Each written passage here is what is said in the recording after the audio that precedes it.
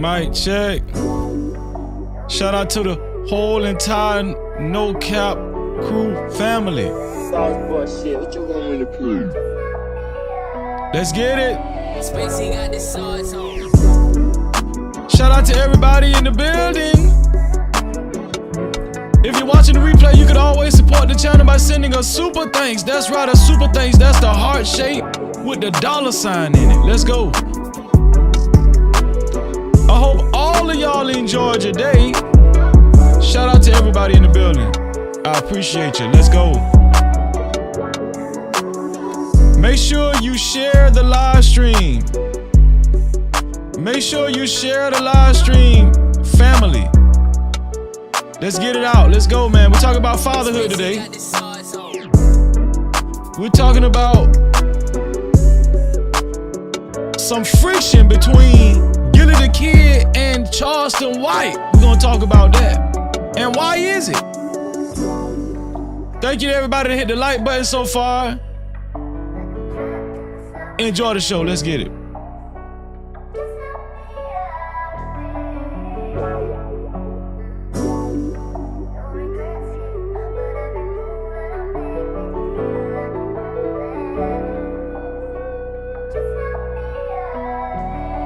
Spacey got the sauce on.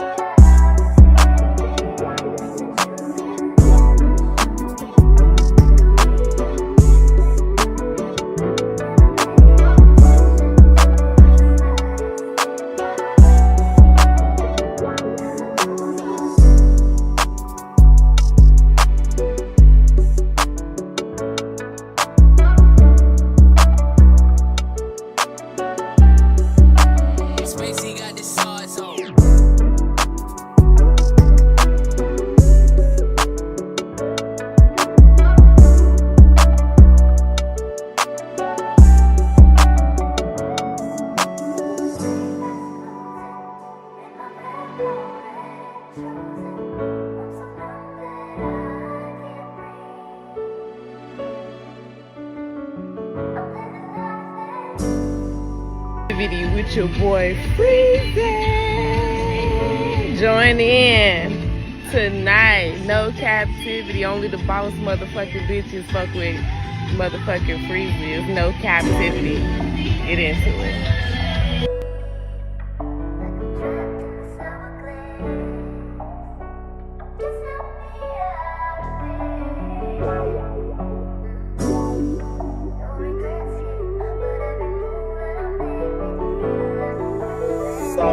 Shit, what you want me to prove?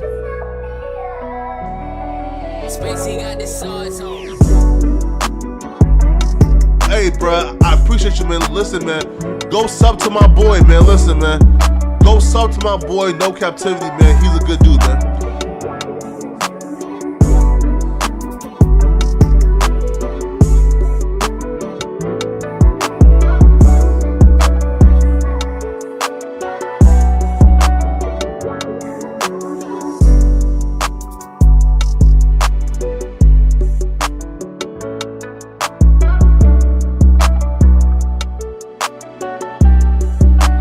Spacey got the sauce on.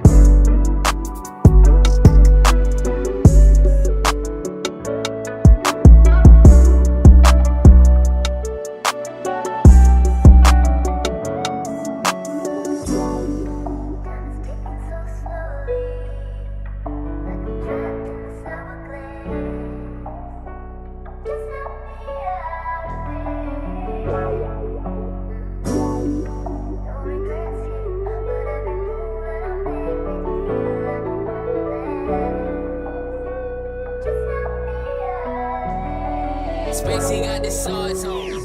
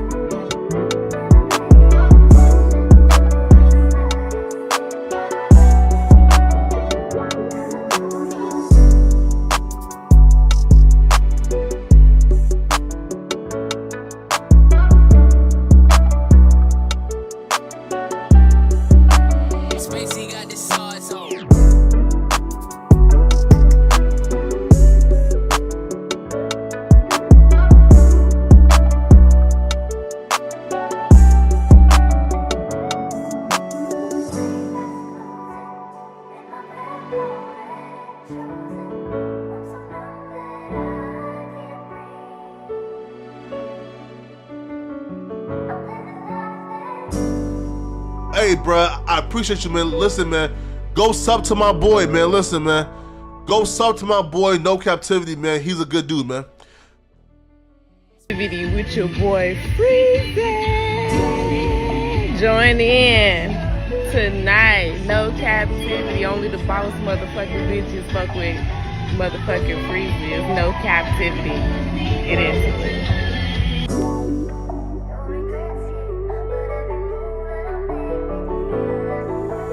Sauce boy shit, what you want me to prove? Spacey got the sauce on.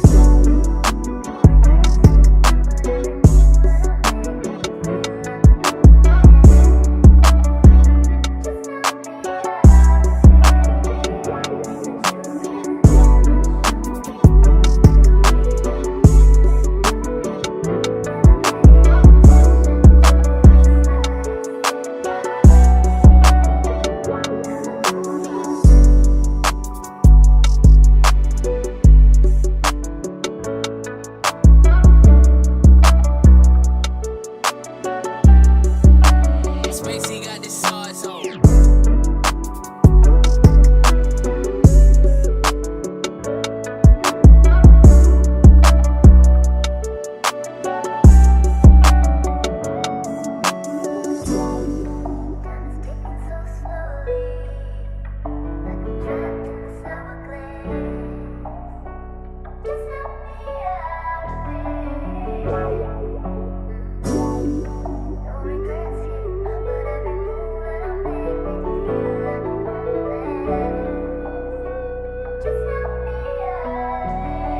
Spacey got the sauce on.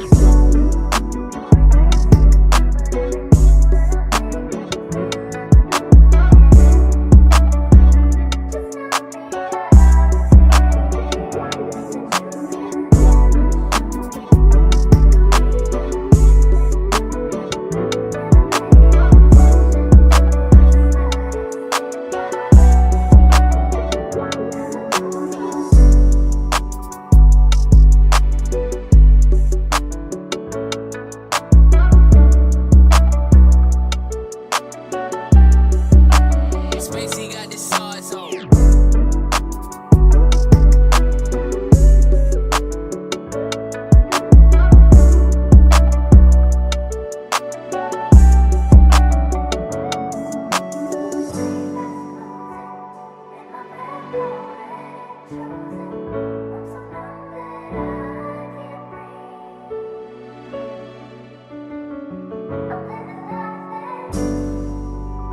Video with your boy Freezy.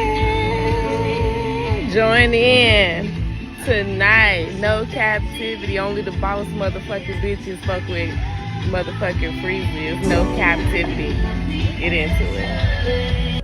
Hey, bruh, I appreciate you, man. Listen, man, go sub to my boy, man. Listen, man, go sub to my boy, No Captivity, man. He's a good dude, man.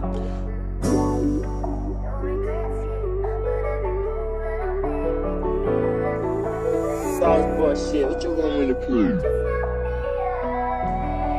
Spacey got the sauce on.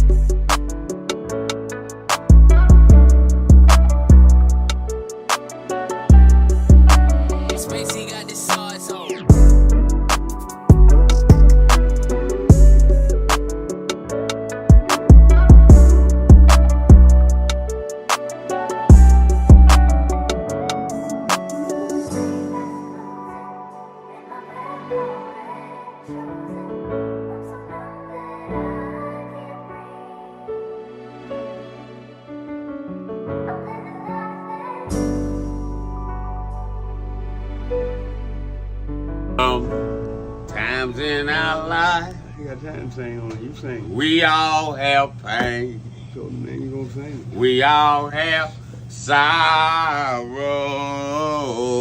Then I look at Wayne and I know that he will be ugly tomorrow. Lean on me when you're my cousin and I'll be your friend.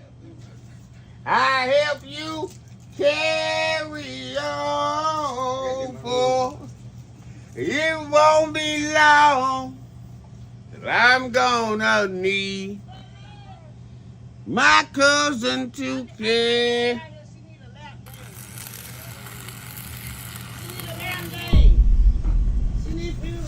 No Cap-tivity. Freezy.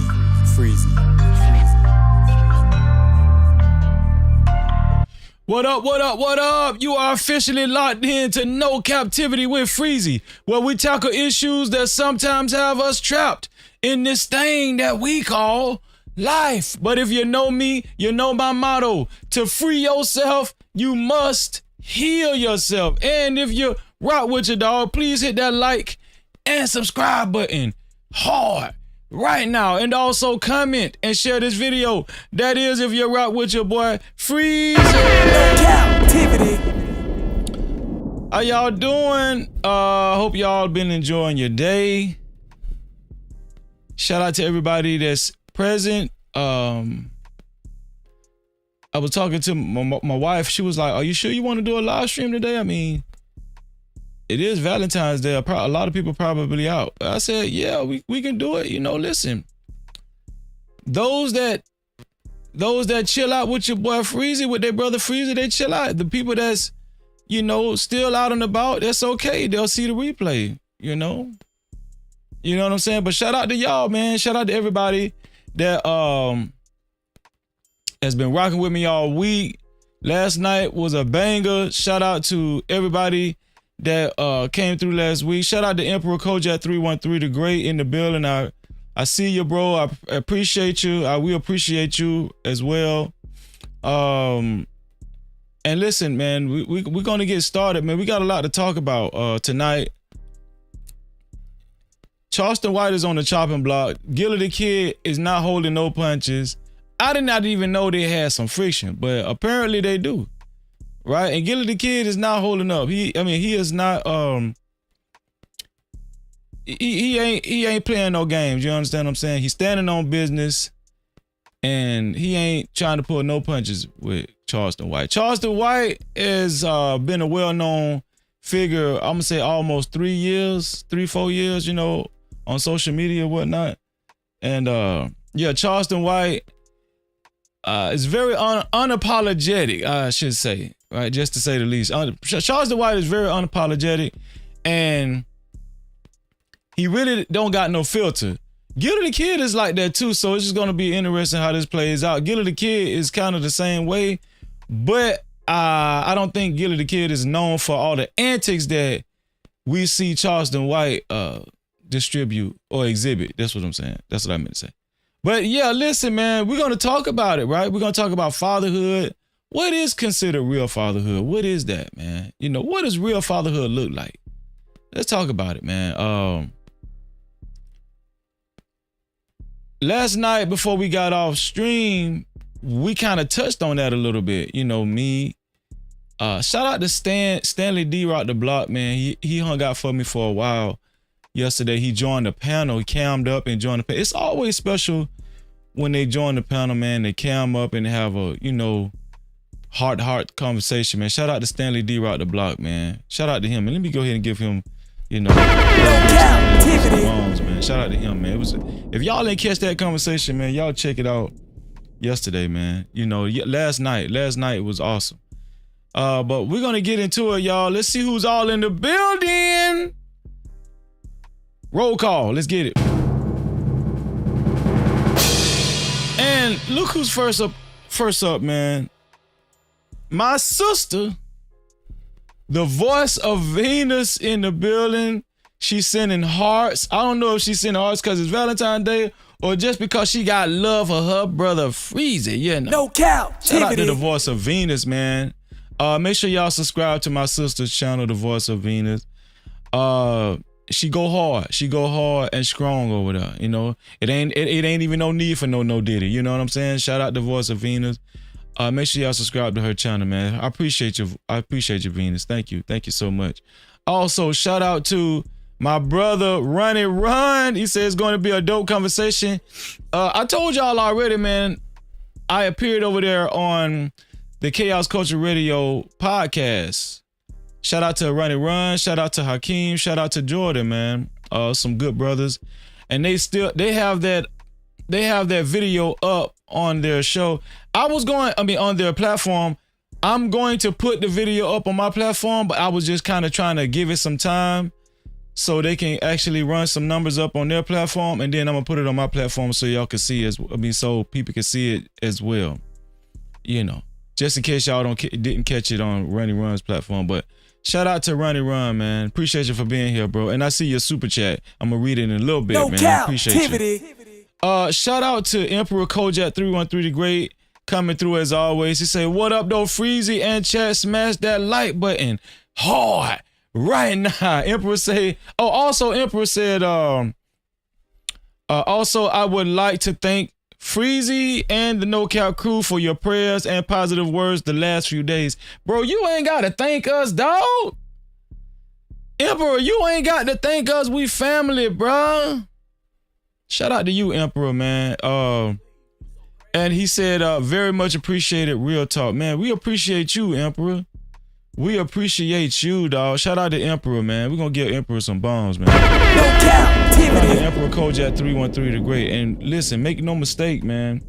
You know, we together over here, man. You know, we look out for each other. We uplift one another, man.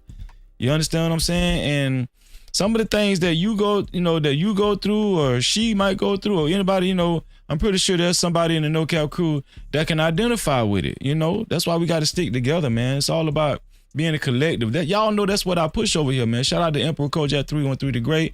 Make sure y'all subscribe to his gaming channel, Emperor Kojak 313 the Great's gaming channel, man. Excellent dude, excellent brother, excellent content creator, man. Shout out to Emperor, man. I appreciate you, bro. And excellent mod, you know, OG mod. He might be the OGest of the mods. Not might be. I think he is. No Shout out to Emperor, Cap-tivity. man. Shout out to Justin Wade in the building. Justin Wade say No Cap crew salute always, bro. Justin Wade is one. He's I will say this. Justin Wade is like OG No Cap crew, man. He's been with us for a long time. Shout out to Justin Wade, man. Cap-tivity. I know he at work. He's been saying that for a long time. He at work, man. Shout out to Justin Wade. Shout out to IB Wody. He say peace, Freezy. Peace to the chat. Shout out to IB Wody, man. How you doing, bro? Salute to you too, bro. I appreciate No you. Cap-tivity. I really do, man. Thank you, dog. Quantum Love in the building. Shout out to Quantum Love. She sending salutes out and she giving us hugs, man. Shout out to Quantum Love, man. We love you, sis. No Thank you. Thank you so Cap-tivity. much. Shout out to my sister, Vegan Sweat. She said, good evening, Freezy. Good evening to you too, sis. How you doing? Great to see you. What did you eat today? What you ate today, Vegan Sweat? Put it in the chat. I want to know. I'm curious. I'm curious about what you ate. Shout out to Vegan Sweat, No man. Cap-tivity. Who else is in the building? Fear No Mortals. How you doing, Fear No Mortals? She said Freezy salute and hugs as well. Shout out to Fear No Mortals, F&M. Make sure y'all subscribe to Fear No Mortals channel too. She is family. Shout out to her. Yeah, make sure y'all subscribe to her channel. And she's very uplifting, man. Especially if y'all having bad days and everything. Man, go over there to Fear No Mortals channel, man. Her and Mo Love, those are channels you need to go to if you want some upliftment. Mo Love and Fear No Mortals, man. Shout out to our sisters, man. No Cap-tivity. Shout out to y'all, man. Listen. Also, I want to remind you guys to go ahead and make sure you share the live stream. Share the live stream, family. Shout out to everybody that has shared the live stream already. Thank you. Thank you for sharing the live stream. I wish you $11 million in your life. I wish you $11 million in your life. Every time somebody share the live stream, they grab that blessing. They grab that faithful blessing every time you share it. As soon as you share it, boy, you in that number. You in that number, man. Shout out to y'all. I appreciate y'all very, very, very much. Thank you for becoming a part of the No Cap campaign. The share button is very easy to find. It's right below the video. The share button is right below the video, right next to the like and the dislike button. Once you hit that share button, it gives you an option to share it out to any one of your social media platforms, or it gives you an option to copy to your clipboard and share out the link to any one of your close friends and family. Either way, thank you in advance for being a part of the No Cap campaign. No cap. I appreciate y'all. Thank you so much. Also, shout out to everybody that hit that like button. Shout out to the 18 people that hit the like button. I wish you $4 million in your life. Believe it and receive it. And listen, if you don't like anything so far about the live stream, just hit the dislike button. Don't just be sitting up there watching and stuff out the corner of your eye from the corner. Yeah, don't do that. Okay, don't do that. Let's 2025. Let's be boastful about our actions. All right. Let's be intentional. Freeze it. I don't like that shit. Well, hit the dislike button in. Okay, 2025 is about being intentional. You understand what I'm saying? If you don't like something, hit that damn dislike button. Don't hesitate, all right? I appreciate y'all. Also, listen, who's going to be the first sponsor of tonight's show? Who's going to be the first sponsor of tonight's show? Who will it be? To be the initial and official sponsor of tonight's show, it only takes $20 or more. $20 or more, you will be the official and initial sponsor of tonight's show. Thank you in advance, and you will ignite that big light, man. Who will it be? Whoever it will be, their name will appear on the sponsorship banner that's flashing below. Who will it be, right? Yeah, whoever going to be the first sponsor of tonight's show will, their name will be on the sponsorship banner. Shout out to you, whoever you are out there. No Cap-tivity. Out there. And we do have the first super cap of the night, right? That reminds me, if you would like your comments read and highlighted, let me repeat that one more time. If you would like your comments read and highlighted like I'm about to do, you can either send a super cap, aka super chat, just like my brother Run and Run did. Super chat. Shout out to Run and Run for his $5 super cap. I appreciate you, bro. Thank you so much. Run and Run said, thanks for showing love to Chaos Culture Radio, bro. Man, anytime. No Cap-tivity. Anytime. Thank you for helping us keep the lights on, bro.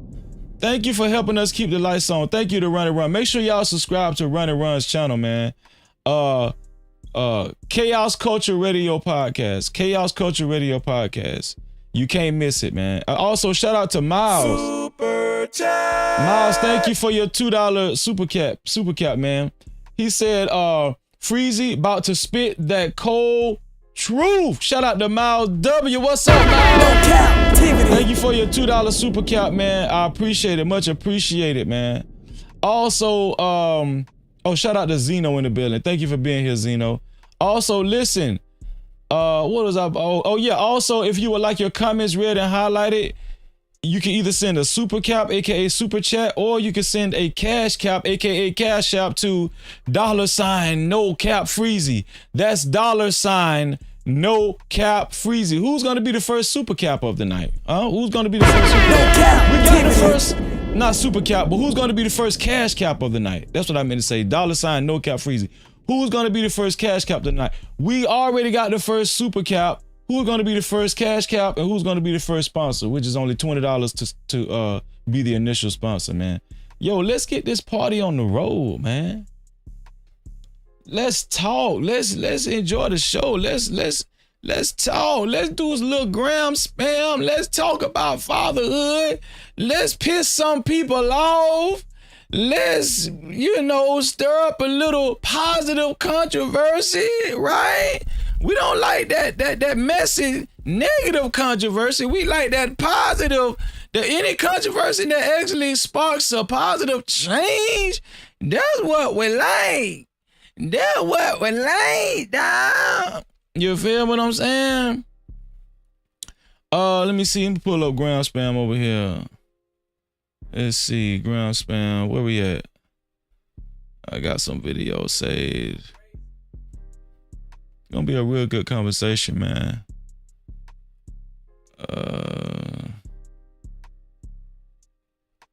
So one thing that's required to be a good father is not a liar. You know, try not to lie as much as you can. None of us are perfect. We're going, listen, you might tell a white lie, but just egregious, monumental, obvious lies, let's just try not to do that. Let's be stand-up men, 2025. Let's just be stand-up men. One guy that has been caught lying, right, is Fat Joe. Fat Joe, I don't know, ever since a couple of months ago, Fat Joe has been under large scrutiny, to say the least. Yes, Fat Joe has been under large scrutiny. And I think what Fat Joe probably wish he would have just kept his big mouth shut. No pun intended.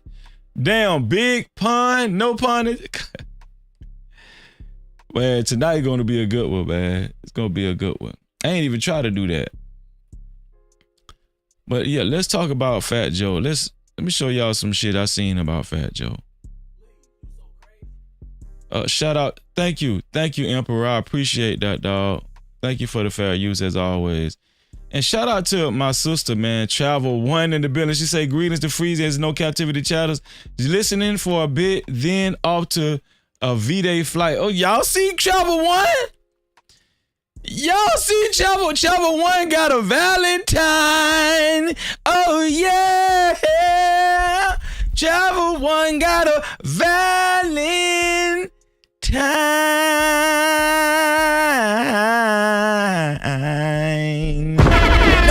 Travel One got a Valentine. Travel One said, man, damn that shit y'all talking about. I got me a Valentine. Shout out to Travel One, man. Be safe out there, Travel One. Be safe. Yeah, Travel One. Yeah. Travel One. Don't think Travel One don't get busy now. Don't think Travel One just be up here. No, Travel One got her some men's too. Shit, Travel One got a man. Shout out to my sister. You know I got to play with you, Travel One. You know I got to play with you. Shout out to Travel One, man.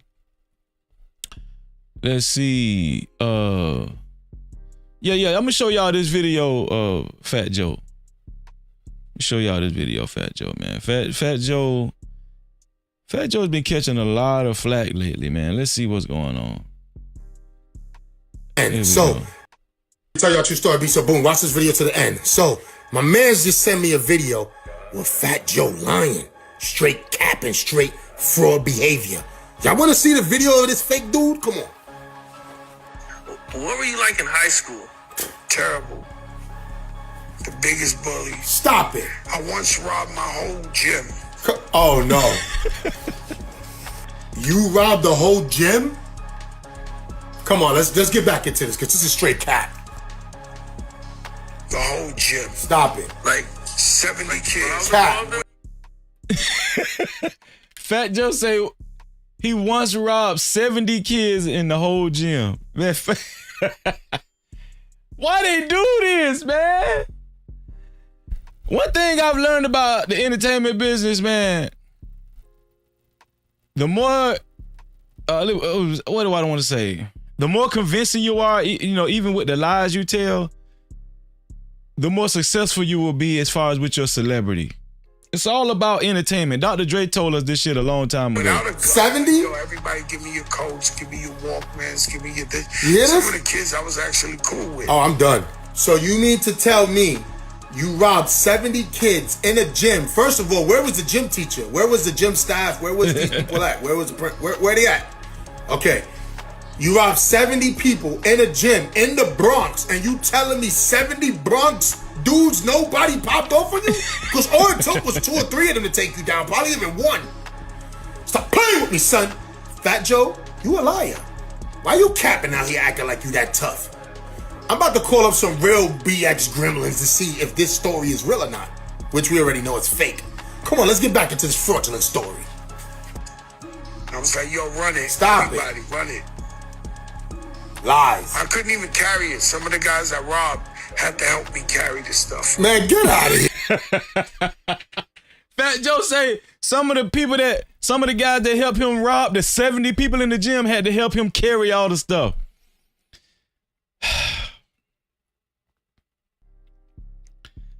This is why I get the most upset about it. They really think we that dumb to where we gonna believe that this shit. Is just to show you that all these rappers be lying. It's all cat. Dr. Seuss stories, Dr. Doolittles, a whole bunch of Little Red Riding Hood stories, a whole bunch of Ninja Turtle stories. Stop playing with me, son. Fat Joe, you lying. As a matter of fact, the BX just canceled you for capping on that show and keeping a serious face like you telling the truth. Now that shit gets me tight. Fat Joe, if I ever see you in the streets and I ask you about this story and you try to keep a serious face while you gonna lie to me to my face? Tell y'all true story, be so boom. Watch this video to the No Cap-tivity. Man. Yeah, I just wanted to show y'all that, man. Fat Joe is full of shit. It's all downhill for Fat Joe, man. It's all downhill for Fat Joe. So listen, I'm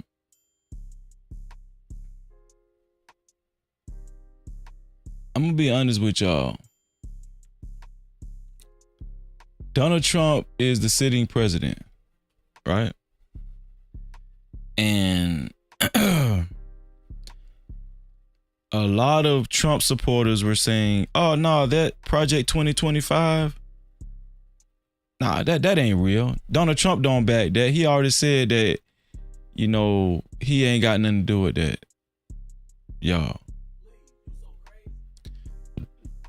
The way this shit looking, they rolling out the Project 2025 slowly but surely. They just slowly rolling it out. Y'all can't see it. Ain't nobody see this shit. Man, shout out to my sister, Mo Love. What's going on, Mo Love? No Cap-tivity. Mo Love, I just gave you a big shout out. I told everybody to go to your channel, especially if they want some inspiration. You and Fear No Mortal. Y'all can catch me and Mo Love this Sunday. That's right, on her channel, man. 8:30 Central. I know it now, Mo Love. They can't get me now. Shout out to my sister, Mo Love, man. Hope you enjoyed your day, Mo Love. Y'all can't see that, you know, Project 2025 is slowly rolling out. They actually is playing out. Y'all can't see it.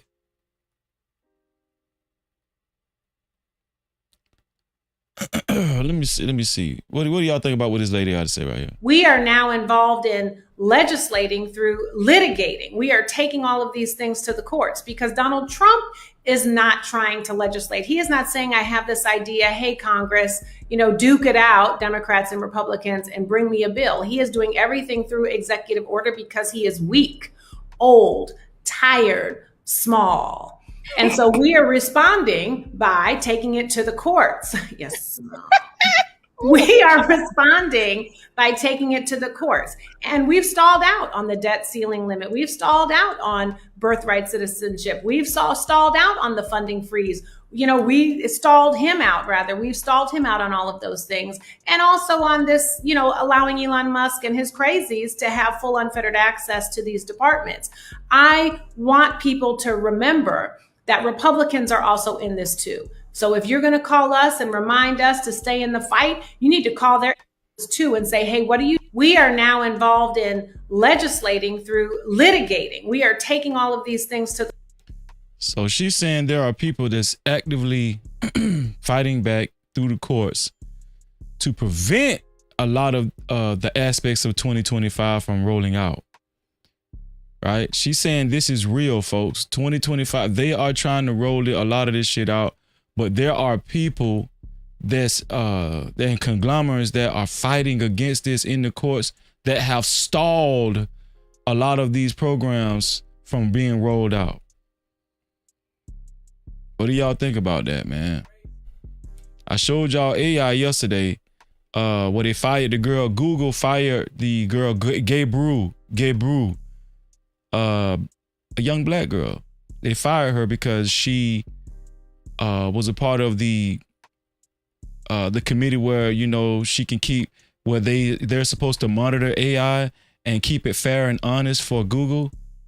And they found some glitches with AI because AI absorbs a lot of information from the internet, and a part of that information is racist information. And AI actually absorbs it and computes it out and processes it in real time. Racist phenotypes, facial recognitions, and all that kind of stuff. And the girl called it out and Google fired her. Y'all, I'm gonna tell y'all something, man. The future is gonna look very, very interesting. No Cap-tivity. The future is gonna look very, very interesting. Real talk, man. Shout out to Shaheed. Heed in the building. What's up, Heed? Great to see you, bro. Cap-tivity. Oh yeah, the future is gonna look very, very interesting, man.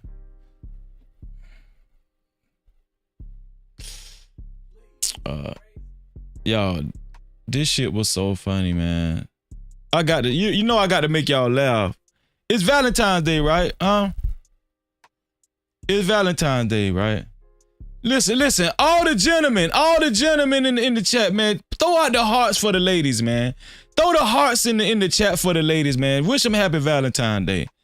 All the brothers, man, just put some hearts in the chat for the ladies, man. Wish them happy Valentine's Day, man. You know what I'm saying? I figured out why, you know, a lot of people like presents and stuff. And, you know, because a lot of us growed up poor. A lot of us growed up poor, man. You know, shout out to Decatur, man. He threw the hearts in the chat for the ladies, man. Shout out to Decatur, man. Shout out to Decatur, man. ATL, he threw the hearts in the chat for the ladies, man. You know, happy Valentine's Day to the ladies, man. Shout out to Decatur, man. Appreciate you for being here, bro. No Cap-tivity. Let's see. A lot of us growed up poor, man. I'm telling you, man. When I seen this video made me laugh so damn bad. Watch this shit.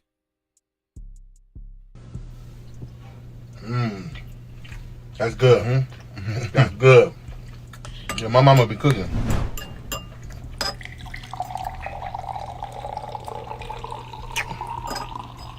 Thank you, Mom. So he at his homeboy mama house.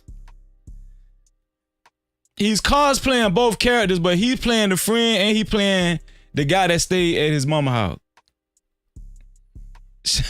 Shout out to what's going on, Trucker Yale? Shout out to Trucker Yale. Trucker Yale, he's so crazy, but he came in full steam ahead. Shout out to Emperor. Emperor put the hearts in the chat for the ladies, man. No Cap-tivity. He put the hearts in the chat for the ladies, man. Shout out to Emperor.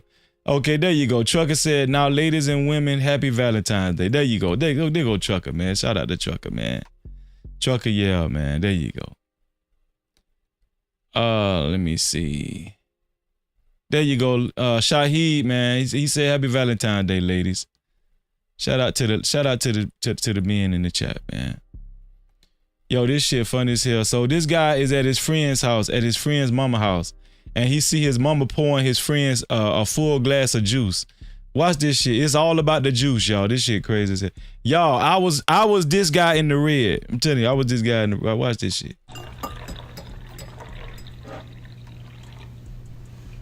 Thank you, Mom. Thank you. What's this? What is this? That's juice. I think it's fruit punch. So you get juice while you eating? A full cup. Yeah, we get juice while we eat. You get juice anytime, basically, but yeah, that's crazy. She always gives us juice while we eat. That's crazy. Man, I'm gonna just wait till I'm done. I'm wait till I'm done. No, you ain't gotta save it. Look, when you finish that, my mama just get you another one. Yeah, she'll just get you another one. It's fine.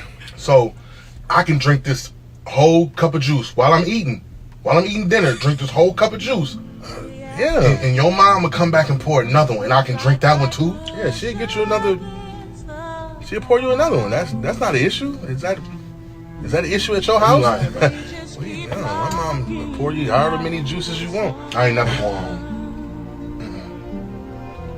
I I ain't going home.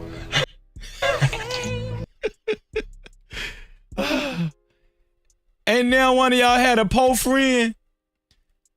And then one of y'all had a poor friend that came to y'all house act like that. That was me, man. I was the poor friend at one point in time, y'all. Let me see.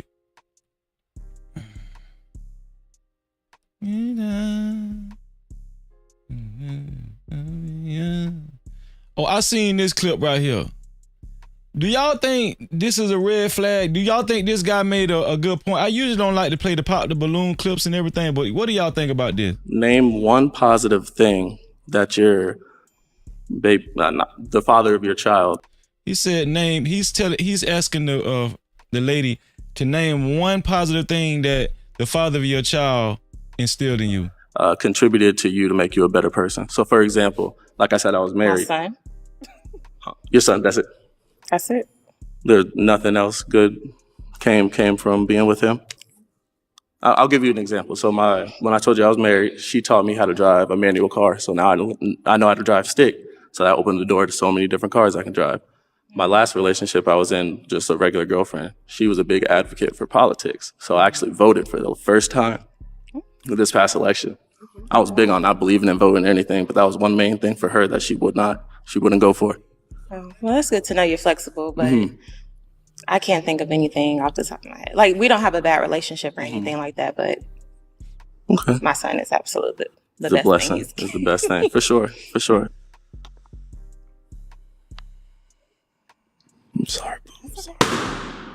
Okay, and why did you pop her balloon? I feel like you didn't have really anything positive to say about the father of your son.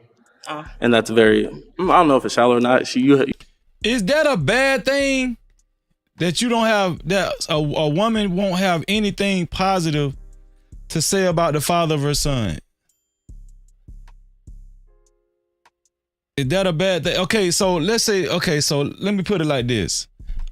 I'm pretty sure, like, there's fathers all across the nation have positive aspects about them, right? She said the best thing was that he gave her son, right? So the guy popped her balloon.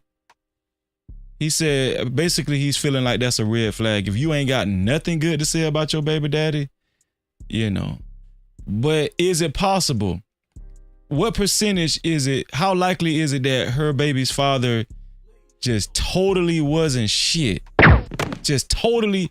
How likely is it that her baby father just was not nothing? I'm gonna tell you the truth. I think it is possible for a father, a baby daddy, to be just totally shit, nothing. But when she said her and her baby father are cool and they still friends and everything, that's when I felt like, okay, she sounded a little bitter.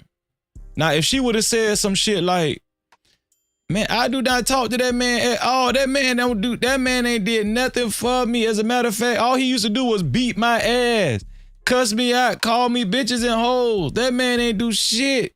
That man didn't go to work. That man is a lowlife. Like, if she just would have just ran it down, I probably would have been forced to say, yeah, that nigga ain't shit. I see why she ain't got nothing good to say. But when she said she's still cool with him, I said, yeah, it's something else going on. Yeah.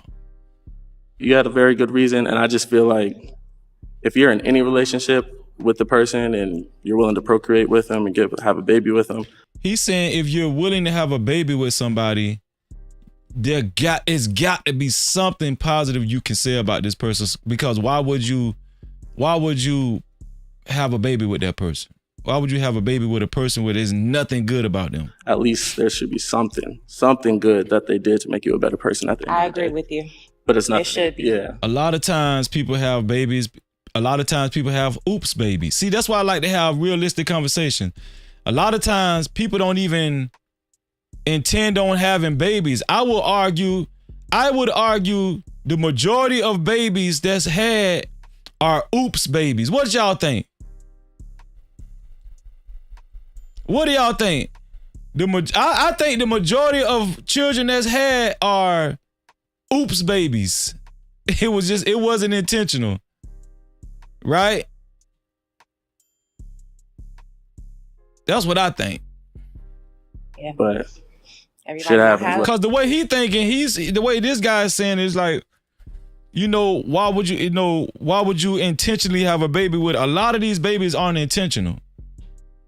They say, yeah, you know what I'm saying? So Okay. Name one What do y'all think about that, man? Does anybody side with him or does anybody side with the female, with the woman? Does anybody identify with the man or does anybody identify with the woman? We're talking about fatherhood today, man. Shout out to Queen Shay in the building. What's going on, Queen Shay? Great to see you, sis. Great to see you. Shout out to Queen Shay in the building. Who else in the building? Oh, my sister, Just Me. What's going on, Just Me?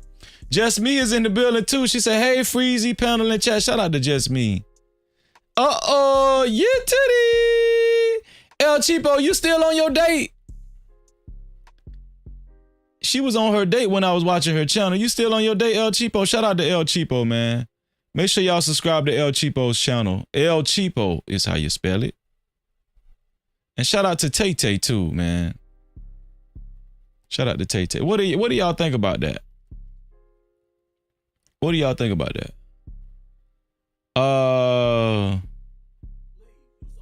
Oh, Cheapo say, nah, she done and she driving. We talking about fatherhood, y'all. But before we do that, listen, remember I told y'all we were talking about Jeezy? Listen, put a 1 in the chat if anybody heard me say, yeah, you know what Jeezy used to get that shit from? He used to come down to Fort Lauderdale in Florida. Put a 1 in the chat if anybody remember me saying that. Yeah, Jeezy used to come to Fort Lauderdale and get that stuff and get that work. Put a 1 in the chat if anybody remember me saying that. Jeezy used to chill out in Fort Lauderdale a lot, but I know some people didn't remember. Some people didn't believe me when I said that. They thought I was just talking. Jeezy used to be in Fort Lauderdale, Florida a lot back in the day before he took off. Okay, Just Me say she remember. Emperor say he remember. Watch this shit. Who is they?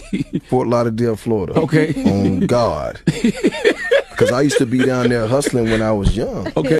Didn't I tell y'all? I told y'all. When I seen this shit, I was like, damn, is the algorithm listening to me? Shout out to Fear No More. She say she remember.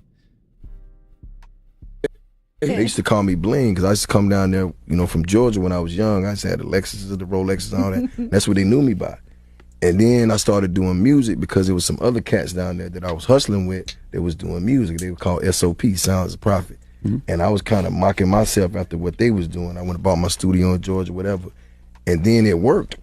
Check this out. So when you heard Jeezy say, I know I'm going right over there. When you heard Jeezy say that he seen SOP record, and that was the reason, that's what made him go back. These guys from Fort Lauderdale too. To Georgia and get his studio. Change his ad lib. Right. What you said, how you felt about that one? Like, by time, nigga. Nah, but for real though, that's real, cause we was telling niggas this shit in '98. Like he said that shit in 2024. Like we were talking about this shit in the '90s. They know y'all don't know no Jeezy. Y'all that could have helped us out earlier. It helped us out. We older now. They like drop a mixtape. So you said that cool. Y'all supposed to drop the mixtape. But it's cool though. But Bling, we called him Jay Bling back then. Shout out to Jay Bling. Jesus, what's up, my nigga? You know what I'm saying? He did his thing. We fucked with bro. Bro slept on the floor with us. Ate People's Choice chicken wings with us, bro. Like, that's my little dog. You know what I'm saying? That's my big homie. That's my. Who is they? Fort Lauderdale, Florida. Okay. I just want to show y'all that and let y'all know I don't just be talking. I just wanted to show y'all that just to let y'all know Freezy don't just be talking, man. Speaking of fatherhood, your boy, man, listen. P. Diddy can't catch a break. P. Diddy say Diddy accused of hiring trafficked minors to work his sex party in new lawsuit. Woman claims she was 15 and forced to sleep with 20 men. Y'all, Diddy, we ain't gonna never see Diddy again. No cap. We never gonna see Diddy again. It say Diddy accused of hiring trafficked minors to work his sex party in new lawsuit. Woman claims she was 15 and was forced to sleep with 20 men. I think that might be it for Diddy, y'all.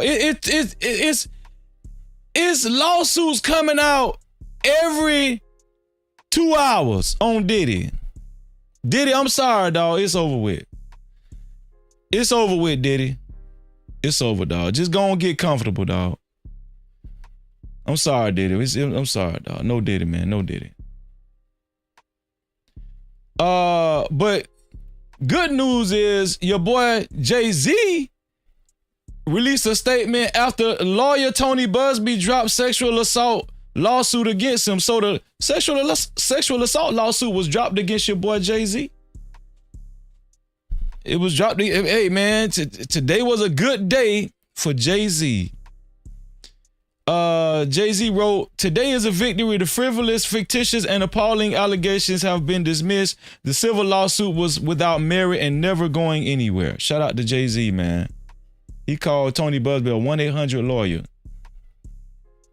Wow. Wow. Y'all, AI is a motherfucker though, man. Look at this shit. AI, this is Big Meech and his son. This is supposed to be an AI version of Big Meech and his son. Your father losing his multi-million-dollar business for another. You checking on him. You ain't checking on me. Hold on, let me talk. But you checking on. Let me talk. Man, sick of this. My levels of anxiety are way too high right now, and I just feel like my son. Yo, who be making this shit, dog? Who make this AI shit? Don't get it. It's like he not reading the social cues and realizing he about to push me off the deep end, and I'm about to go dumb in this bitch. Man, who made this shit? Who in charge of this AI shit, man? Oh my God, man, this shit's so damn funny, man. Oh man, but listen, guys are still, men are still in the game. They still want to date. They still want to date women like never before.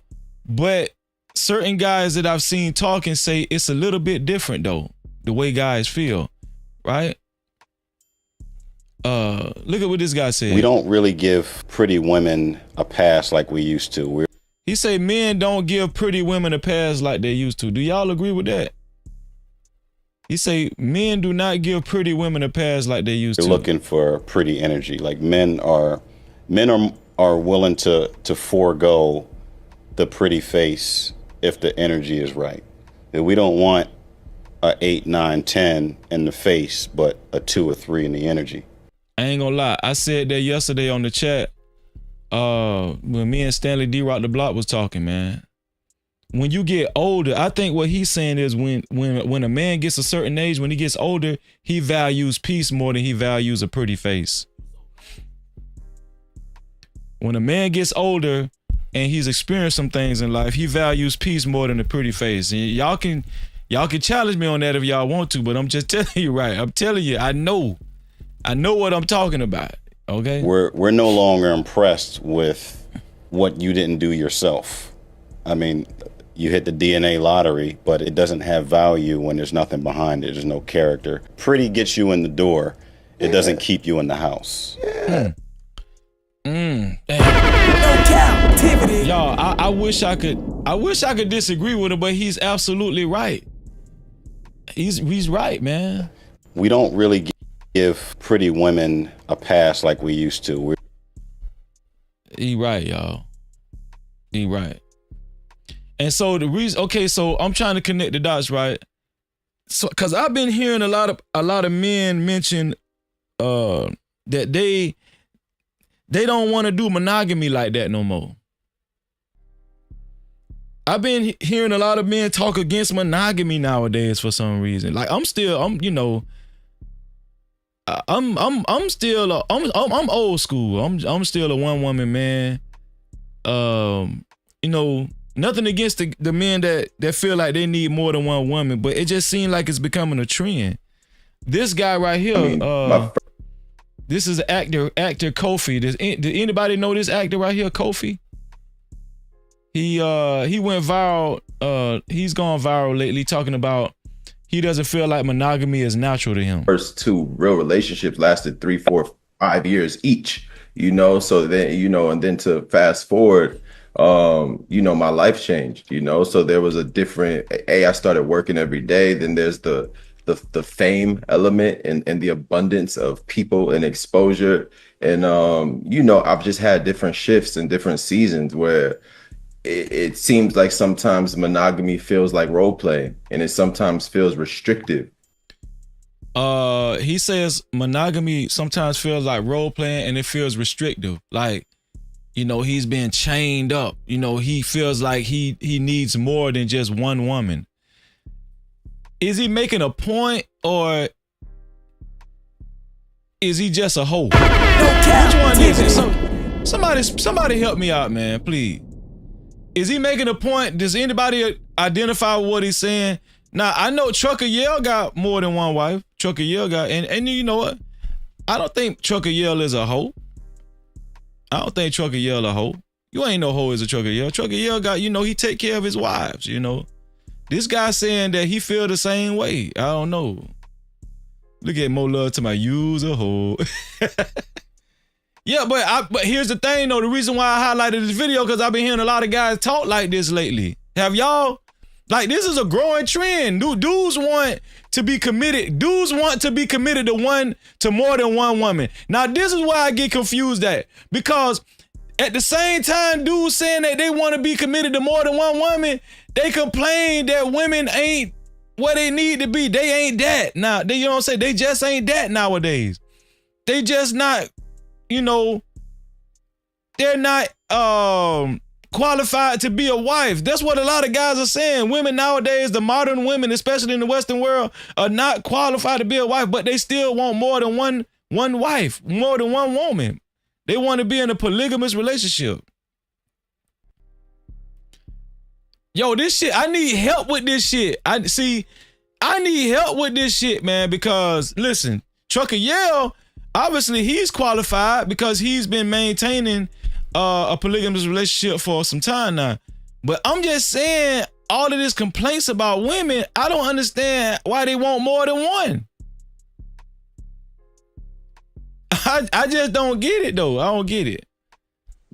So there's an element of it that feels performative. And I understand the tradition of it. I understand the deeper, I understand that, but then there's a part of me that just had questions. So okay, some say, freeze it. We want more than one because if one make us upset, if one make us mad, we could just go to the next one. So you want more than one so you can ignore one when she acting stupid and then go and just go spend time with the other one. Like, that ain't gonna cause confusion in the relationship. Hey, man. I went through some phases where I'm like, well, why? Why do we do it like this? And is this how I want to do it? And from observing people who play those roles, my parents included, I see some blind spots. You know what I'm saying? Does that mean we have to throw away the whole system? Not necessarily. Like, I honor the tradition and I love the simplicity of monogamy. And how can we still remain whole and still remain true to ourselves as individuals, as independent people and thinkers living this life while still honoring the safety and the principle and the tradition of, loyalty or connection. So it just has you thinking about what you want, and what works for you. And I think that's the real goal, is like, whatever you do, just do it wholeheartedly. And that's what I respect about Seth, is that he was 10 toes about what he needed and what he wanted. Even if it was a blind spot from the outside looking in, it was true. And he was willing to put that out there. So basically he said monogamy is not for him. And he feels like as long as you participate in polygamy and you stay true to it and loyal to it, and everybody is on the same page, there shouldn't be a problem. I actually agree with that. If everybody is on the same page and, you know, everybody's cool with the polygamous relationship, it shouldn't be a problem. Right? I mean, it shouldn't be. Right?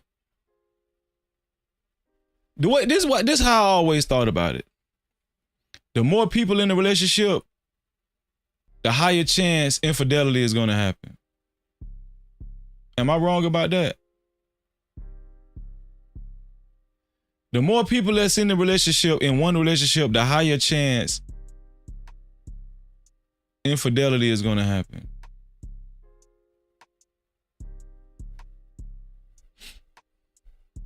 I might be wrong. I don't know.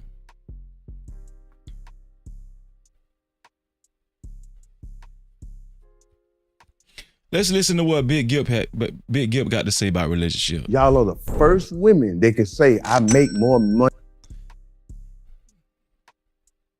than men. So he's saying y'all are the first women that can say, I make more money than men. I thought black men still make more money by a couple of $1,000s. Like on the average earning income, about just over a couple of $1,000s, men still make more money. Black men still make more money than black women. I thought so.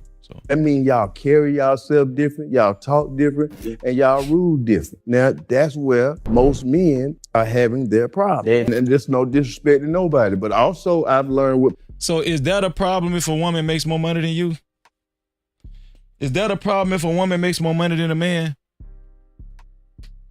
I'm trying to figure out how does that correlate, like... I mean, you can get the big head if you make more money, right? You can get the big head if you make more money, but I mean, anybody can get the big head if they make more money. Big Gip is saying that's where the problem come in at, because women making more money than men. Is that a problem if your woman make more money than you in your house?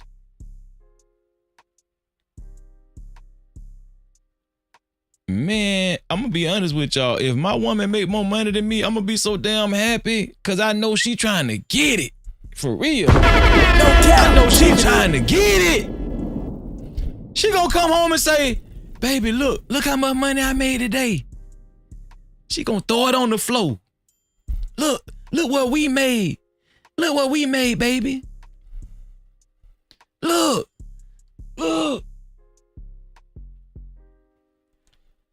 Look how much money I made today, baby. I don't understand. I don't understand that one. Powerful women, they run around a lot of time with gay men. And they expect a straight man to act like that type of man. And I don't be understanding, because you get along with that type of man, you think that those kind of I want to talk about that tonight too. Do straight women get along with gay men more than they get along with straight men? Is that true? This is what Big Gip is saying. Do straight women get along better with gay men than they get along with straight men? Is it more likely for straight women to have to carry out a longer term friendship with a gay man than it is for a straight woman to carry out a long-term friendship with a straight man? Is it more likely? Is it more likely that women get along better with gay men than straight men? Say you're supposed to be over here with me. And I think a lot of times, you know, you go in the club, you see it. You see girls, they running, they got their little crew with them, wham. And then it be like, for the straight man, we sitting in the club, how I'm supposed to come over there and holler at you when all that going on? You got to understand too that the women of power also walk around like men of power. They got everything around them. Now you got to cut through all that to get to her. At the same time, you have to also understand that a man used to dealing with powerful women, I'll go mess with the strip club every time. Okay, so why can't the men evolve? Because they be looking at it like they not used to no woman making $200,000 clean money. They only knew that in the street. To deal with that as a corporate woman, hey man, I gotta change my tone, the way I talk, the way we gon'. He say to deal with a corporate woman that's making, well, he gave a number $200,000 a year. He say a man is gonna have to change his tone, the way he talk, all of that.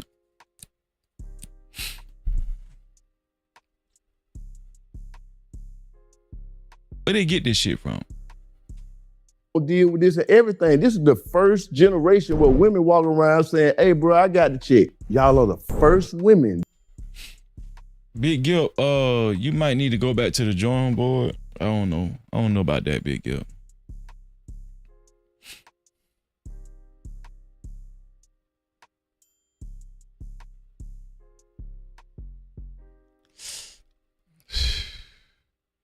I thought this lady had some good shit to say about marriage. She's been married 26 years. Watch this. I've been married for 26 years.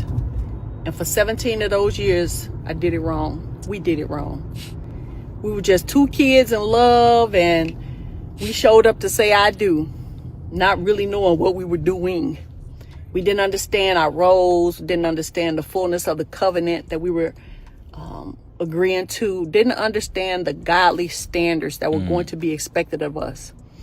And so a lot of people get married like that. They don't understand how important it is to fulfill your position, right? What's your position and how well are you going to play it? How serious are you about your position? We did the best we could with the limited information we had. And we had a lot of good years, but we struggled a lot. I'm gonna tell you, it's very important for you to know your position. That's with any job, any company, right? That's at church. You know what I'm saying? If you say you're gonna be the treasurer, we need you to fulfill your position. If you're gonna be the usher, we need to know you're gonna show up and open them damn doors and lead people down the aisle. Huh? We need to know if you're gonna fulfill this position when you fill out this job application, huh? We need to know if you gonna stay true to your job description, huh? We need to know that, huh? We need to know that, huh? Or else I wouldn't have hired your ass. That's anything that applies to anything in life, don't it? And 17 years, I was like at my wit's end, like, Lord, this ain't working for me. But it was, generally speaking, my life was a struggle, right? I'm like, it ain't aligning. And God showed me it was rooted in the fact that my household was out of order. I did not know what that meant, but I soon found out that it was not my position to lead. It wasn't my husband's call to follow me. Let me tell y'all something. That's a terrible thing when your house is out of order. That shit feels so bad when your house out of order. I'm talking about it can affect your mental health. That shit can affect your mental health. If anything is out of order, it's bad. It can affect your mental health. Walk in a dirty house. Walk in the house where it ain't nothing but shit on the ground, and you come home from work and it's everything on the ground, everything out of place, and you can't find nothing. Tell me how you feel by the end of the night. Tell me how you feel. Let me tell y'all don't think that applies to a marriage too? Y'all don't think that applies to a marriage too when your marriage is out of order? It is just a whole bunch of confusion going on. Well, hold on. I thought I was supposed to do that. I thought I was supposed to be the one that. No, what you mean? Then you're arguing and all that kind of stuff. That's the same thing when your shit be missing in the house. Hey, hold on. Hey, what my pants at? I don't know. Look for them. I don't know where to look. I don't know where to begin. Why this house so goddamn dirty? I need my damn pants. Well, go find your pants then, nigga. You the last one had them. Well, I don't know where they at, and I ain't got time to look for them. The house dirty. You don't even know where your pants at. Now you're mad. You just mad. But guess what? If you came home and your house was in order and it was clean and you knew exactly where your pants was, they was neatly folded and pressed in that second drawer on the bottom, and you could just pull open that drawer, that dresser drawer, and grab your favorite pants. And it ain't take you no time. I'm talking about you found them pants so damn fast. It ain't no confusion, no nothing. That's how important it is for anything to be in order, even your marriage. And I'm telling y'all right now, before y'all get married out there, if y'all don't got a clear sense of who is gonna be doing this, who gonna be doing that, who is gonna be this and who gonna be that, who is gonna be the head and who is gonna be the tail and all that kind of, if you don't know, please don't get married. If you're out of order before you get married, why the hell would you get married still being out of order? You weren't paying attention to how that shit felt before you got married.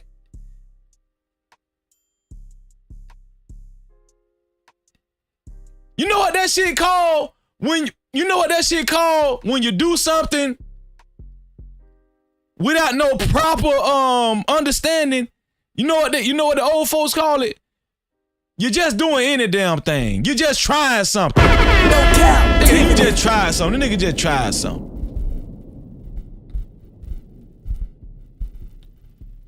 I don't like no dirty house now. Any one of y'all like a dirty house? Does anybody is okay with a dirty house? Is anybody okay with a dirty? Is anybody okay with a dirty car? Huh? Is anybody okay with not taking baths?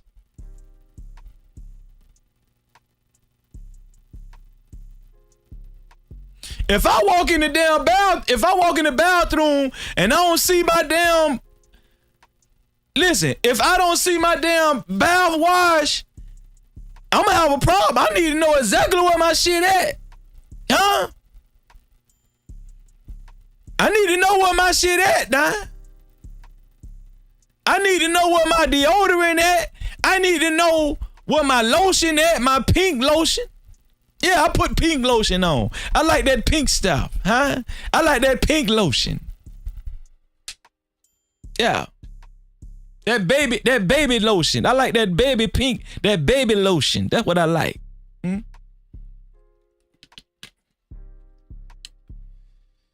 I need to know where that stuff at. When that stuff is out of order, I don't like that. I don't like that. Okay? It was his call to submit to Jesus, follow him. My job was to follow my husband, who was following Jesus. And together we were supposed to parent according to the way God instructed us for our daughters. And so we had to learn what that looks like, right? And sadly, not too many people are teaching and talking about it. But praise God, he taught us. He sent us a coach that was Holy Spirit led and guided us through the process. I was on board initially, so a lot of people think that, oh, if my spouse not in agreement, I can't do it, and the marriage is doomed. That's not true.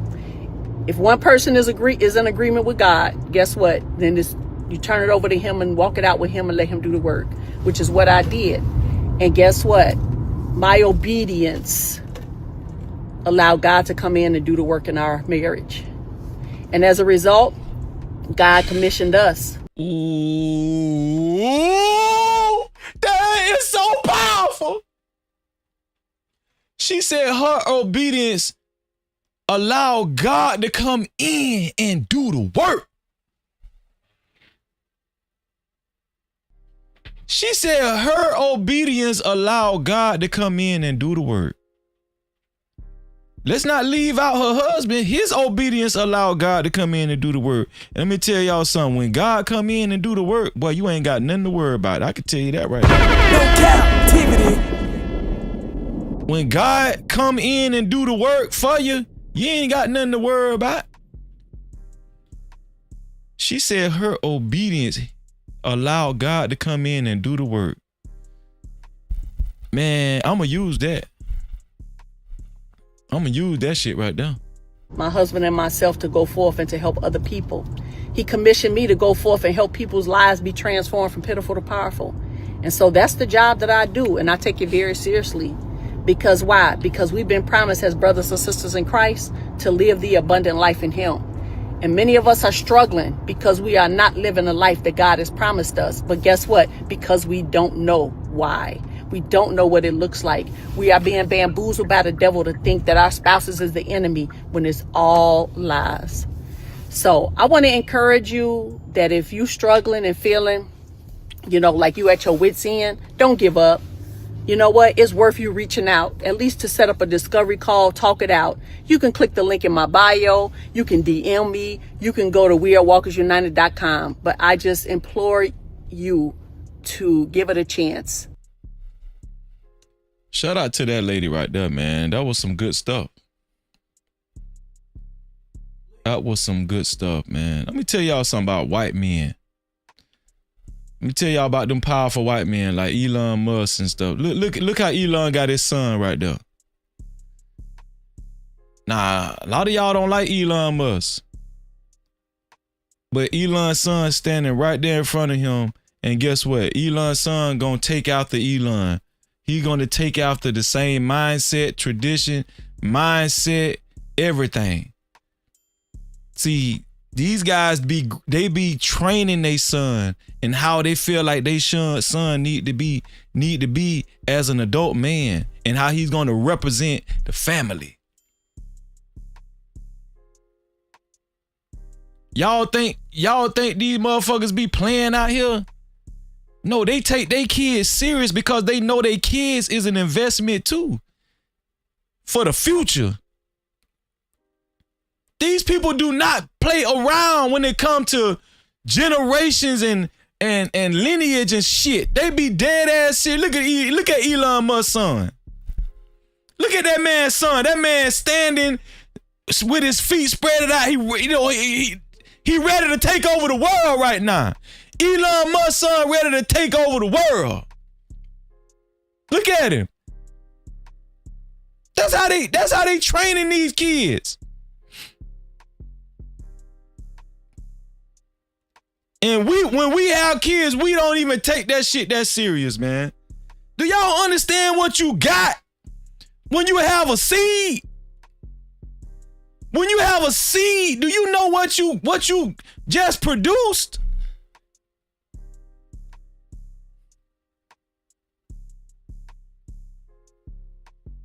And the potential that this kid can actually have as they grow up as an adult, male and female. See, these people, they don't be playing. Now we know his son, we don't listen. Elon, we know Elon Musk is a powderhead. His son might be a powderhead. I don't know. But guess what? He's gonna be a functioning powderhead just like his daddy. I'm not saying his son gonna be a powderhead. I'm just saying that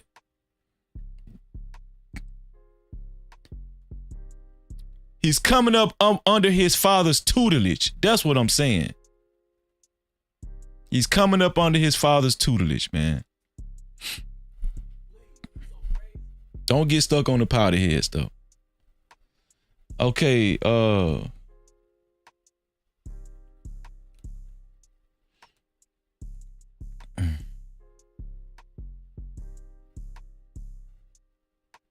so there's Joe Budden and his cast members have been going through a lot of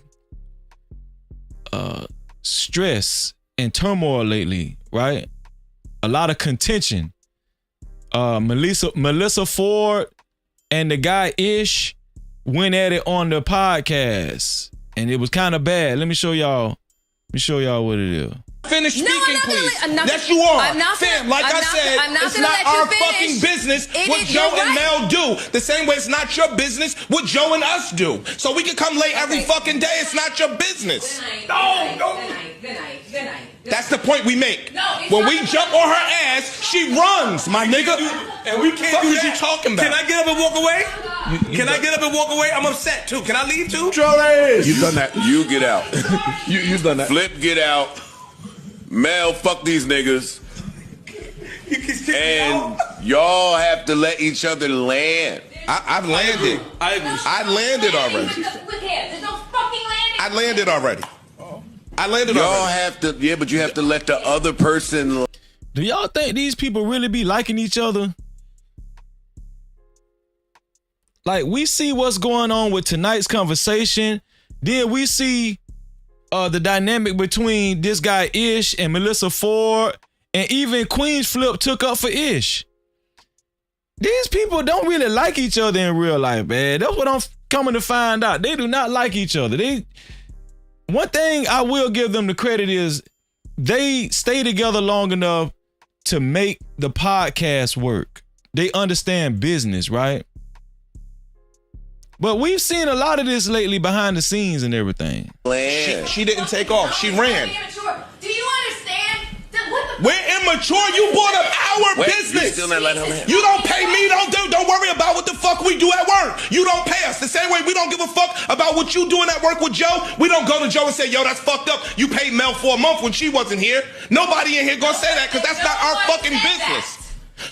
So I guess she walked off the set because she refused to be talked to like that. When we don't come to work late, it's not Mel's business if we come to work late. So I guess Melissa Ford chewed them out for coming to the set late. But he brought up that Melissa Ford got paid in full, even though she was gone for a month. She still got paid. But he's saying him and the rest of the guys did not complain about that. So why are you complaining if we show up to late work? If we show up to work late every now and then? What the fuck is we talking about, my nigga? This is an easy concept for everybody with a brain to grasp. I'm on Mel's side in this. Fuck is we? No, you're not. I'm on Mel.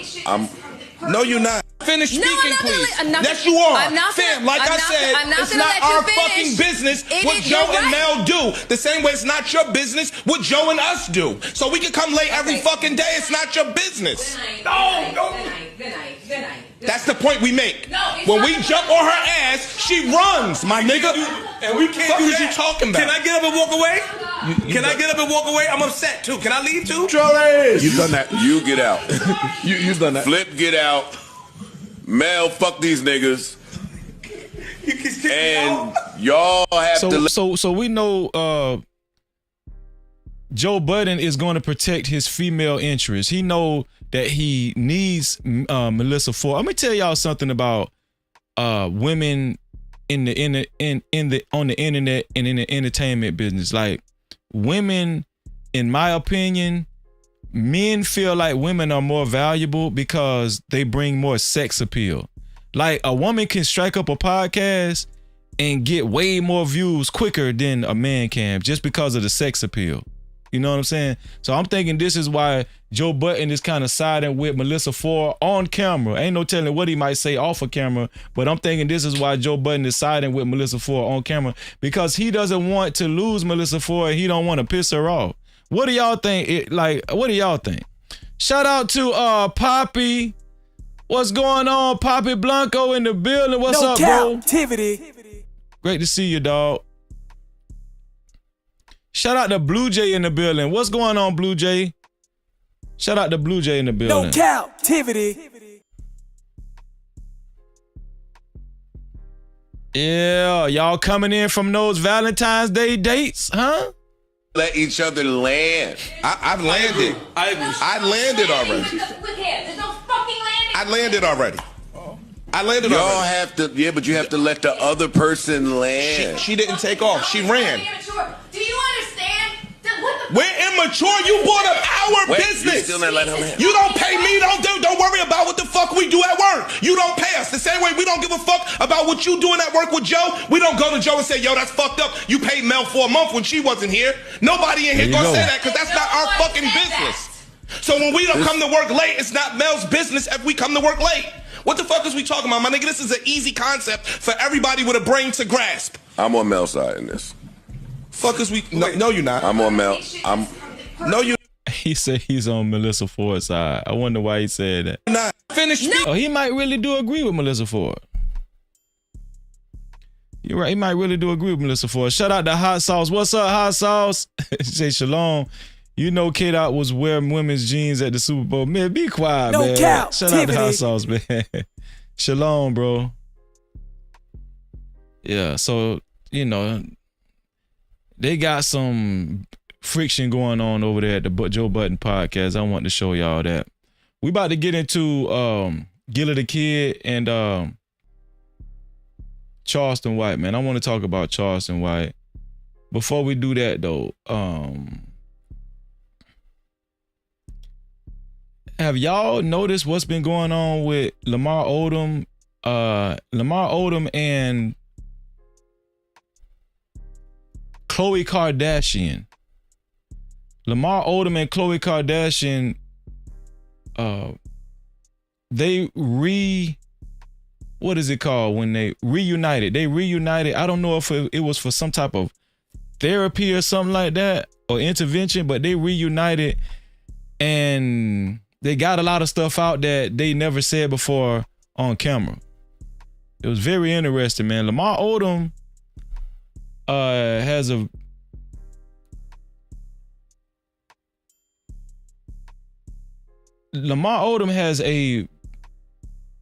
very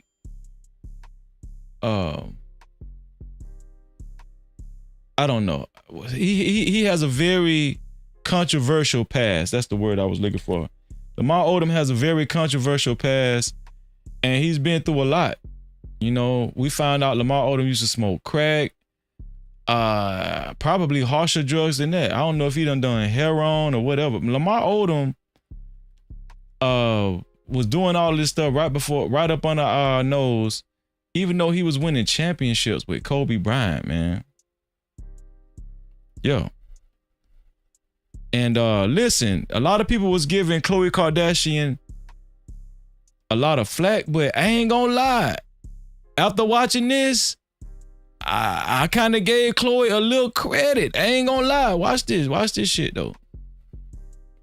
This say Khloe Kardashian comments on emotional reunion with ex-hubby Lamar Odom, admits he was the right person at the wrong time. Now I don't know who this white girl is. She said no because why this reunion so hard to watch? 9 years, no contact, the flashbacks. His stuff Khloe kept for this stuff Khloe kept for years. I love you for trying so hard with me, he says. You can tell he still loves her and regrets not having a family with her. This is literally proof of the right person at the wrong time. I'm gutted right now. So this girl is crying. This girl is crying about what she's seen with Lamar Odom and Khloe Kardashian. I don't know. Okay, so right here it says, this Khloe Kardashian says, right person, wrong time for sure. So much of the what ifs play. The meeting was hard for us both. I'm gonna show the meeting too in 1 second. Maybe in different ways. Thank you for watching. Let's see. Here we go. He's visibly uncomfortable. He's nervous. He's sweating. I don't know what he thinks about me, like if I'm going to go off on him, or he just seems he seems scared. And I don't want anyone to be that uncomfortable. It's just making me more uncomfortable too. This is for you.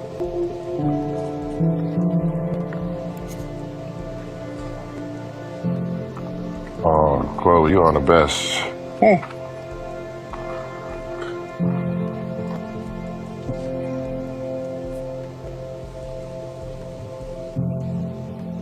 Just as you left it. When I was moving, I found this diamond angel wing necklace of Lamar's. I probably made it for him for his birthday or something like that, but I custom made him 3 angel wings, and it's 2 white diamond angel wings that represent his mom and his grandma who passed away, and their names are engraved on the back. To hug you? Mm-hmm. And then a yellow diamond one that represents his son who passed away when he was about 6 months old. You got your angel wings on you, your grandmother, your mom, and your son. Yeah. I'm gonna be honest with y'all. When a man is down and out, depressed, especially if he has a substance abuse problem, and you still got a woman that's got your back, and she right there with you, and she seeing you through that shit, I ain't gonna lie, that's powerful. That's powerful. Nah. I don't know how that shit would have been if Lamar Odom was all the way broke. Yeah, he ain't had that NBA money now. That's a whole different story, because we got to put the right context to this shit. I have no idea how I've even had this in my possession for so long, because this was something that he wore on a daily basis. So I don't know how it even parted ways with him. Oh, my wedding bands. I have dealt with so much trauma in this relationship for years, and words are empty. I won the 6 Man of the Year award, and we were shooting our show. Yes.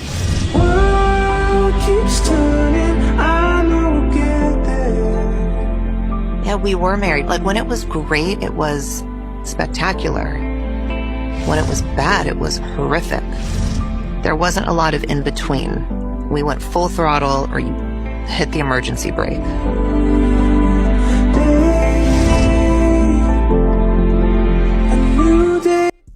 Did y'all know how deep their relationship was? I did not know they was that close. I thought she had a closer relationship with, what's the guy that she with now? The guy that played for the NBA now? I forgot his name. I did not know her and Lamar Odom was this close. Words are empty. This was another one right here. Here we go. I was there the second you were. So that's what I told you. You were there. I was there when your father said pull the plug so he can be on your life insurance. God damn. Man, Lamar Odom daddy ain't shit. Is that Lamar Odom daddy down there? Okay.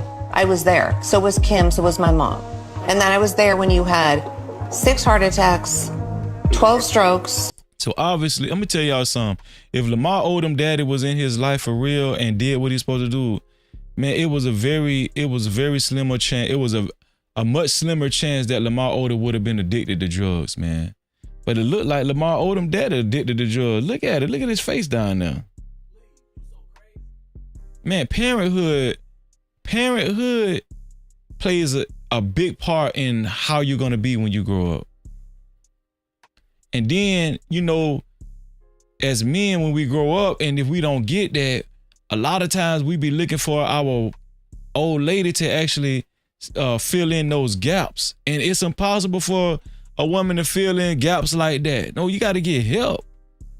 You know what I'm saying? 12 strokes is hard as I also had Kobe walked in when we had to do a lung surgery on you, who helped me with that. We were there. You woke up, pulled the tubes out of your mouth. You did yourself. I was there through it all. Still got that. We transferred you from Vegas to Cedars. I was there through it all. I remember everything. I didn't leave you for 4 months. I got staph infection because I lived in a hospital. I was there. Damn. Watch this shit she said again. This shit is crazy. Your own daddy tried to do you like this. Watch this. I was there the second you were. So that's what I told you. You were there. I was there when your father said pull the plug so he can be on your life insurance. God damn. That shit hurt, dog. How can a parent feel like that about their damn kid? Yeah, pull the plug so I can get that life insurance. That's your seed. Man. I kind of feel Lamar Odom now. I would have been smoking crack too. I would have been smoking crack too. You know what I'm saying? I would have been on heroin. I would have been on that shit too. That's why you got to be careful when you judge people, man. You can't judge people, man. For real, you got to be careful. Now we finna go into Gilly the Kid. We finna talk about Gilly the Kid, right? We finna talk about Gilly the Kid, and we're gonna talk about Gilly the Kid and his son, and then we're gonna talk about Gilly the Kid and Charleston White. And we're gonna talk about Charleston White as a father. Right? We're gonna talk about Charleston White as a father. We're gonna talk about Gilly the Kid as a father, and we're gonna talk about when Gilly the Kid lost his son. Now, Gilly the Kid just recently showed up on Shannon Sharp's live stream, and he went in. You know what I'm saying? He was very transparent about him losing his son. He was talking about a lot of stuff. Gilly the Kid didn't hold back, and I did not know that Gilly the Kid he does not like Charleston White. He does not. This one here for the thug. He does not like Charleston White at all. No, I did not know that, man. Charleston White has been getting away with portraying himself as a leader of the community for a long time. Listen, I'm not saying Charleston White might be a leader in his own right. I don't know. You know what I'm saying? Because he's always talking about he works with the youth. Has anybody seen footage of Charleston White working with the youth? Has anybody seen a lot of footage of Charleston White working with the youth? Because he always saying he worked with the youth and he lead this program, lead that program. Has anybody seen a lot of footage of him working with the youth? I just need to know. I haven't. Every time I see his ass, he always talking shit and always doing some ignorant shit. Last time I seen him, he said, "Yeah, I cheat on my wife." That's the last time I seen Charleston White talk on social media. But people always say, "Man, leave Charleston White alone. He worked with the youth." Okay, I mean, where them videos at? Them the videos we need to see. Them the videos we need to see, because I hardly ever see them videos. I'm just being honest. I ain't hating on the man or nothing. Where them videos at? Now I know he speaks against gangs and everything, but I'm starting to get the drift that it's for shock value. Right? It's starting to indicate more of like a shock value to drive the numbers up and all that kind of stuff. I don't know. But I did not know the nature of Gilly the Kid, dealing with Charleston White. I did not know the nature of, but I'm about to play it. And I want to talk about fatherhood. I want to talk about what does real fatherhood look like? Now, women have their opinions, right? And I would like to hear your opinions, but I want to know from men as well, what does real fatherhood look like? And where the fathers at, man? Fathers, hit that link, man. What are women that was raised, that they felt like was raised by a real father? What are women that was actually raised, they feel like they was raised by a real father? Hit the link when I put the link in the chat. Shout out to my brother Vaughn in the building. Cap-tivity. Vaughn Bryant, what's going on with your dog? Yeah, let me play this. First, I'm gonna play this video dealing with Charleston White, not Charleston White, but Gilly the Kid. And he's talking about how he lost his son. It's a very sad story too. Here go Gilly the Kid. Sugarcoat shit. I was struggling with my son, trying to get him to out the streets. You know what I'm saying? Mm-hmm. So I'm not gonna sugarcoat none of that shit. We didn't even have the best relationship when he passed because he wanted to be a street. And I didn't believe in that shit. I didn't subscribe to that shit. But other than that, it ain't about cheese no more. Cheese ain't here. It's about me saving somebody else's life and letting them know that you can die out here. Somebody will blow your brains out playing out here and thinking this shit is not serious. I'm gonna be honest with y'all. Gilly the Kid is becoming, him and Wallow, they are becoming two of my favorite people on the internet. Shout out to the neighborhood sweetheart, Cassandra B. What's going on, sis? No Cap-tivity. Thank you for being here. Yeah, Gilly the Kid and Wallow, they becoming some of my favorite people because they just, like, I had to check them out. I had to keep checking them out to see if they really keep it real like that, but they just keep keeping it real. Gilly the Kid, he stay keeping it real. You know, he joke a lot, but who doesn't? I mean, I do too. When it is. Shout out to Gilly, man. So what do you want to do? Do you want to live life? You want to be here for your parents, or you want to subscribe to this fake ass street shit and get the melon knocked out, get the seeds knocked out your watermelon? Because that's all that's going to happen. Because it ain't no successful drug dealers out here. There's not no successful criminals out here. No, they die and they go to jail. So if you want to be in jail for the rest of your life, that's cool. If you want to get the seeds knocked out your melon, that's cool. But I'm here to tell you that's what's gonna happen. How did your son get involved? How did Cheese get involved in that life? Because at this point in time, Gillie, you made a name for yourself. You got bread. Well, you gotta understand. And I can only tell the truth. Being a follower. Plain and simple. Being a follower. Wanting to subscribe to some shit that's not really you. And that's most of the kids out here. Most of the kids in the suburbs subscribe to shit that is not even really them. If you want your comments read and highlighted, or if you just simply want to support the channel, you can either send a super chat, aka super cap, or you can send a cash cap, aka cash cap to $ no cap freezy. That's $ freezy. That's, and I'm sorry, that's $ no cap freezy. That's $ no cap freezy. I'm sorry. And then they gotta prove themselves. Well, I don't believe you. You grew up in the suburbs. I don't believe you tough. So what you gonna do? You gonna prove yourself? And then a lot of them end up trying to prove themselves, and a lot of them end up in a sad situation. You know what I'm saying? Yes. Like, now I can't say that my son was just a totally suburban. He hung out in North Philly. He hung out in the ghettos. He had family down there. So, but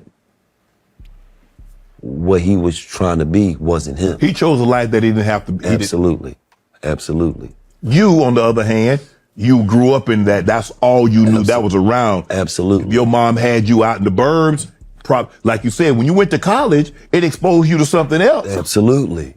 Absolutely. So, you know, a lot of times the kids in the ghetto, they subscribe to something because of an image. They don't want to be looked at as pussy. I think we need more men giving this type of message, man. We need more men giving this type of message, man. For real. Stand up dudes, you know, that have worked hard for what, you know, what they have achieved, giving messages like this. You know. Now, I don't know how good of a father Gilly the Kid actually was to his son, because it seems like he really, really loved his son. He had talks with his son, and, you know, him and his son had some contention because of the road and the path that his son was trying to take. He wanted to be a thug when he didn't have to be a thug. But I just feel like the way Gilly is talking right now, we need more men talking like that, man. We need more men talking like this. That's what I like. And shit it might sound corny to some of y'all, you know what I'm saying? But to me, that shit is very heartfelt, and it's very warming, because, you know, somebody gonna hear this, somebody's child is gonna hear this, and it just might make them think. You know what I'm saying? The kids, oh, he turkey. Oh, they don't want to be looked at as a certain way. So that'll drive a that's not even into that life to do some shit that he had no business doing, because he don't want to be perceived as a certain way. So my message is for the youth is that go ahead and do something that's beneficial to you, man.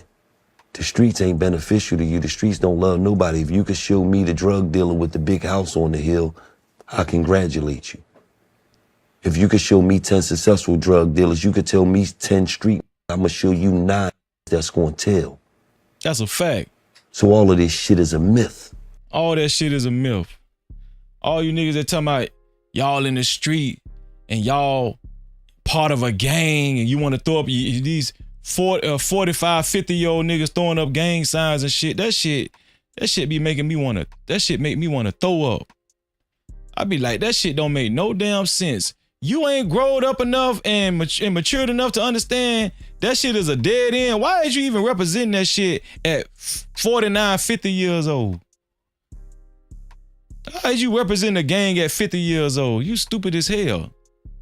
See, that's why I like Gilly the Kid. Gilly the Kid, he on some real shit. You know what I'm saying? It ain't even like he ain't about money. You know, them guys is about money. But they about wisdom, man. Every time I see him and his cousin Wallow, they always trying to give some wisdom, man. And I like that shit. I appreciate that. Like, I actually be taking it. I be soaking it in too. You know what I'm saying?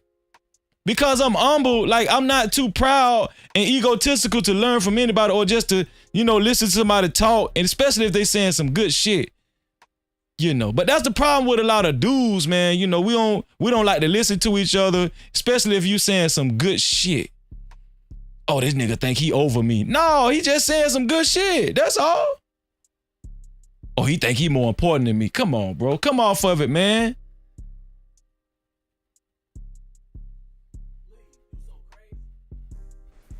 That's what I want them to know. And it ain't even about cheese no more. It's about saving some other lives that think this shit is more than what it is. I can't do nothing for cheese. Cheese is gone. So all I can do is the things that I believe in Islamically, buying a wishing well over here, getting a well over here, doing something for somebody that's less fortunate because I believe that that helps my son and Jenna. I want the youth to understand how important life is. Mm-hmm. And how fast your life could be taken from you. You know what I mean? And I feel as though he should have been burying me and not me burying him. But it's more a lesson to the youth of tomorrow ain't promised. That's a fact. So you gotta understand that dumb shit you out here doing and you intertwining with, you could lose your life at any moment. Yeah, and shout out to Nightish in the building, man. Nightish say it's all Wallow for me, Freezy. Yeah, I will say I hear Wallow actually speaking positive messages more than Gillie. But I just think they do such a good job as a representation together, the way they move. You know what I'm saying? Shout out to Nightish, man. Make sure y'all subscribe to my brother Nightish channel, man. Appreciate seeing you, bro. No Cap-tivity. And you losing your life don't only affect you. It affect your parents. It affect if you got a child. It affect all the people that really love you and care about you. Because a lot of times these youth, these youngers, they don't respect life because they ain't got a chance to live life yet. Sugarcoat shit. I was struggling with my son, trying to get him out the streets. You know what I'm saying? So I'm not gonna sugarcoat none of that shit. Shout out to Gillie, man. Now, that was Gillie talking about his son, right? And the tragic loss of his son. But what we're gonna see next, I did not know that Gillie and Charleston White had friction, a lot of friction. They do not like each other. And here's the thing, right? Charleston White is just being Charleston White, going around. See, y'all think Charleston White is this role model guy. He's for the black community and he's for the betterment. Man, Charleston White, I'm telling y'all, I've seen Charleston White is a big ass hater, man. Dude be hating his ass off. Charleston White be hating his ass off. That's a fact, Nightish. I love that they stay together too. But Gilly the Kid is finna speak on some things that Charleston White actually said about him. All right, let's listen to it. I'm sorry that you had to hear the comments about the Illuminati because you got money now. And normally when black people get money, You had to do the Illuminati. You had to sell your soul. So you had to sacrifice your son. So Charleston White said that the only reason why Gillie the Kid got rich was because he had to sacrifice his son for the Illuminati. Y'all, if that ain't hate, I don't know what it is, man. Charleston White said he had to, Gillie the Kid had to sacrifice his son for the Illuminati to get rich. Right. In order to stay in good graces and keep this paper coming in. Now that we know one of the kids that was responsible for murdering my son, right? Mm-hmm. So I guess the Illuminati came to a 16-year-old kid that's in high school and said, yeah, we need you to kill Gillie's son for Illuminati purposes. See how idiotic this shit sounds? Hey, I ain't gonna lie. The way Gillie the Kid is handling this shit, man, it's so impressive. I like it, dog. And he's very cool, calm, and collected. That's how you handle ignorant ass niggas. You know, you don't get all up in arms about that. No, you just talk calm, intellectual, with common sense, and make them look stupid. You know. That as a black man, you can't just work hard. No. And put the work in every day. And blessings come from that. That you gotta come from somewhere else. Right.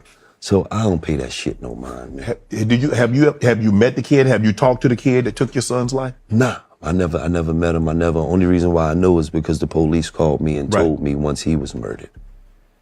Once he got, because the kid had just got shot 17 times. He was walking with his mom. Oh.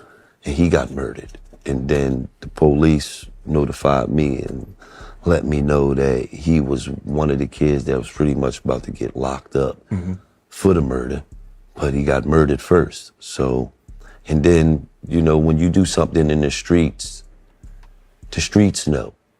So, you know, they all on Instagram and they talk, and then, you know, apparently this kid name was the Joker, and, you know, that's what he did. So, you know, but he had to deal with God. You know, that's how I look at it. And then Charleston White said something disrespectful and derogatory towards your son, but he later apologized. Did you accept his apology? Did you talk to Charleston? No, but you know, you can't. I can't respect niggas like that because what? Hey, Gillie say, man, I can't respect no nigga like. I can't respect niggas like that, man.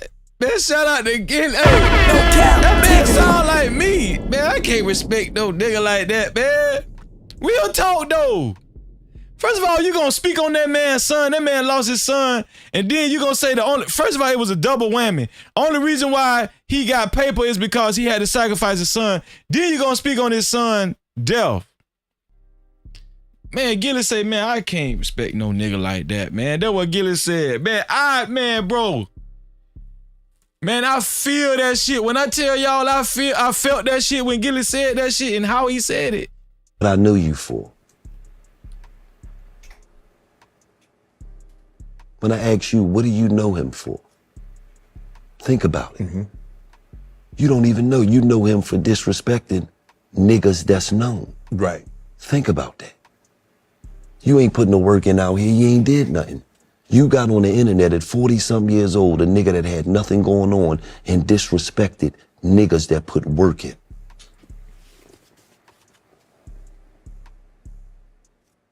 I can't respond to no like that. Me and you ain't on the same level. Gillie say, nigga, you ain't even putting no work in out here. You came up talking bad about other niggas. You ain't really putting no work in. And I ain't gonna lie, Gillie the Kid and Wallow, they actually built their damn platform from the ground up. And it wasn't talking about niggas, talking bad about niggas, man. See, anybody that even like Charleston White has to agree with Gillie the Kid. Gillie the Kid, they built their platform the right way. Charleston White did do a lot of building his platform by talking bad about black people in general, just talking bad about black people, other black people, brothers and sisters.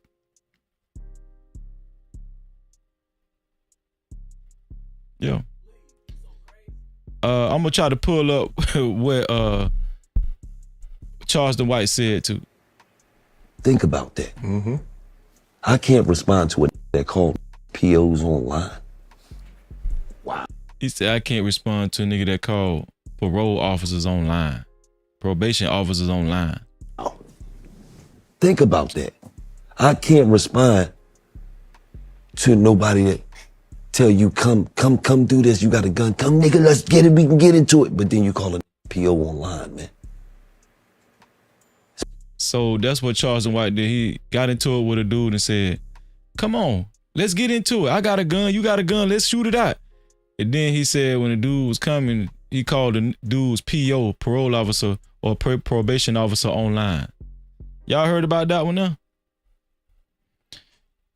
If that's true, man, Charleston White, man, you need to sit your ass down somewhere. Pretty obviously me and you ain't the same type of man.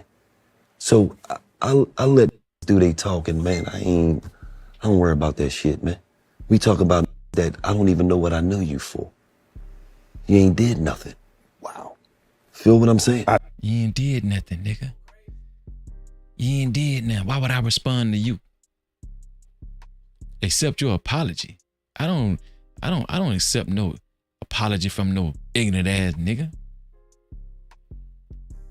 Gillie looked like, the way Gillie is looking, he looked like he really want to hurt Charleston White for speaking on his damn son, man. Real talk. I do. I don't know what I know you for other than talking shit about that's known. That's actually doing something. That's actually doing something. Hear and Shannon Sharp, he feeding that shit. No Cap-tivity. He getting in on the fun too, boy. God damn. I don't know if you've heard this, but if you were to hear somebody say something negative about your daughter, how would that make you feel? I mean, at the end of the day, I'm in the media, so I know how it go. I understand that, like you just talked about somebody who talked about my son that passed away. Mm-hmm. That shit don't even make me feel no type of way because I don't believe that. I believe that shit pissed you off, but you just didn't want to respond to it. I'm like, you didn't know me. You didn't know my son. Right. So for media, whatever, it's never going to be all sunshine. Mm-hmm. And the basis of a true character in a person is what you do when shit is most difficult. Mm-hmm. It's not what you do when the sun is shining. Everybody happy when the sun is shining. What did you do when shit was most difficult? Did you crack like a egg thrown off the project roof? Or did you say, okay, it is what it is. This is what it is. Now let me attack this shit head on. That's all I'm worrying about. Because the way I'm designed, you got me and you. We don't give a about what people say that have no control over what we doing. I post shit on my Instagram for people to talk shit. I don't give a This is entertainment. Right. Are you entertained?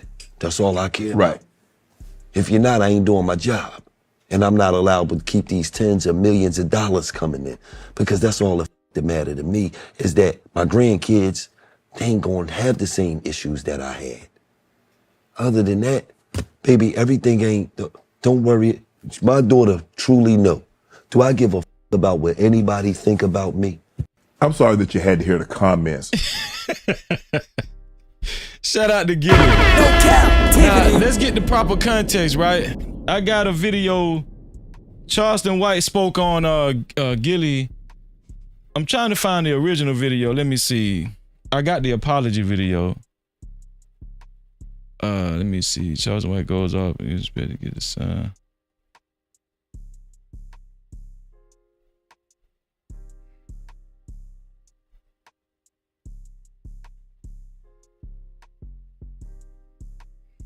Okay.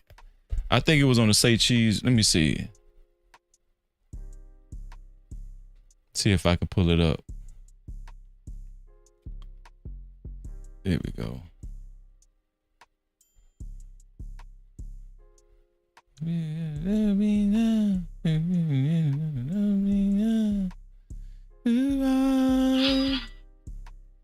Okay. Let's look at this right here. Oh, I think I got a cash cow. Somebody sent a cash cow. Let me see. Shout out to the $5 cash cow, man. Thank you, Brad, man. Brad, you sent a cash cow last night, man. I appreciate you, Brad.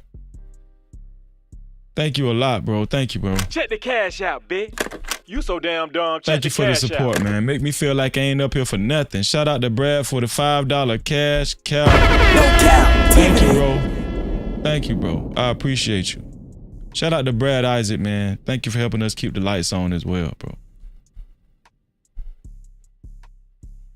Here we go.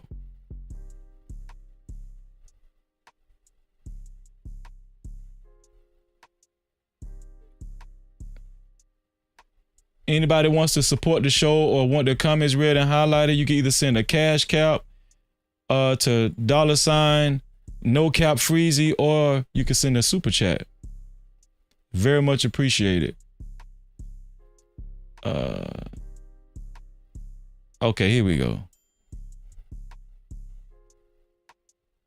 Oh, let me bring this over here so I can see y'all comments. Yeah, that's good.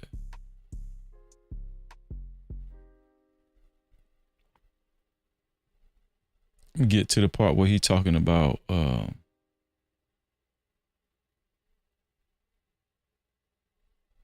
Charleston White is a disrespectful motherfucker, man. Brad said more to come, bro. I appreciate y'all. Thank you, Brad. Thank you a lot, man. Here we go. Hold on, let me play this commercial.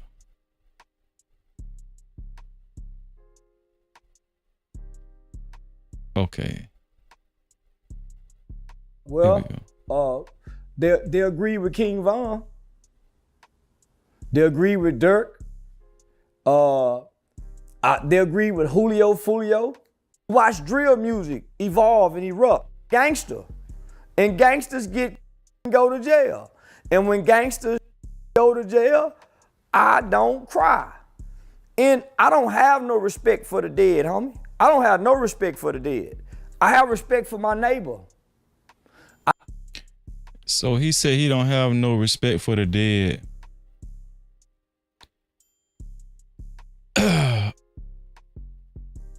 I know guys like this. Guys like this, they like to say shit to sound like they're very prolific.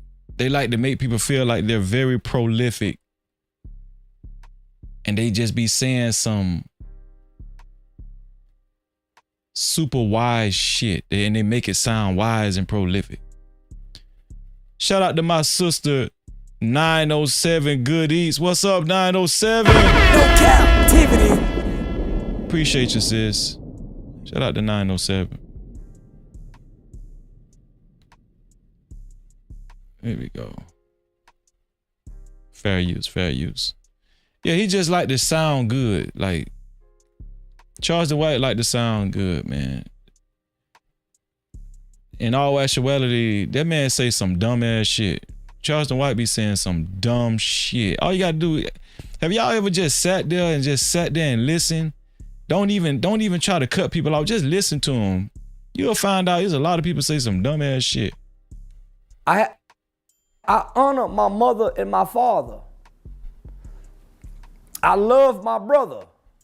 I pray for my enemies.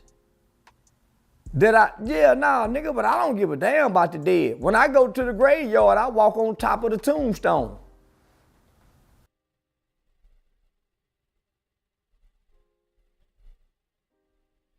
Yeah, I spit on the graves. Yeah, nigga, I don't give a damn about the dead. Y'all do. I respect the living. So I'm saying to all y'all people, how can y'all have so much respect and shout out to my sister. Here for the tea. No Cap-tivity. Y'all subscribe to my sister, the Child Listen Podcast. Shout out to Here for the Tea in the building. Yeah, this dude here. I don't see how people can just sit there and listen and not say to themselves, what the hell is Charleston White talking about? honor for the dead, but not honor your mother and your fathers. So nigga, I don't give a damn who mad. I done said worse before. And I'm gonna say worse again. Did this Gillie Charleston White back and forth, did it start with the Pop Hunter situation? Yep. That's where all this started from. Because I didn't know who Gilly the King was. I just saw the Pop Hunter situation. We done that interview, right? And that's when Philly banned me. Back then, that's when I first had my problem with Philly. They was hollering about I couldn't come to Philly, what they was gonna do. So Gilly the King, or whatever the nigga name is, he jumped in my inbox and said, is there a problem, Goofy? I'll be in Dallas, and when I see you, I'm gonna slap you. And my response was, nigga, you ain't never slapped a nigga who will kill you. So Gillie had a problem because he disrespected his son. Gillie's son died. Gillie's son died. And that's why the people in Philadelphia, they banned him from Pop Warner and all that shit. They banned him. And Gillie got in his inbox and said, we got a problem, man. You spoke on this man's dead son. But now you want to be tough and say what he said, what Charleston White said. I'm sorry, y'all. Hold on. Play this damn commercial. Do you love? I don't show no free commercials over here. Okay, here we go. Problem, Goofy. I'll be in Dallas, and when I see you, I'm gonna slap you. And my response was, nigga, you ain't never slapped a nigga who will kill you. So we've been going back and forward. So he hopped in your DM. Now he hopped in my DM. Okay. Remember, I screenshotted it and sent it to you. Yeah, you did. I remember. So when because you talked on that man dead son. Because you talked on that man dead son. That's why. I slapped the fuck out your ass too. Son, when his son got I remember being on live when the news broke that day.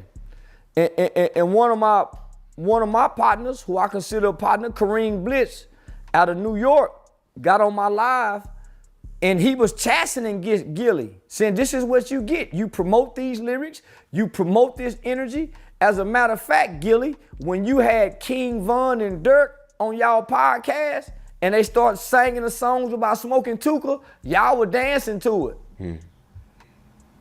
Y'all were dancing to it. When Pooh Shiesty called home from prison, that nigga was talking big dog talk. They wasn't rebuking that shit. When Jay Prince was on there making... What that got to do with you talking about that man dead son? Why is you talking about when Von and all these... What that got to do with you having enough decency not to talk bad about this man dead son? Gillie the Kid's dead son.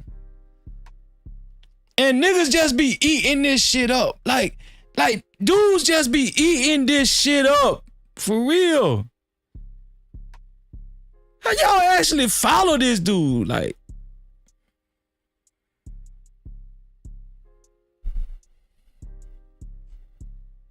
threats, they didn't check Jay Prince.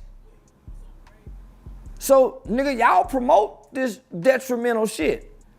So, bro, what do you mean? They in the entertainment internet business just like you. Just because they have people come on their show and they interview people don't mean that they're with violence, bro. Yeah. Here I come, nigga. From day one, I've been against it. If your kid die playing games. No, Cassandra, they talking about Jay Prince from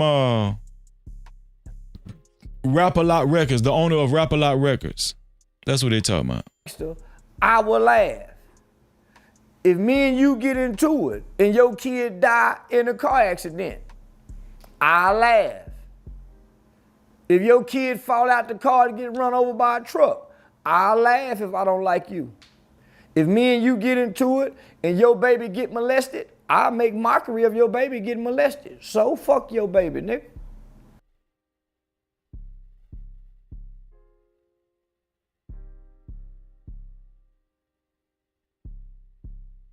But this the guy that's for the community.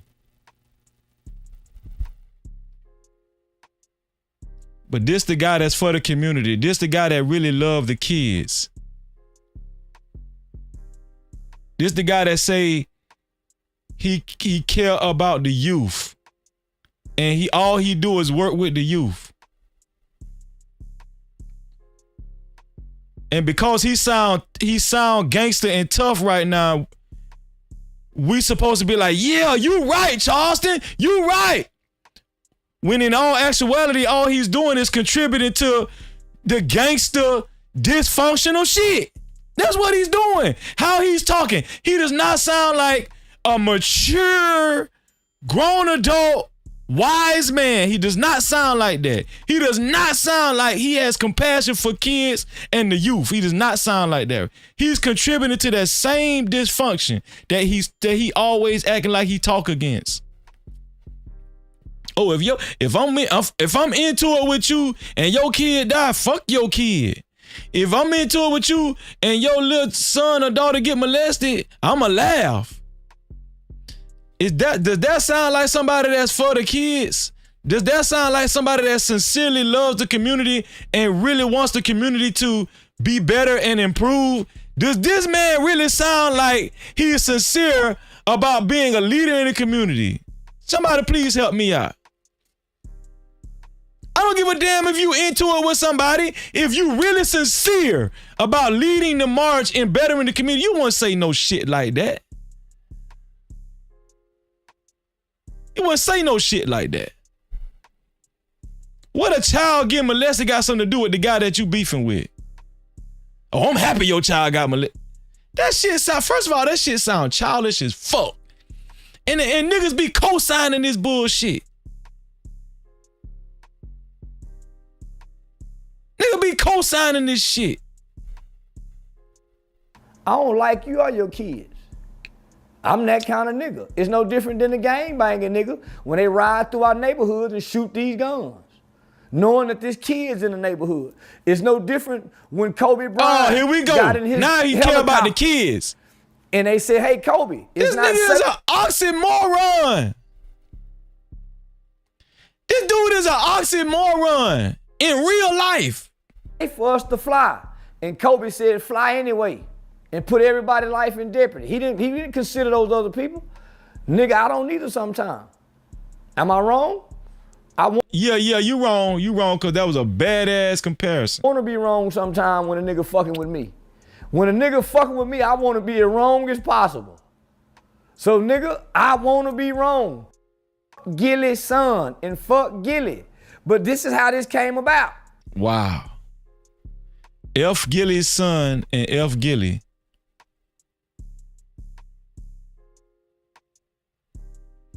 F. Gillie's son and F. Gillie too.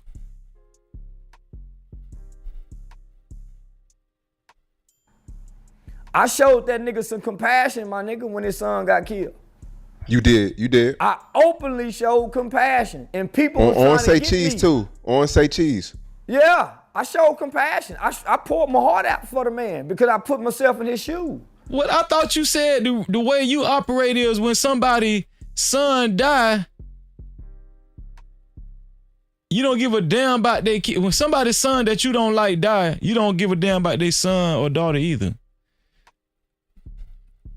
So now, if you I did this openly. So if you show compassion, hold on, let's go back. So if you show compassion, why you ended up apologizing, Charleston White? Let me pull it up, y'all. So why he ended up apologizing? That's what I want to know. Hold on, before.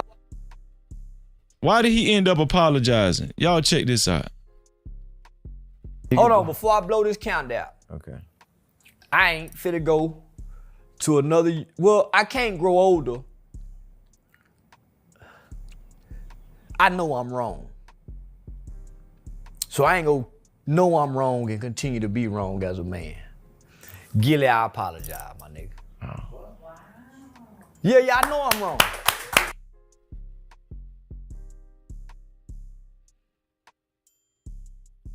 You done said all that.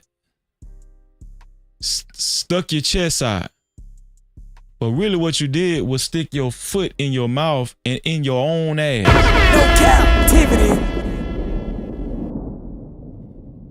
Now you want to apologize because you done got so much backlash and the whole city of Philly is ready to take your ass out.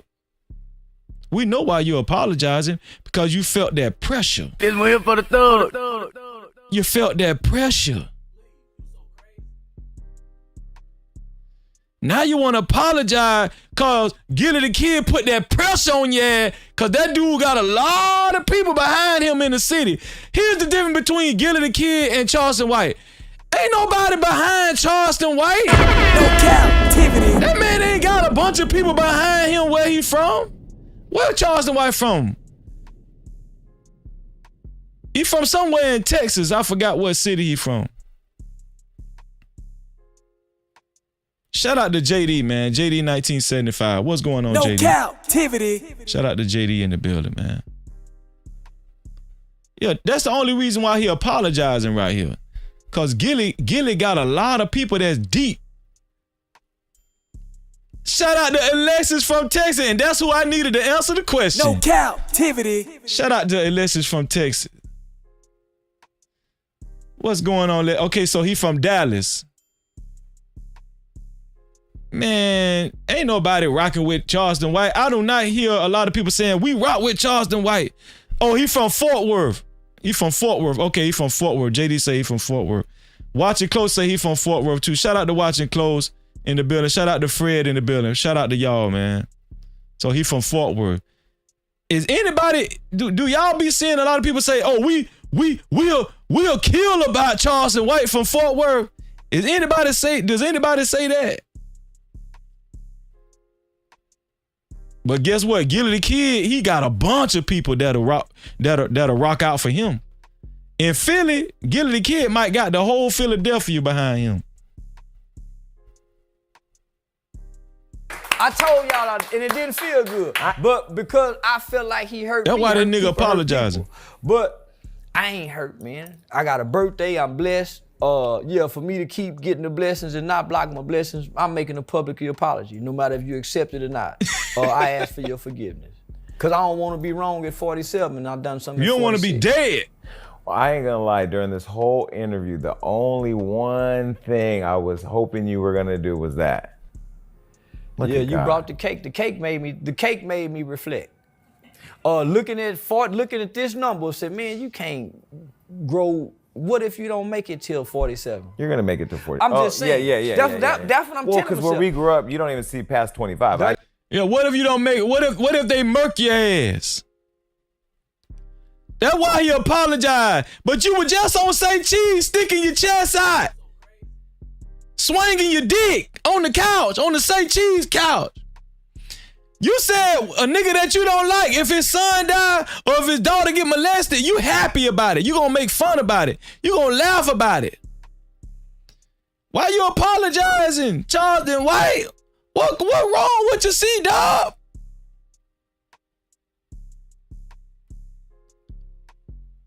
We know why you apologize, cause Gilly the Kid and Wallow got them goons. And don't forget, Wallow did 20 years. Wallow did 20 years in the tent. Wallow did 20 years in prison. Don't get it twisted now. Charleston White realized he was in over his fucking head. Yeah. There you go. So now, man, I don't want to carry into a new year something that don't need to be carried. So that's a burden that I can release from myself because I put it on me. And then, I appreciate it. And then Charleston White can only see out of one eye. That nigga can only see out of one eye. He can't. If he can't go to Philly, you ain't gonna know who shooting at your ass, who hit your ass. You can only see out of one eye. Man, your ass gonna be in trouble. I put it on me. Well, good. I appreciate it. Well, you gotta blow the candles out. Okay. Hold on, before I blow this count out. So let's go back to Gillie so I can remind y'all of Gillie, what Gillie said. So we heard what Charleston White initially said, and we heard Charleston White's apology, right? Let's go back to what Gillie said. Here we go. I'm sorry that you had to hear the comments about the Illuminati because you got money now. And normally when black people get money, you had to do the Illuminati. You had to sell your soul. So you had to sacrifice your son. Right. In order to stay in good graces and keep this paper coming in. Now that we know one of the kids that was responsible for murdering my son, right? Mm-hmm. So I guess the Illuminati came to a 16-year-old kid that's in high school and said, yeah, we need you to kill Gillie's son for Illuminati purposes. See how idiotic this shit sounds? That as a black man, you can't just work hard. No. And put the work in every day. And blessings come from that you got to come from somewhere else. Right. So I don't pay that shit no mind, man. Have you met the kid? Have you talked to the kid that took your son's life? Nah, I never met him. Only reason why I know is because the police called me and told me once he was murdered. Once he got, because the kid had just got shot 17 times. He was walking with his mom. Oh. And he got murdered. And then the police notified me and let me know that he was one of the kids that was pretty much about to get locked up for the murder, but he got murdered first. So, and then, when you do something in the streets know. So, they all on Instagram and they talk, and then, apparently this kid name was the Joker, and, that's what he did. So, but he had to deal with God, that's how I look at it.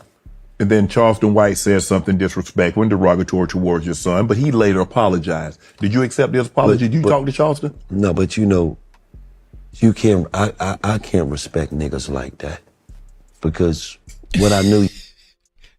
Listen, this is when Gilly the Kid go to cooking, man. This is when Gilly the Kid go to cooking like, man, I can't respect no nigga like that. Oh! The same way you say, fuck my kid if he die, if you don't like me, or fuck my daughter if she get molested, the same way I'm gonna say, fuck your apology, nigga. That fake ass apology that you really didn't mean, you only said it because you was scared, nigga. Fred, that's a whole nother story. I ain't want to speak on that, but I believe that too, Fred.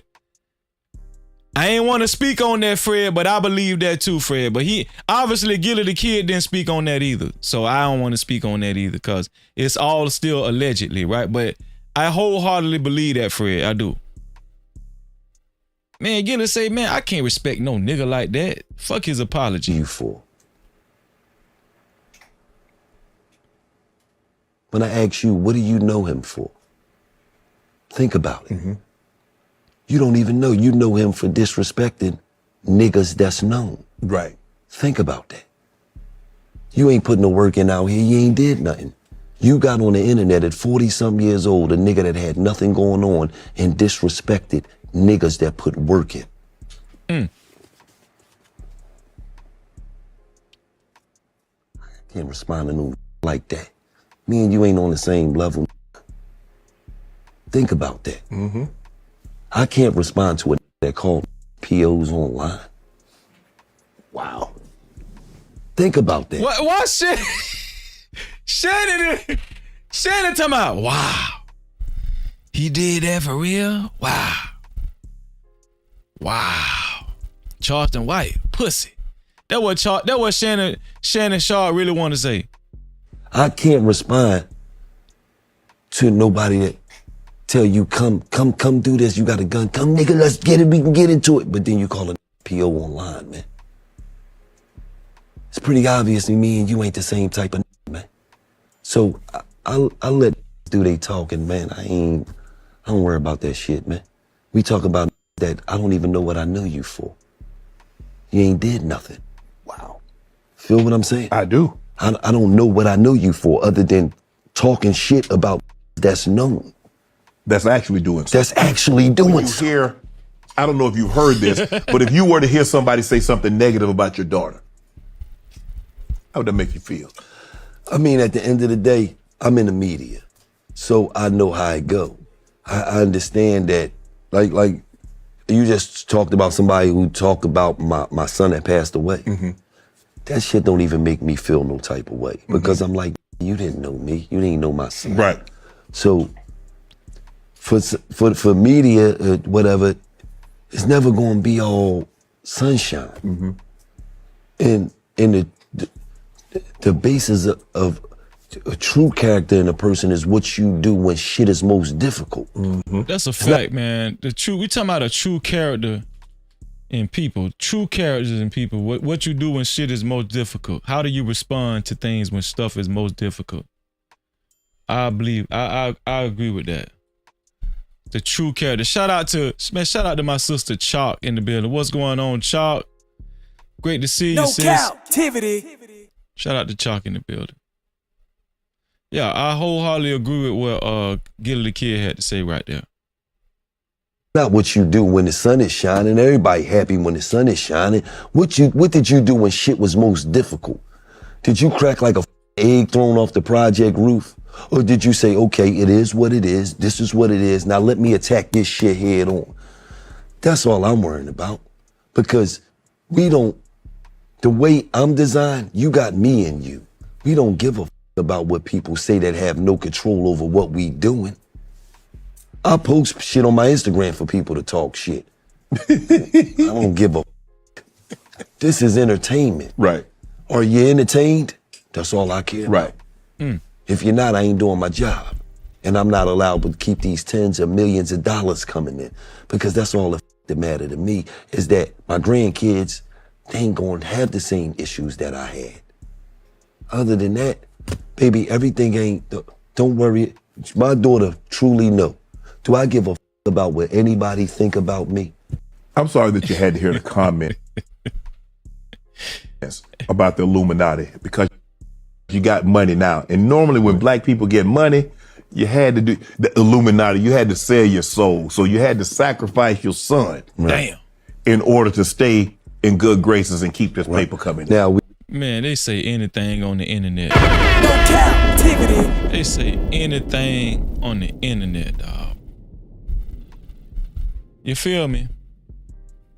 Now, shout out to Gilly the Kid. I think he handled that with dignity and class. I mean, what else you want him to do? You know, shout out to him. But we talking about what does real fatherhood look like? Now, I never really experienced real fatherhood in my life, right?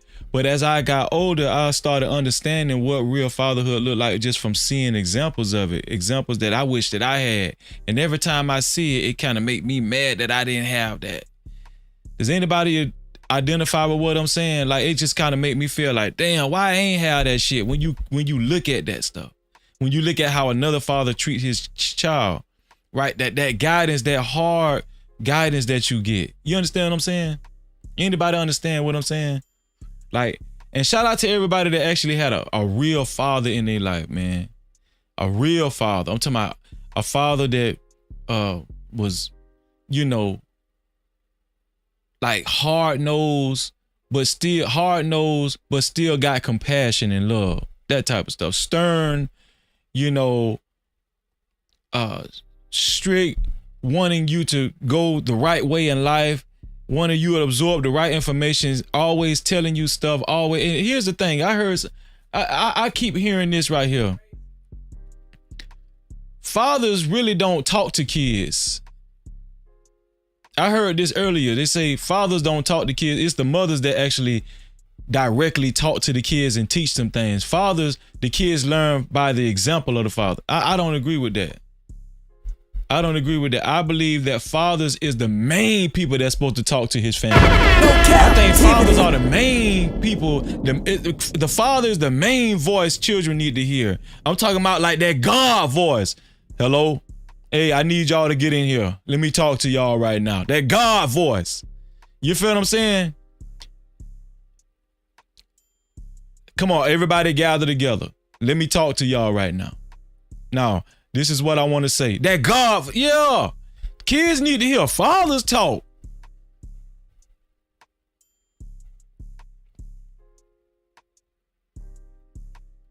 Shout out to my sister Alexis from Texas. Super chat. Thank you, sis, for your $10 super cap. It's so much appreciated. Thank you, man. I don't usually say this, but we haven't really been getting a lot of support this week. So every time I see a super chat or cash app, I really appreciate it, man. Like I said, I did 12 hours on Monday. 12 hours. And it's more, I mean, it's mostly because I really care about putting the content out there. You know what I'm saying? But shout out to Alexis from Texas for the $10 super cat. This is actually the largest contribution we done had so far tonight. We still don't have a sponsor of tonight's show. But Alexis from Texas said Charleston White went to prison for deleting someone at 14. He got out and worked on prison reform, and he started doing comedy. So here's what I gathered from Charleston White, right? I know they say he went to prison for like, it was for murder or something like that. But from my research and what I gathered, and actually out of his own mouth, he said he wasn't the one that actually killed the kid. Like, I think it was a little white kid. I think it was a white kid or something, but he wasn't the one that actually killed him. He was just with the guys, and he basically was saying he was in the wrong place at the wrong time, right? He was a youth. Now, his homeboy that actually did do this kid, do the murder, I don't know what happened to him. But yeah, Charleston was saying he was running with that crew, like a couple of kids, and basically he was an accessory. He was an accessory to the murder, right? But shout out to you, Alexis from Texas. Thank you for your Cap-tivity. I appreciate that. Thank you. Thank you for your contribution, sis. Thank you for helping us keep the lights on. Listen, if you guys want to support the channel, okay, you can either leave a super chat or a cash cap if you want to support the channel. Especially if you would like your comments read and highlighted. If you want your comments read and highlighted like I've been doing, you can either leave a super chat or you can leave a cash cap. I appreciate that. But yo, I got like, I'm gonna show y'all what I think real fatherhood look like. Real fatherhood look like. And it ain't just by the kids learning by the father's example. It's not just that. I'm gonna show y'all what real fatherhood look like. This is it right here. Go run around the field. Bye. Bye. Go, no, this way. Go run around the gate. You better not be crying when you get here. What were we working on today? Double play. And what else? Turn into run. Sprint.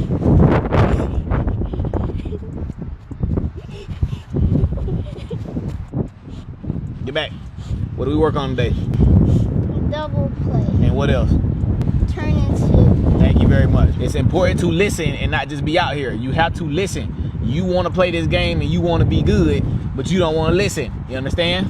Yes, sir. It's important to listen. That's why I keep making you do this stuff over and over again, so that way you know it. So even though it's aggravating right now, when you get to the field when it's game time, you're going to know all this stuff and nobody else going to know it. You got it?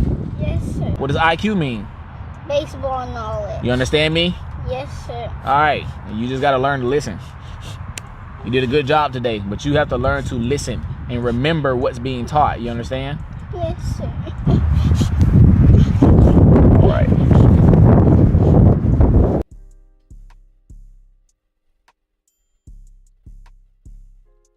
That's what fatherhood look like, man. Like directly talking to your son, directly talking to your daughter, up close and personal, man, and giving them knowledge, personally.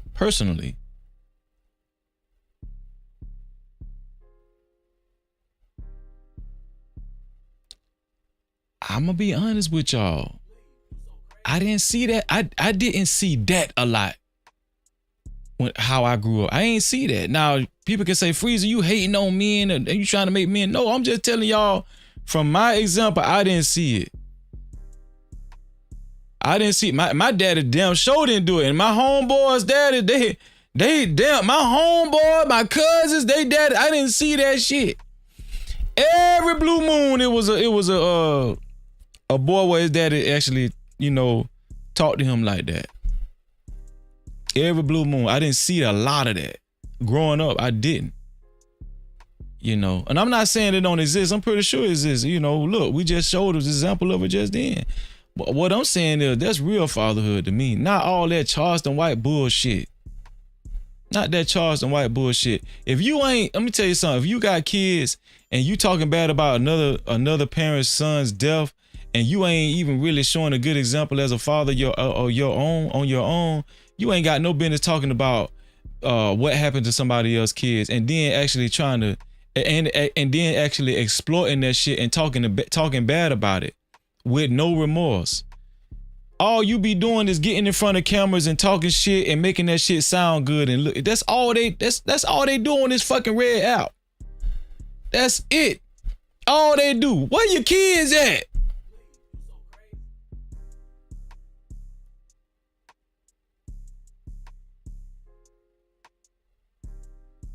What are you proud of when it comes to your kids?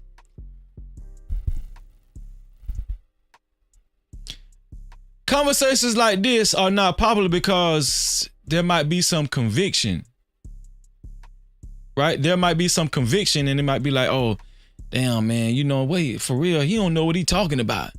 For real. And, my baby mama, she won shit. She ain't, you know, she won custody and she ain't let me see, you know what I'm saying? I get that. I understand true life situations, right?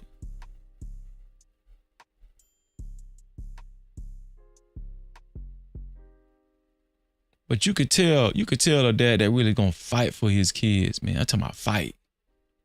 Do y'all remember this movie called John Q with Denzel Washington, John Q? Man, I felt that damn movie, man.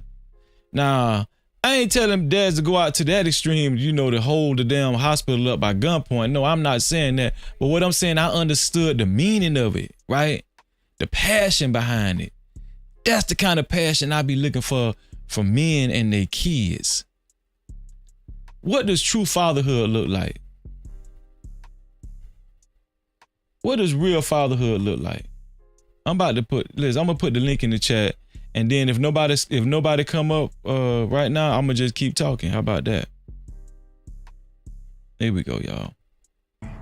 Sliding like a lubricant. Don't forget the Gucci print. My little chick Peruvian. Hold up, let me check my ego. Lately been really focused on the neighborhood hero. Switching up my stamina, transforming the stilo. Niggas are playing hard, I'm playing smart. Yes, I should. I'm no longer in the hood like 10 hard bands start. Playing in my pocket, don't stock it to protect mine. I will introduce you to a rocket plugged in like a socket. I know all of your connects. When you see me, when you greet me, give me all of your respect. Waistline still, nothing getting killed but the text. Tell your bro, keep her body. I just deal with the neck. Holla, wow, like the Lakers.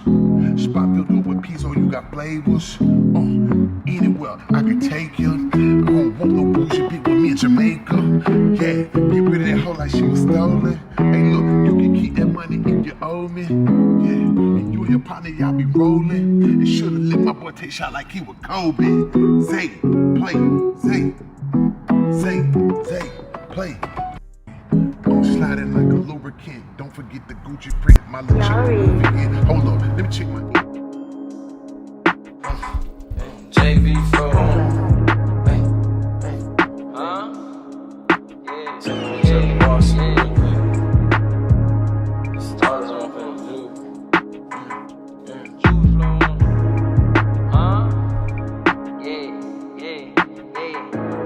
And you done hit the plus for 10, yeah, and caught the bin, yeah. You wanna fuck her and a friend, yeah, do that again, yeah. Get 2 legs, know them boy could double back and spin, yeah. Ride around with that extend, yeah, you play to win, yeah. 40 with a switch, yeah, with thumb in this bitch, yeah. Pull up and let it hit till it's none in this bitch, yeah. You a head hunter, drop 100, get 100 niggas dead. You don't want the bitch, but you gon' hunt your head, yeah. That little bitch good with them names, huh, you in the game. So let's talk about it. I put the link in the chat. I pinned the link to the top. tonight we just gonna have a short conversation, man. You know, I would like some fathers to listen. I would like some men that actually exemplify real fatherhood, that could come up and tell us what real fatherhood look like.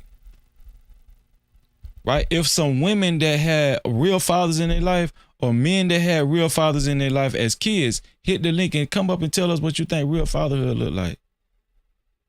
Why is it so difficult? You know, I heard men say, Freezer, it's difficult to actually exemplify, you know, 100% of what a father look like in today's climate, because women make it difficult. The women make it difficult, Freezy, right? Okay, if you feel like that, come up and let me know why you say that, right? But we got to figure this shit out, because I'm going to tell y'all something. The kids are suffering. What I just said, what I just seen with this boy and how he was crying, and, you know, it's that love, that tough love, right?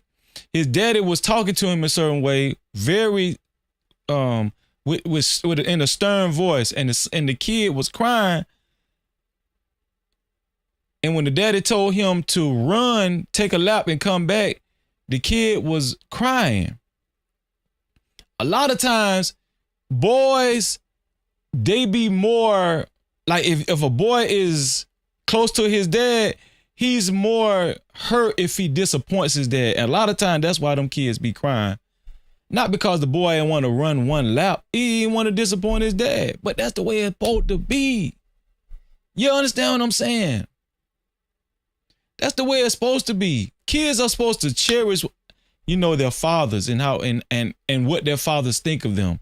Let me tell you something. If you didn't care about what your father thought of you, something was wrong. I'm gonna be honest with y'all. I did not give a damn about what my father thought of me. I didn't care. I didn't really think twice about, how my daddy look at me, because he really wasn't, you know what I'm saying? I didn't give a damn how my father thought of me. I didn't care about disappointing my dad, because my daddy was on some bullshit. And listen, let me go ahead and make a disclaimer again, because I have to do it for women, so I'm gonna do it for the men too, because I feel the tension in the air, right? I'm not saying all men. I'm not saying that. You know, I have to say that too. The men say, you ain't got to say that for the women, Freezy. I got to say it for the women and the men, because, you know, people will be like, he talking about, no, I'm not talking about what I'm just saying. Like me, I'm talking about from my experience, and I know I didn't have a good experience growing up. Real talk. You know, and it's good for men to have good examples and to live by good example, you know, and just for your child to see you go to work, or for your child to see you cultivate a business. And even if it's not successful, that's the thing about it. Even if it's not successful, they see you working hard, you know, they see the sweat off your brow, right? And they see the time and dedication that you put in it. That means something. Especially if you got your kid right next to you. Just like Elon Musk, right? Let me show y'all. Just like how Elon Musk had his child, man. You know.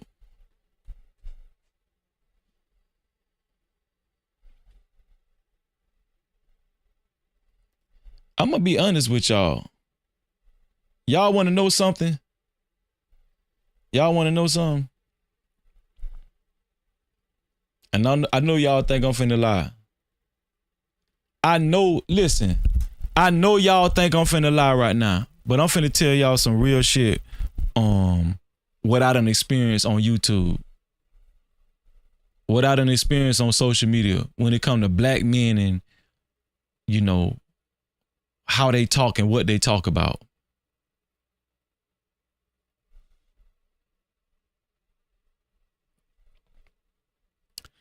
I done heard black men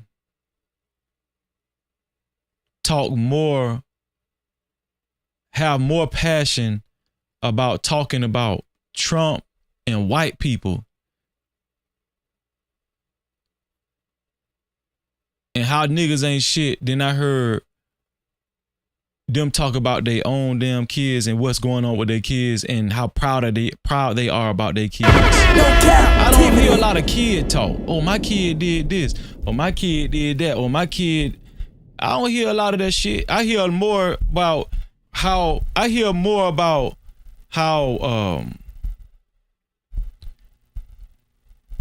we needed to vote for Trump and Kamala Harris ain't shit and niggas ain't shit and all we do is crime. It's just crime everywhere and niggas ain't shit and niggas ain't shit and the hoes ain't shit. I be hearing shit like that and I be like, what your kids doing?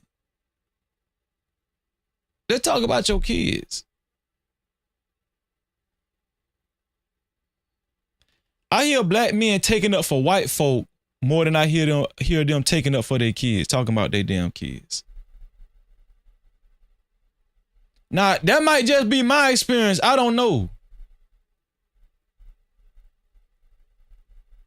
When it comes to this arguing and shit, I done heard black men take up more for Section 8 than I heard them take up for their kids. No Cap-tivity.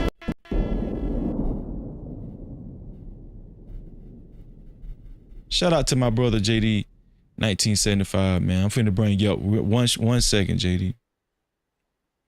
All right. Now, somebody could say, man, Freezy, you hating. That nigga hating.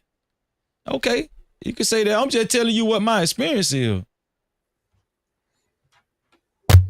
Where your kids at? Tell me what your kid did. Tell me what your kid did today or yesterday or last year sometime.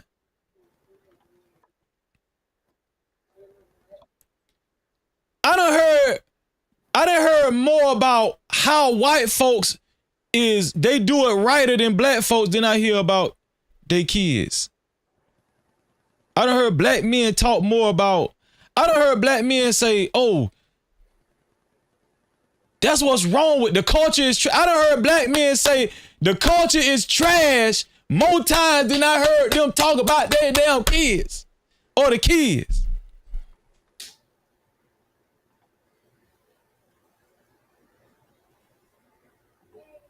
What about the fucking kids? I'ma do you one better. I done heard black men say, fuck them kids more than I done heard them talk good about their own kid. Now tell me I'm lying. Tell me Freezy lying. Tell me I'm lying. We're here for the thug.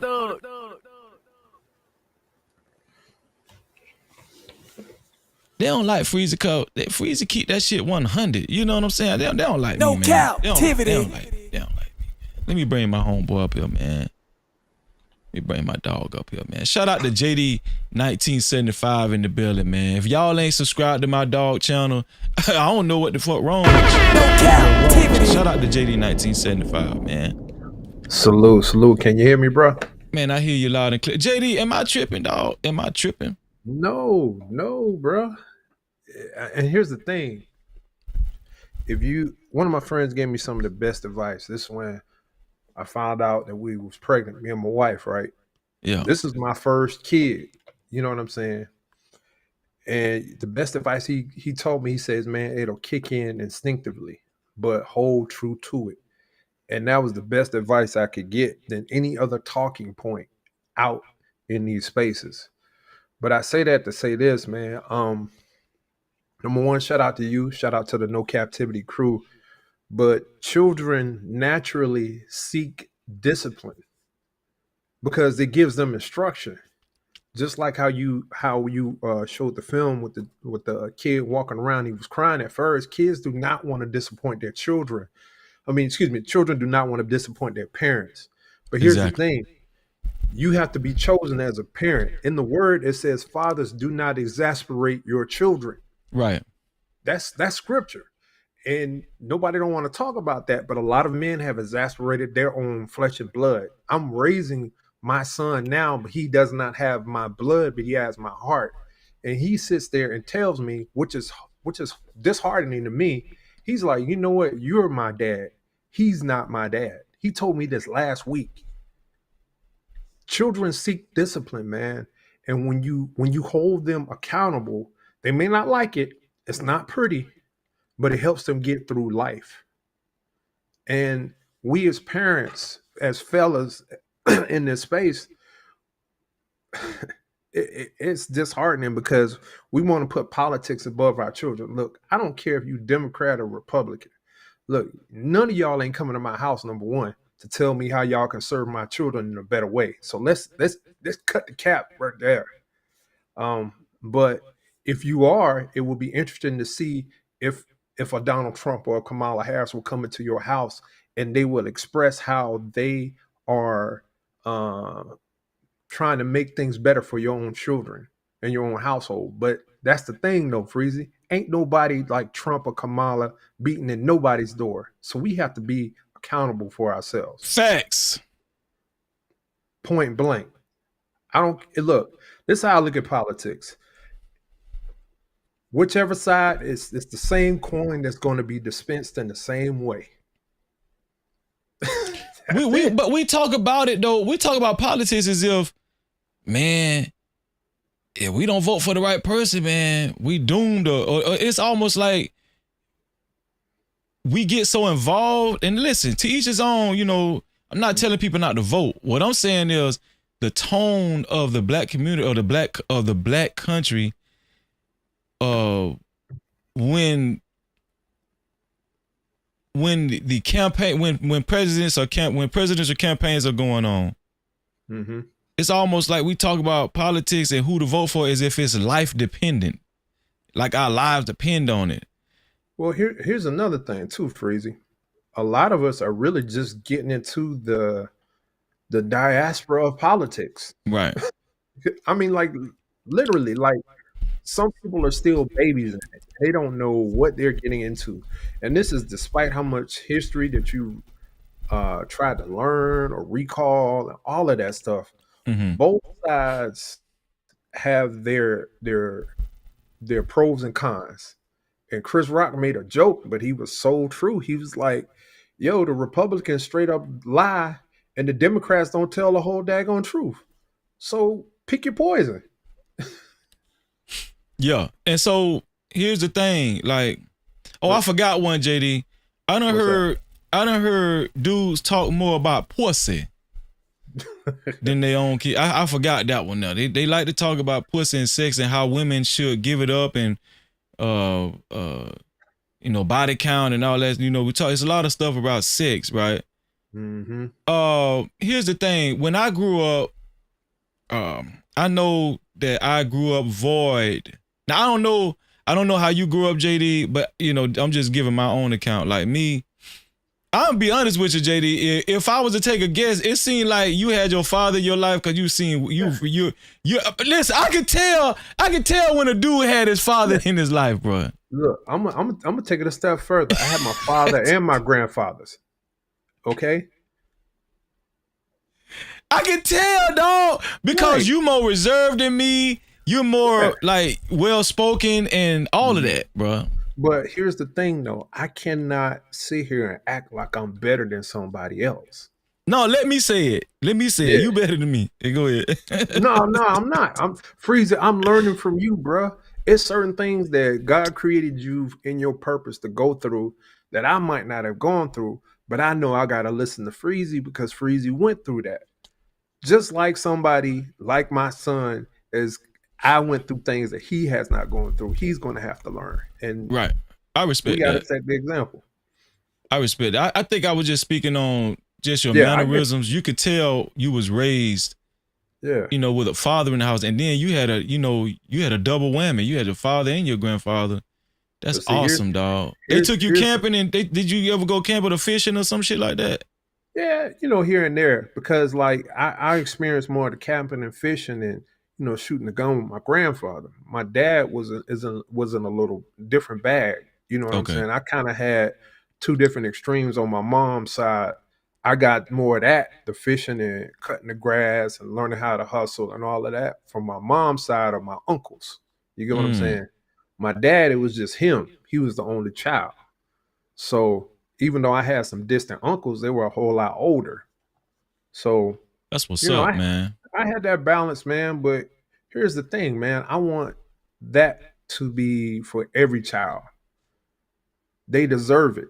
Why can't our children get the best of us because we see the worst what's out here? Mm-hmm. It's so easy to put it out here, but the worst of us is what we try to normalize nowadays. And they equate that to decent parenting. And it doesn't make no sense, man. Now, I know we're living in a more difficult time. I will agree that we're living in more difficult times when it comes to relationships, right? People are, the mindsets is different. The thought patterns are different. I will say women are more independent minded. I will say that. Like, I don't necessarily disagree with a lot of things, you know, when some of the things that men say in this space, you know, when it comes to women. I get it. I understand that. Well, when it comes to like cultivating a family or just a family and all that kind of stuff. Mm-hmm. Do you think it's harder to be a good father in 2025? Oh yeah, bro. Okay. Oh, yeah. Now here's the thing. Now I'm gonna add this part onto it. My father and my grandfather, they were never divorced. I was the very first person out of 3 generations of the same name to get a divorce and start over again. So yes, to answer to that question, it is a lot harder because when I got divorced, bro, I was like, you know what? I ain't hollering at nothing. And this was a couple of years ago. So yes, it is harder to date, to find someone, to vet someone, to really be there in your corner that really has your best interest at heart. But at the same time, it's a catch-22. You know, it's a gamble. It really is. Nowadays, it's more of a gamble because everything is out there in the open. There's nothing taboo. We grew up, you know, that's a word you don't even hear no more. There was a such thing where things were taboo. It was kept in the closet. Now everything in the closet is all out in the open. So shout out to Carl Anderson, man. Super chat. I appreciate your call for your $10 super cap. Thank you, bro. Thank you. That's the second $10 super cap. We still don't got a sponsor for tonight's show. We're waiting on who's gonna be the official sponsor and initial sponsor of tonight's show. Shout out to you, whoever you're gonna be. Oh, let me see. Wait, did I? Let me bring that up. Let me bring this. Oh, there we go. There we go. Yeah, who will it be? Shout out to Carl, man. Shout out to Carl for his $10 super cap. He said, it seems that the perceptions of white folks are influencing the mindsets of black folks. Cap-tivity. Thank you, Jesus. Man, I got to give, man, bro. Do you see it? Do you feel it? Carl. You're right. Let me read that again. He say, it seems that the perception of white folks are influencing the mindsets of black folks.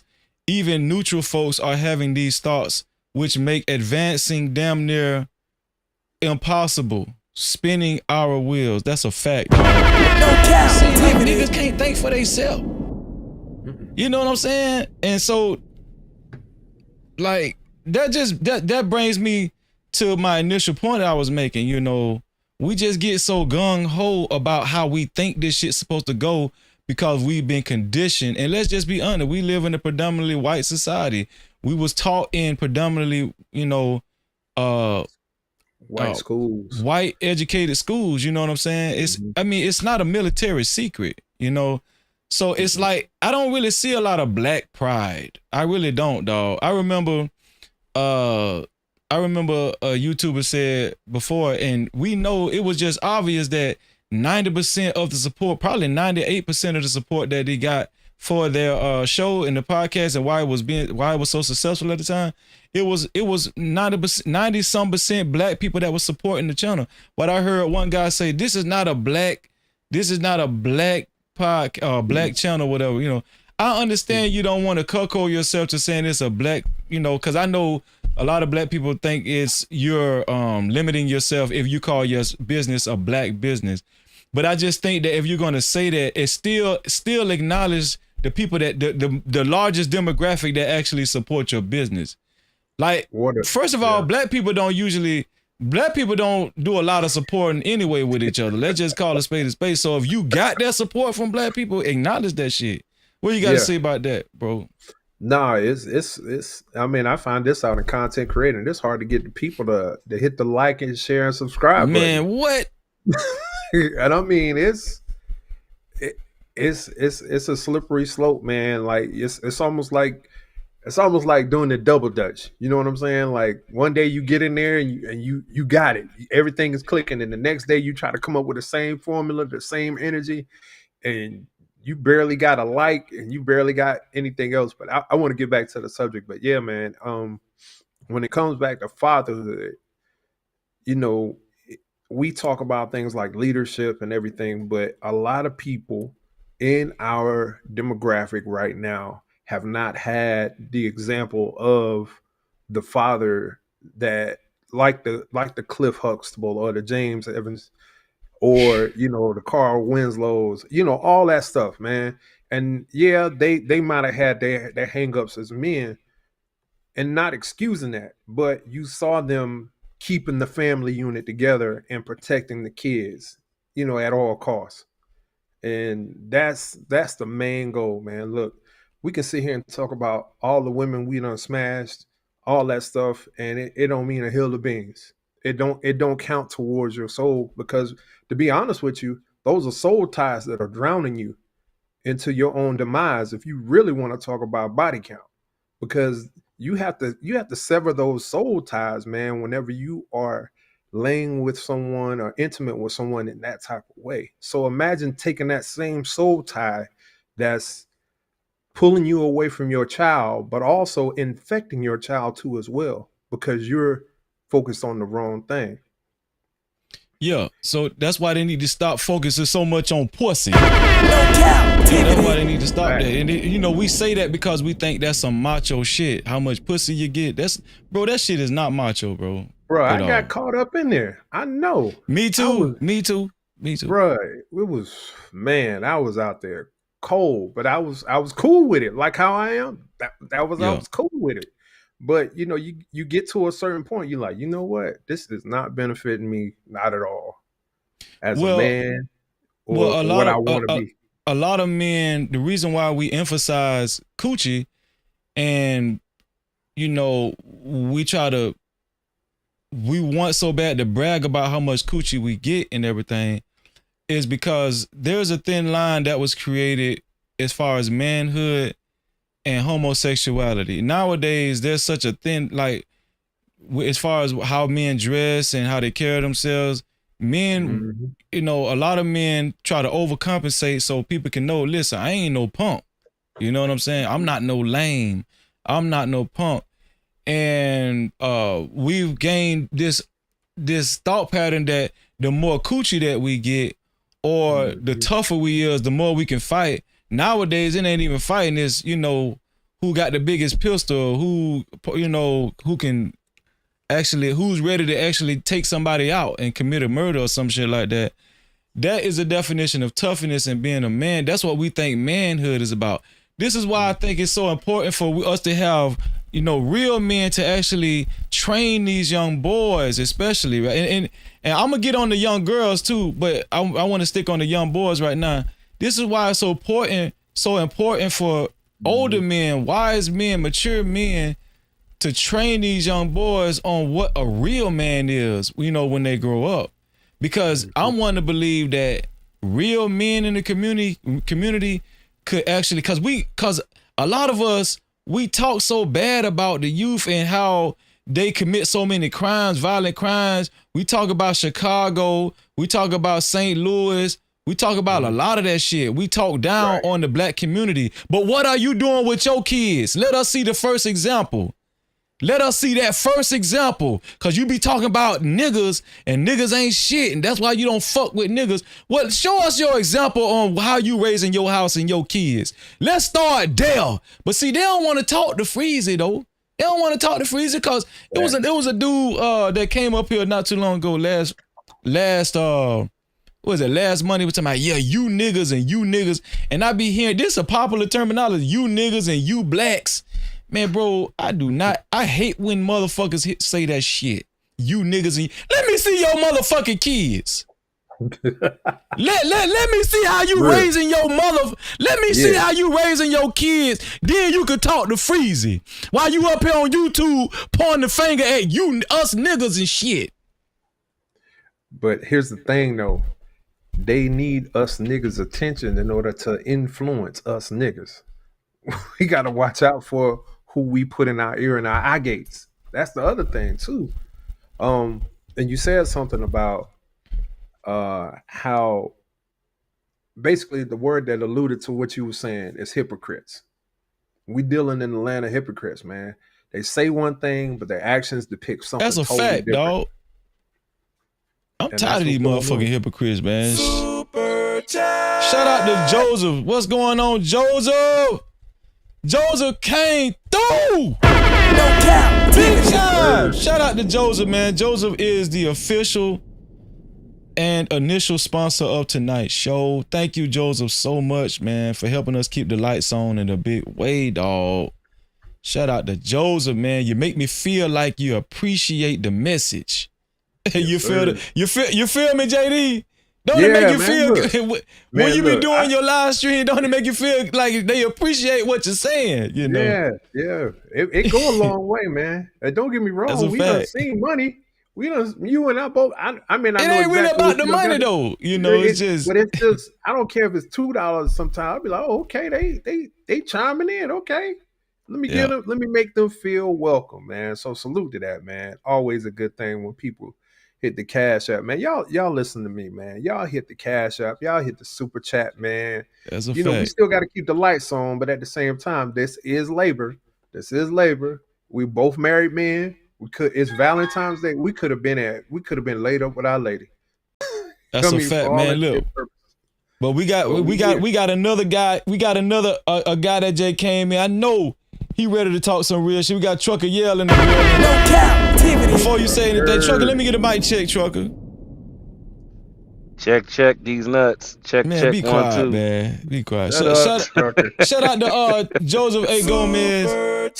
Appreciate you, Joseph, for your $50 super cap, man. Joseph said, sponsor of tonight's show is the entire No Cap family. Wow. Much love from New Mexico, man. Shout out. No Cap-tivity. Shout out to Joseph. Thank you, bro. Joseph is the first one that actually is going on the sponsorship board down there, man. Shout out to you. To be a co-sponsor or sponsor of tonight's show, thanks to Joseph, it has to be $50 or more. $50 or more, you could be a co-sponsor or a sponsor of tonight's show. Go ahead, my bad. Go and finish your thought while I add him to the sponsorship board, JD. Go ahead, bro. Oh, no, the biggest thing is just the word hypocrite, man. A lot of people are hypocrites. And I said this last year, you're going to start seeing more and more people get demonetized, their show pulled, because people are wanting the real. They want something that they can actually reach out and touch. They don't want no shock and pompous awe and all this stuff.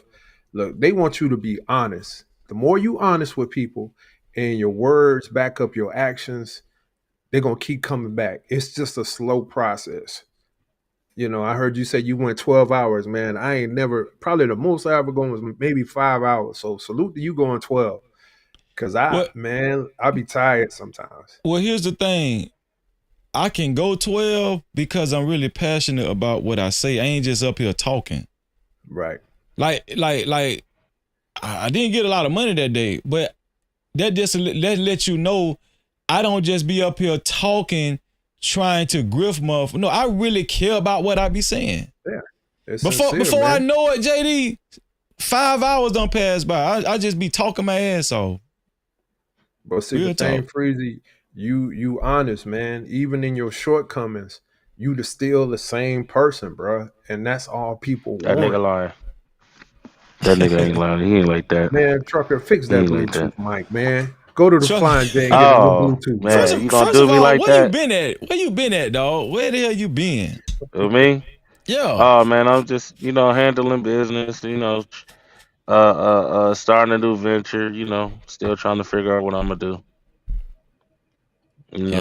We can talk focusing about on the that a little kids. later if you want to, but saying dealing with the family situation. And, yeah. You told me. Things like that, man. So yeah. So Trucker, we talking about the dynamics of fatherhood and the complexities centered around it, right? What does real fatherhood look like? You are a father, Trucker. Just give us your thoughts, man, on fatherhood and what you think that look like.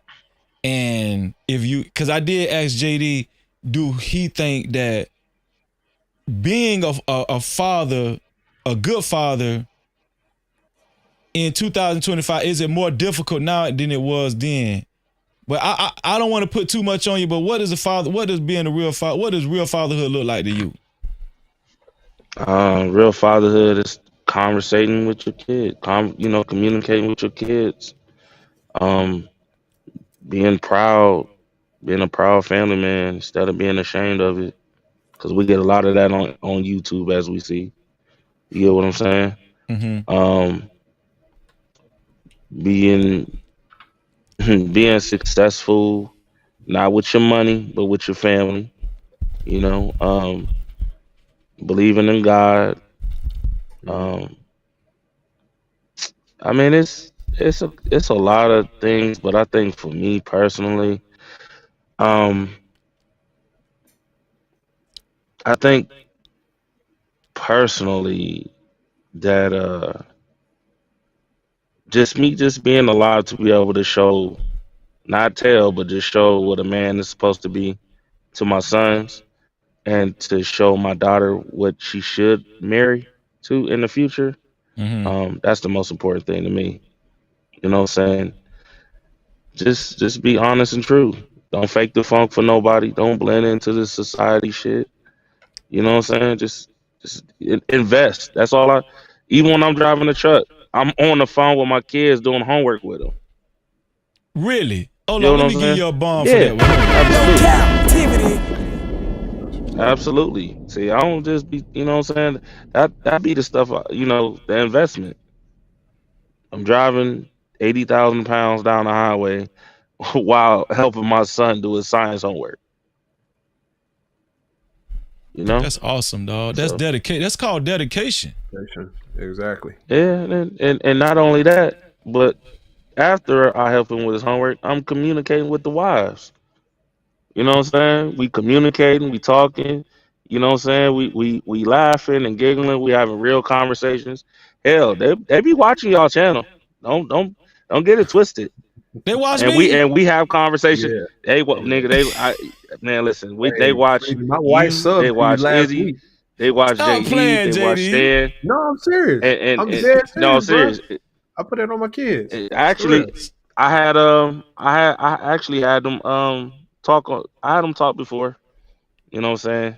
Yeah. But yeah, we have conversations about these situations, and I have to explain some things with them. You know what I'm saying? Well, first off, So I want to say I appreciate the Mrs. Yales and the Mrs. 1975s. I want to say I appreciate y'all. No doubt. Thank y'all. But I got to go through your husband first. I got to talk to the husband. That's how it go. That's how it's supposed to go down. Somebody wife got saved today. Lord have Oh mercy. Lord. What y'all talking about? Hold on, man. I don't know what. Oh man.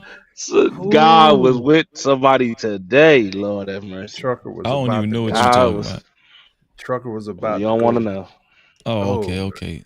So Yeah. Trucker, all of the things that you say you do with your kids, do you think a lot of guys experience difficulty doing that with their kids? What the things that you say you display and interact with your kids? Like, you think it's difficult for most black guys in America to do that with their kids? Well,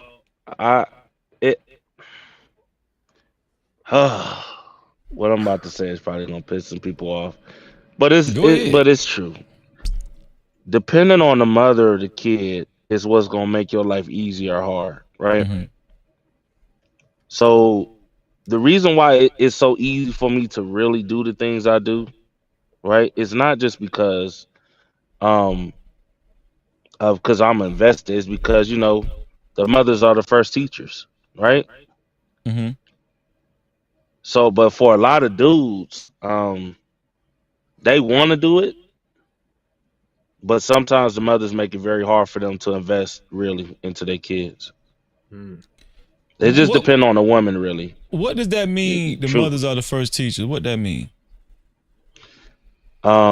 That means like I hear if that you're all gonna the teach your time. son, I'm saying I hear that a lot. I just want I just nobody really never gave me a true definition of that. well, basically it's like whatever. There's a saying that love seed, and I keep reiterating it because it's a fact. Um, if she cannot echo her husband's principles and morals, then that is not the man for her.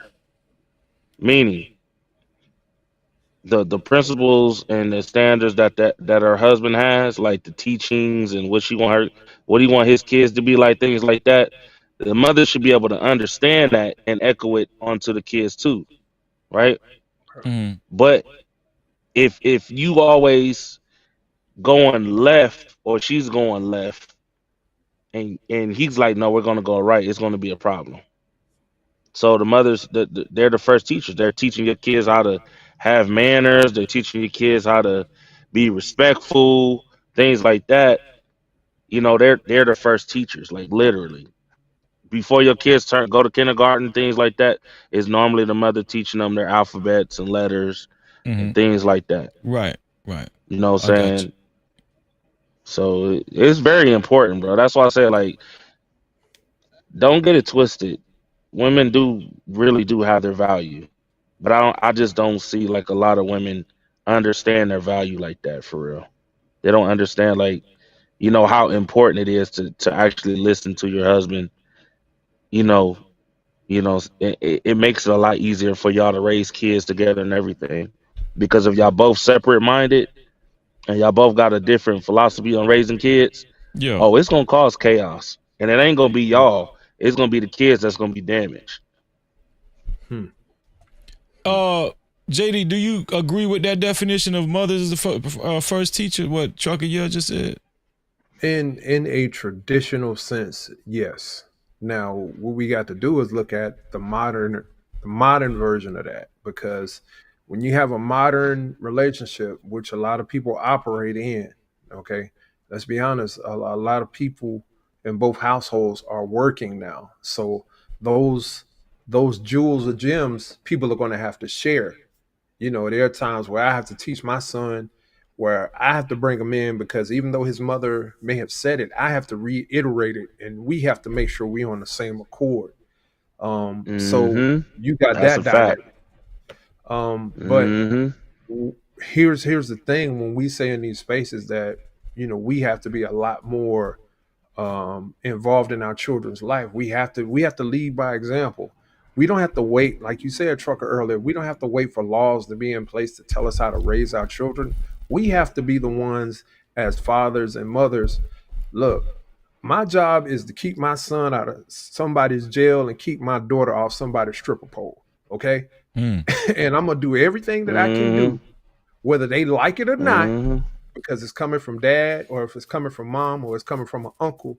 We're going to give them all the love and discipline that they need to operate in that way. But that's just more, it's a lot more engaging now, because you got social media. If we didn't have cell phones and social media right now, we could operate in that traditional sense. But what we have now, people got tablets raising their kids, and these kids get this OCD and That's a get good all of point. these other things. And Yeah, that's you're a having fact. to pivot as a father that is raised in a traditional sense. You're going to have to pivot in a different way that our mothers and fathers haven't done in the past. So you got to look at how it was and what it is right now. And I mean, of course, we're Gen Xers. We're going to pivot and we're going to make it work and do what it do, because we the ones that we created that move. So that's all I had to say, man. No, that was a great point. I didn't think about like the use of devices and stuff and how that plays a part, you know, in parenthood nowadays. Back then it was You more. surprised by that? Well, no, because I think I heard the dude from Detroit say he tried to give an excuse and say, remember the 2 kids that died in the parking lot? The story came out yesterday. Yeah, the news reporter was asking him, you know, why didn't you go get your kids? Or what kind of relationship you have with your kids? and he was trying to justify that he had a relationship with his kids because he said,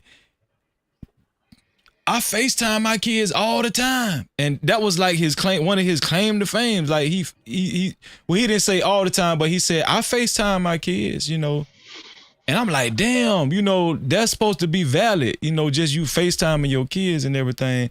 And I understand we can use FaceTime, just like Trucker Yeah said, when he's on the road, that FaceTime becomes necessary.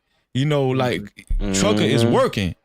But he's able to, do homework and all of that, utilize all of that on FaceTime, right? But like a lot of device use is implemented in parenthood nowadays, I see. When it comes to talking to the kids, teaching the kids, I want to know from both of y'all, because both of y'all are fathers. Mm-hmm. Who's supposed to talk to the kids the most? The mother or the father? Cause I heard several men say give their different opinions on this, but I want to hear from y'all. What do y'all think? Who, like, as far as from childbirth to rearing a kid to the child actually leaving the home, who do you think on the average should actually talk to the child? Both. As far as like, raising them and training them. Right. Yeah. Both. Go ahead, Trucker. Go ahead. No, I just, me personally, I just think it's both. Like on some real, a lot of people disciplining their kids, they don't communicate with the kids. They just discipline them and just send them on their way. And me, I don't do that. I'm going to discipline you, and then I'm going to tell you why I disciplined you. And then, you know what I'm saying? Me and the mom will talk to the kid together. You feel me? Yeah. So we like it. Like if it's a village, it's a village, bro. There's no one side. Talk to. There's times where my son would call me specifically. You get what I'm saying? Mm-hmm. Because he has an understanding that he's growing into a man. He's not growing into a woman. So let me call my dad. My daughter, do the same thing. She called the girls, or she calls the council. That's the family thing. The mama and the grandmamas, and specifically just the women. And I'm cool with that. But overall, both of us communicate. So gotta be. What do you think, JD? I agree both, but here's the caveat to it. Whoever can communicate the moral or value to the child in the way that they can listen and be obedient to, because some ways, mama can sit there and she can get more flies with honey than vinegar, whereas the daddy got to come in with the vinegar. You know what I'm saying? And sometimes it may take sometimes you got to raise your voice with your kids. That way they know where the order is in the house. I'm not saying it's like that all the time. But the most important thing is when it comes to the discipline, the mother and the father have to be on the same accord regardless.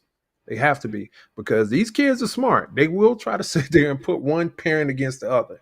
All right. Absolutely. We all will witness that. If you got more than one child, trust me. I got a little 3-year-old daughter.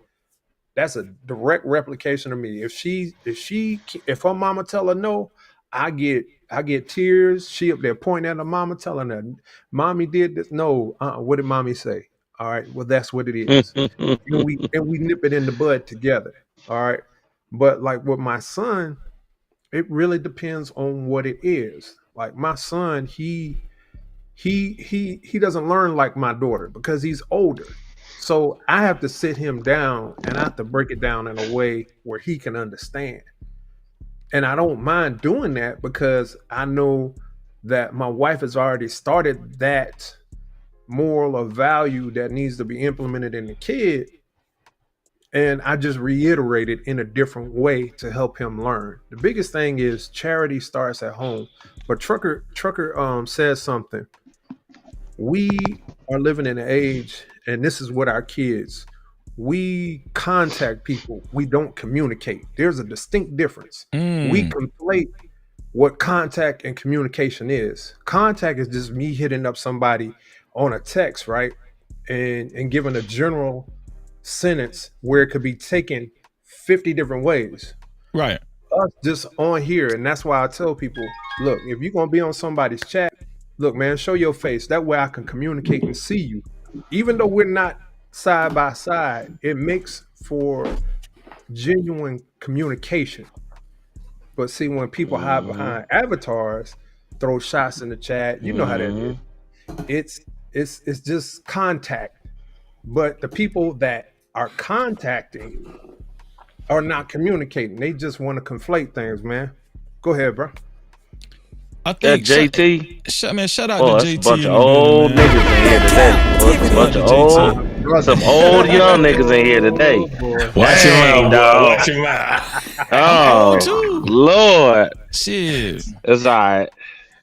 It's But all nah, niggas what- that know we old. You just don't know you old yet. Yeah, get you some gray, trucker. Get you some gray. This what I was going to Don't say as worry. far as and I asked JT the same question too, but my opinion is this. I do think mothers are more of the nurturers in the family when it comes to the kids and everything. So quite naturally, the nurturer is going to communicate with the patient more. Like the nurse is going to communicate with the patient more than the doctor. Quite naturally, right? Because the nurse is more. Since when these damn nurses is evil today? They mean as hell today. The way it's supposed to be, right? Quite naturally, the nurse is going to communicate. Or I'm gonna give you another example. The lawyer is going to communicate with the defendant more than the judge is, you know. But the patient and the defendant care more about the word of the doctor and the judge, because the doctor and the judge has the most information when it concerning, you know, how they're gonna rule on this case or judging how this medical situation is going to end up. They're going to they're tracking the medical condition. The nurse is reporting to the doctor, and the lawyers is reporting to the judge, right? So I think I look at it in that type of aspect where the moms, they're the nurses and the lawyers, but the dads are the judges and the doctors. The dads are the judges and the doctors, you know what I'm saying? And because I got you. Yeah. Makes sense. I see. That actually makes sense. I got you. Yeah, so I can see how kids hear their mama talk just literally more throughout their life than their dad. But the way I think about fathers, when a father talk, it hit different.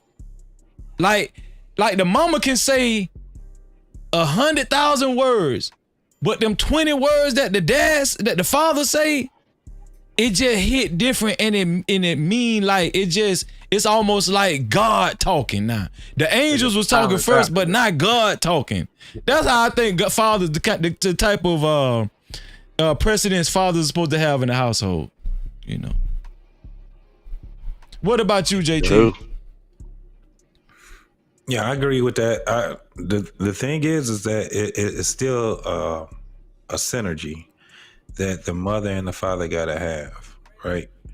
Because what we experiencing right now is that mothers are off kilter when they're talking to their kids, right? If that's all they hear is mom saying, you know, what she's saying, they don't ever hear the dad speak. That shit is messing up a lot of people, and I agree with you on this standpoint here, Freezy. The doctor is going to tell you that you got cancer. Facts. He gonna tell you. Cold. He gonna tell you exactly what you got. Yeah. He gonna tell you. Yep. Straight. The no doctor chasing. is going to be the one that's going to tell you, and then after you get through the shock of that, or you still probably going through it, he's going to give you the plan. Now, this is the craziest part. A lot of people will sit back and think that they can tell the doctor, I tried. The doctor ain't trying to hear that shit. He ain't got no manners when it comes down to your feelings. Yeah, cause this a matter of life and death. It's a matter of life and death. and it's not palatable for somebody that's not ready for it. The doctor tell you, you overweight. You know you've been 600 pounds. You know that you've been 600 pounds. I'm not going to deal with you if you still sitting here eating cupcakes and you in the Haagen-Dazs line. I'm not dealing with your ass no more. That's what the doctor going to tell you. They got some new shit out now, JT. You going to get me sued because I know that you still smoking. I know that you still drinking. I know that you still eating beef when I told you not to eat beef. I gave you the plan. You didn't want to go across the plan. Now watch this. The nurse will look at you and be like, "What the doctor say?" What the doctor say? Well, he was telling, and I told the doctor that I was trying. Well, what the doctor say? He said that I'm not trying, and I'm telling you I am trying. The doctor like, I've been doing this shit for 20 plus years. You can't tell me that I gave you 20 pounds to lose, right? I gave you 20 pounds to lose in a month. Mm-hmm. Not only did you not lose any weight, you 15 pounds heavier. And you telling me you trying? Listen, I'm gonna give you one more chance. And you're through. No. I'm gonna give you one more time. You know I had to play it. And you do. I gave you too many chances, baby. It ain't no show. I gave you too many chances. Yeah. So you're right. Hey, Chuck, you about to get roasted in a hot second, Chuck. Keep on talking. I'm gonna blaze you. I ain't even looking in the chat. I don't even know what you looking at, Chuck. Man, listen, she trying to play me like I'm laying on my stomach and I got my feet in the air. Nah, that ain't me. Don't do it, Chuck. Don't do it. I'm trying to tell you. The mama she's still trying to be understanding. But see, the doctor keep hearing the nurse complaining, don't he? He keep hearing the nurse complaining. He keep hearing the orderlies. Hey, do they even call them orderlies anymore? They CNAs now, ain't they? They nurses assistants or whatever it is. Yeah, CNA. He's hearing everything that everybody. No, when the doctor shows up with not trying to be this guy that's going to be. He's gonna have some type of manners, right? Mm-hmm. But he got to tell you what the reality is. That's why it's the doctor to tell you that. He gonna tell you the cold hard truth. You got eight, probably less than 8 months to live right now. I know you don't want to hear this shit, but I got to tell you. You don't want to hear it, but I'm gonna tell you. JT, when you get done. Yeah, and then he'll tell you. So what we can do is this: we can go ahead and get you this this treatment. Now, what happens with this treatment though is it's going to cause a whole lot of pain. But at the end, what we are looking for is for you to come through it. You got 3 months to go through the pain, but it's going to be painful. The doctor going to tell you that. The nurse ain't going to tell you all of that. The nurse is going to tell you, I got this medicine that I can help you. It's time to take your medicine today, Mr. Yeah. Mr. Freezy. Yeah. But they have to have a synergy, right? There still has to be a synergy because what the nurse is doing is that she's going to carry out the orders that the doctor has set forthcoming, right? This is what he do. He signs off of it and he's moving on. He already done told you that you got cancer. He about to go over here and tell this other person that they got a different type of cancer, right? This is what he's doing all damn day. This is how he's doing it. Imagine when you got a bunch of kids. Now, what we have, and I'm gonna let you go, JD, after this. What we have is a society that will make us as men stop being who we really are. They want us to be what they want us to be because it's not palatable as men. When I, you know what I'm saying? So when I'm talking to, even if it's not my kids, I'm talking to anybody that's in my community, and I start giving them the hard truth. It's it's like some of them will listen to it and some of them won't. Yeah, that's a fact, man. Shout out to No Cap Logic in the building. What's up, Logic? No Cap-tivity. Shout out to you, Logic. Go ahead, JD. You want to add to that? Yeah. So here's the thing. You got, like, he gave the analogy of the doctor and the nurse, right? Similar to fathers and mothers, right? In the raising and the caring for the child and the upbringing, right? When there's a malpractice suit, who do they go to first? The doctor or the nurse? Definitely the doctor. Because he has to give the straight up facts no matter what, right? Because his practice is on the line. His reputation is on the line, right? Fast forward that to fathers today. Okay. If there's any hiccups, anything that causes any conflict, they're gonna look at the father first. Same thing, man. The mother is going to be the nurturer, like Freezy said, and that's fine. But like I said, the mother, she's going to get more with honey than vinegar. That doctor is going to give you the straight vinegar, whether you like it or not. It's going to hit you. It's going to hit you in the chest. It ain't sweet. It ain't pleasant, but it has to be. The foundation has to be laid in that way, simply because that's just the law. He's doing what he's supposed to do to protect not only his practice, but also the nurse and the other people that he's over. So that's all I had to add to that, man. Shout out to you. So what do we see more so nowadays? Because we talk about single mothers, a lot of the black community is led by single mother households. Are the mothers the new doctors? Are the mothers the doctors now and the judges? Nah, the mothers are the janitors. No, man, come on, man. So man, the mothers, the janitors. You trying to start something? It's a lot of terrible mothers out here, bro. You just heard JD to say they literally put the tablets right in front of their kids while having dinner. Real talk. They don't, it ain't. So we already understand where that comes from, right? That comes from not knowing. It comes from the lack of knowledge. And especially when you have the lack of knowledge yourself. It does not come at, okay, Freezy, let's go biblical. What happens when we have lack of knowledge? Don't we suffer? Yeah. We suffer tremendously. You just talked about, before Actually I came up here, you did a show. You did it for lack of knowledge, yeah. And you just had a young lady that you talked about that's from my city, Detroit, right? Had 2 kids that froze to death. Damn, he froze to death.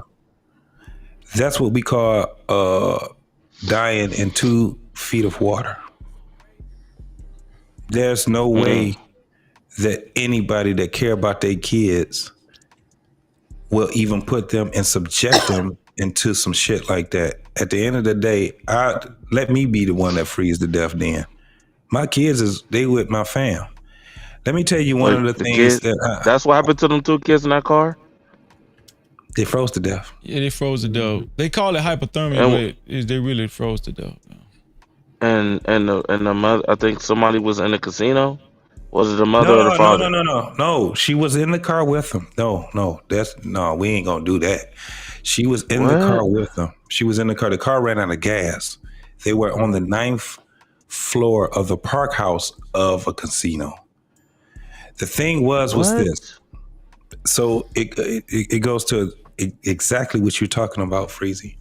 See, when you don't have a sense of community, that's what ended up happening.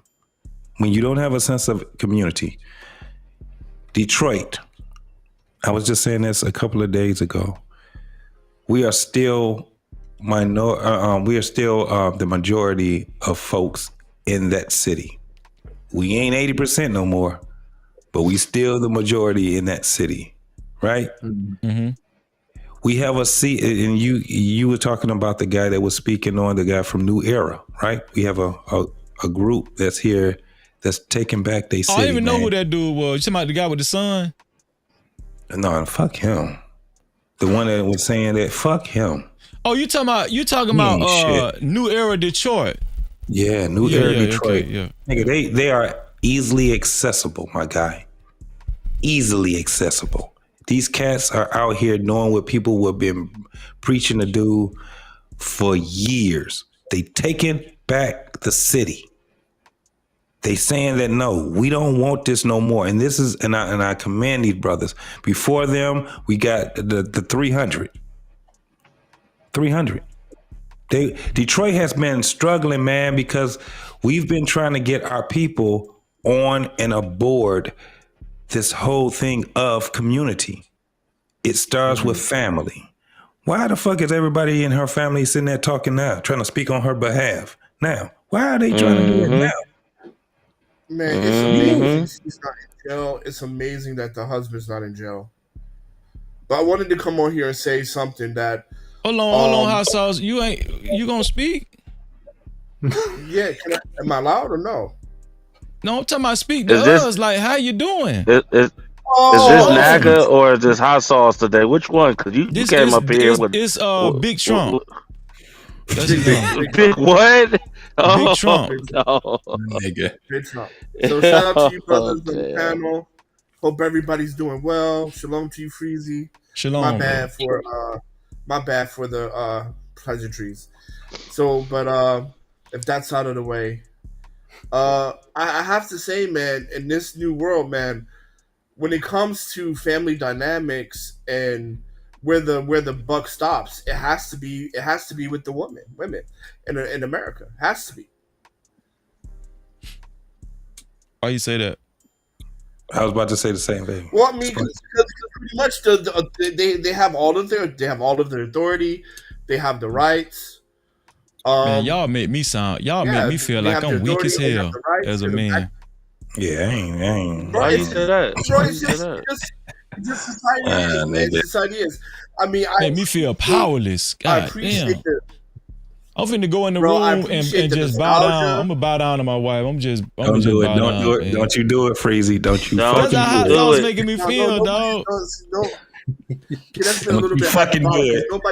I never watch a show again. All right, well, okay, all right. I ain't got nothing. All right, then I ain't got nothing to say. Then I just go ahead, Hassan. We just joking. Go ahead, bro. We just kidding. Yeah, I mean, at the bottom line, that's it is what it is, man. I mean, at the end of the day, the buck stops with the women, right? America is, the future is female, right? And that's coming to fruition, and it has been coming to fruition.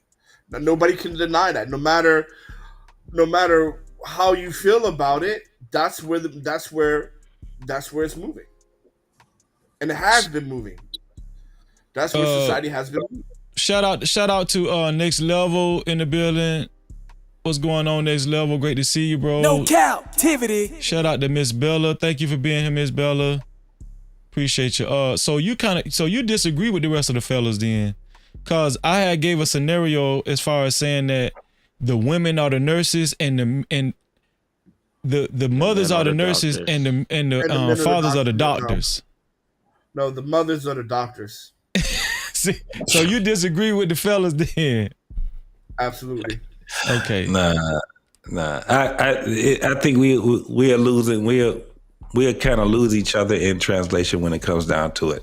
What it is right now is that's the concept, right? What we were talking about was what it would be to have a great family. Dad is the one that has the wisdom. Let's keep it 100. Dad is the one with logic. Now, what Hot Sauce is talking about is what it is right now, and it's going to get even worse. So I can agree with him on that standpoint. Absolutely.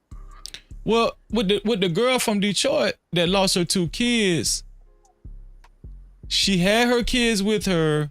She was prior to that, she was staying at a motel. She said she couldn't handle the payments, the fees. So she said that she contacted her baby daddy and said, "Hey, I can't maintain this, paying for these rooms. We about to be homeless."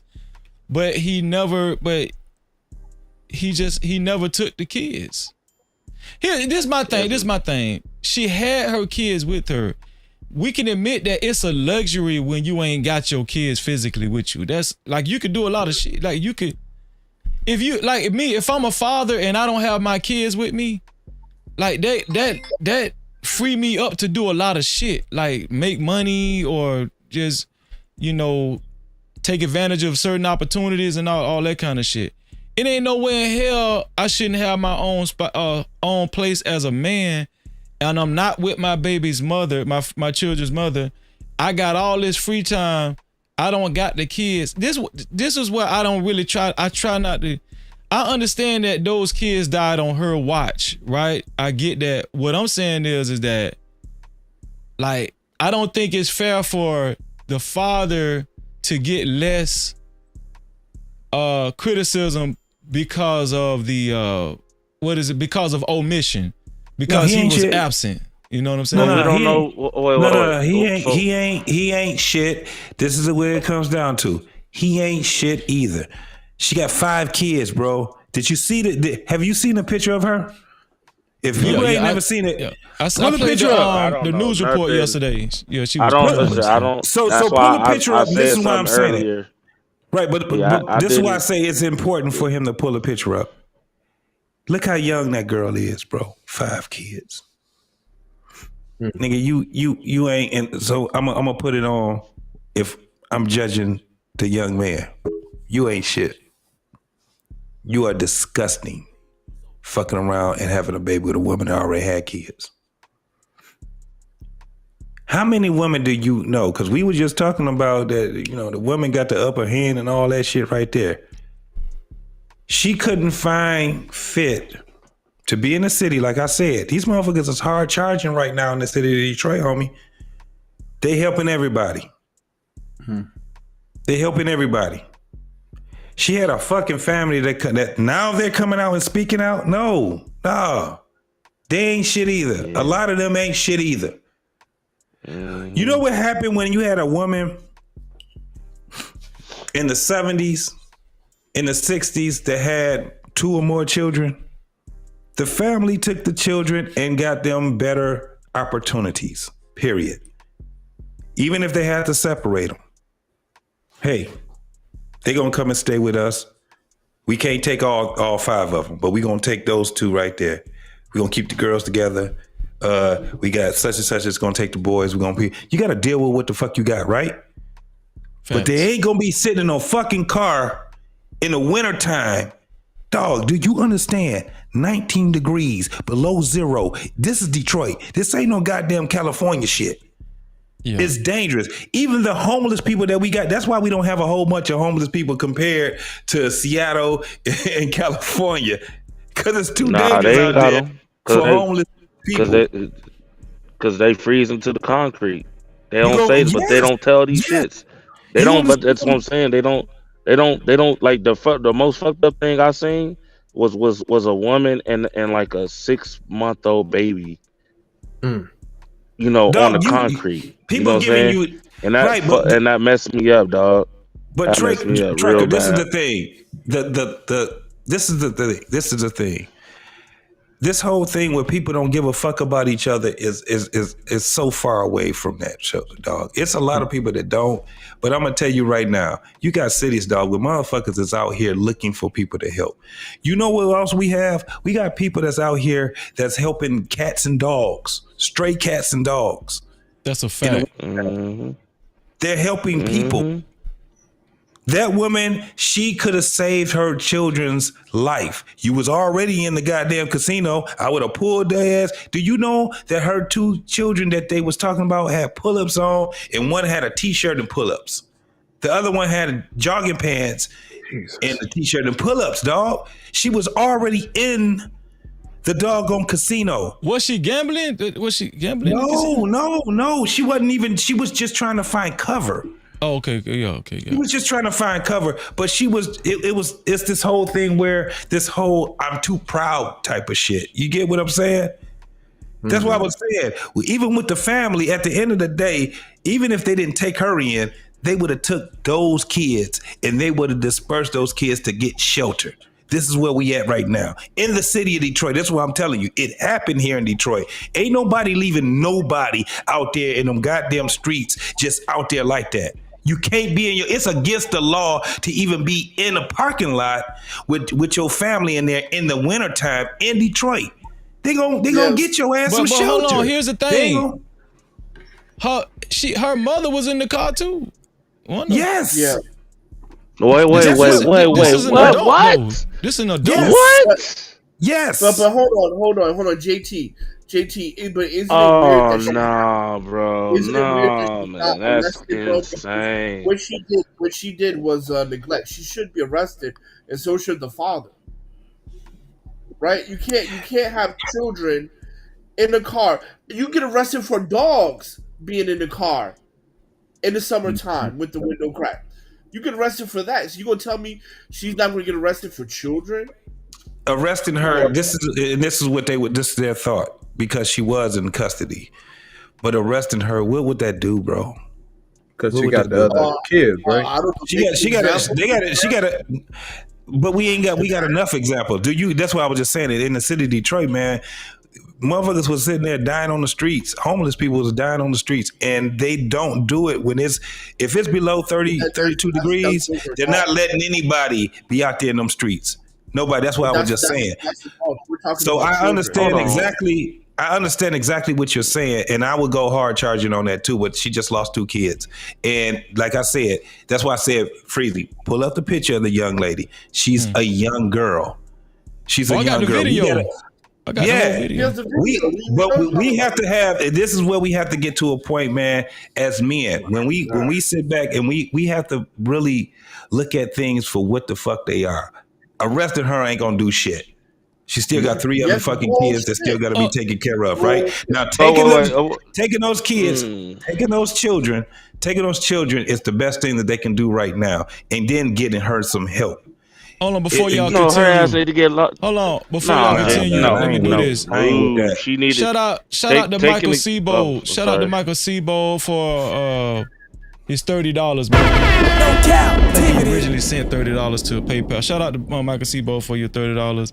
Or maybe it was $28.73 because I think he's in the UK. So I think maybe it was $30 for UK, like euros. Yeah, I don't know. But shout out to you for the contribution, bro. I appreciate you, dog. Thank you, Michael Sebo. Thank you, bro. Go ahead, Trucker. Yeah. No, I was getting ready to say all they asses need to get locked up.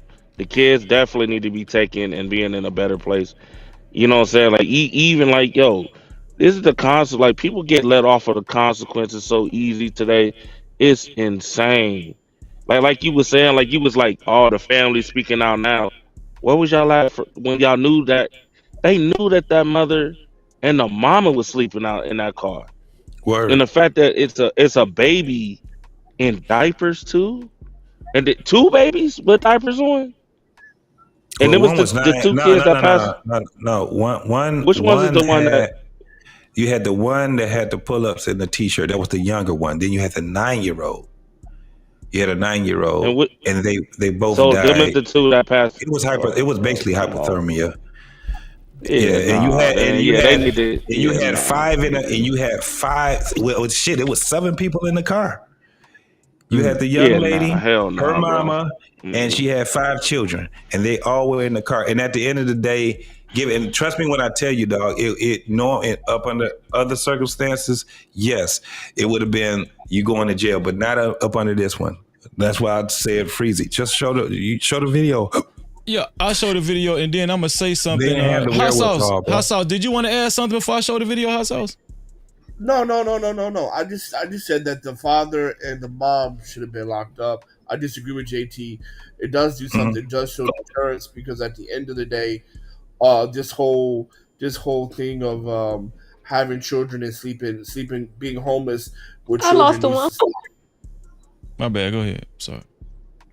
Right? Yeah. No, that's it. I mean, this whole sleeping in cars and being homeless with children has to stop. But I do agree with JT on this. This was a failure. This was a failure of community. This is a failure on so many levels. The mom failed. The husband failed. The dad fell, and the neighborhood fell.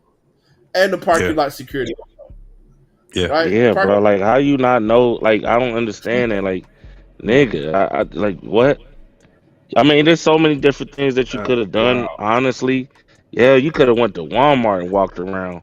You know, well, I don't know if they closed early or not out there in Detroit, but you could have did something. Goddamn it, you ain't about to like. Come on, man. It's so many different things, It's a lot. dog. It's a lot that they could have did, man. Like I said, you're right. It's And sickening, dog. It because the really city is sad. and trucker, this is the thing. The city has had a black eye, a whole big ass pumpkin face for years, bro. And you got people that are actually standing up for for the people in the city. That's why I kind of just my whole thing was that not to arrest her. I get it, and I was riding on that whole thing too. So I'm not going to fight against what you guys are saying. I'm not going.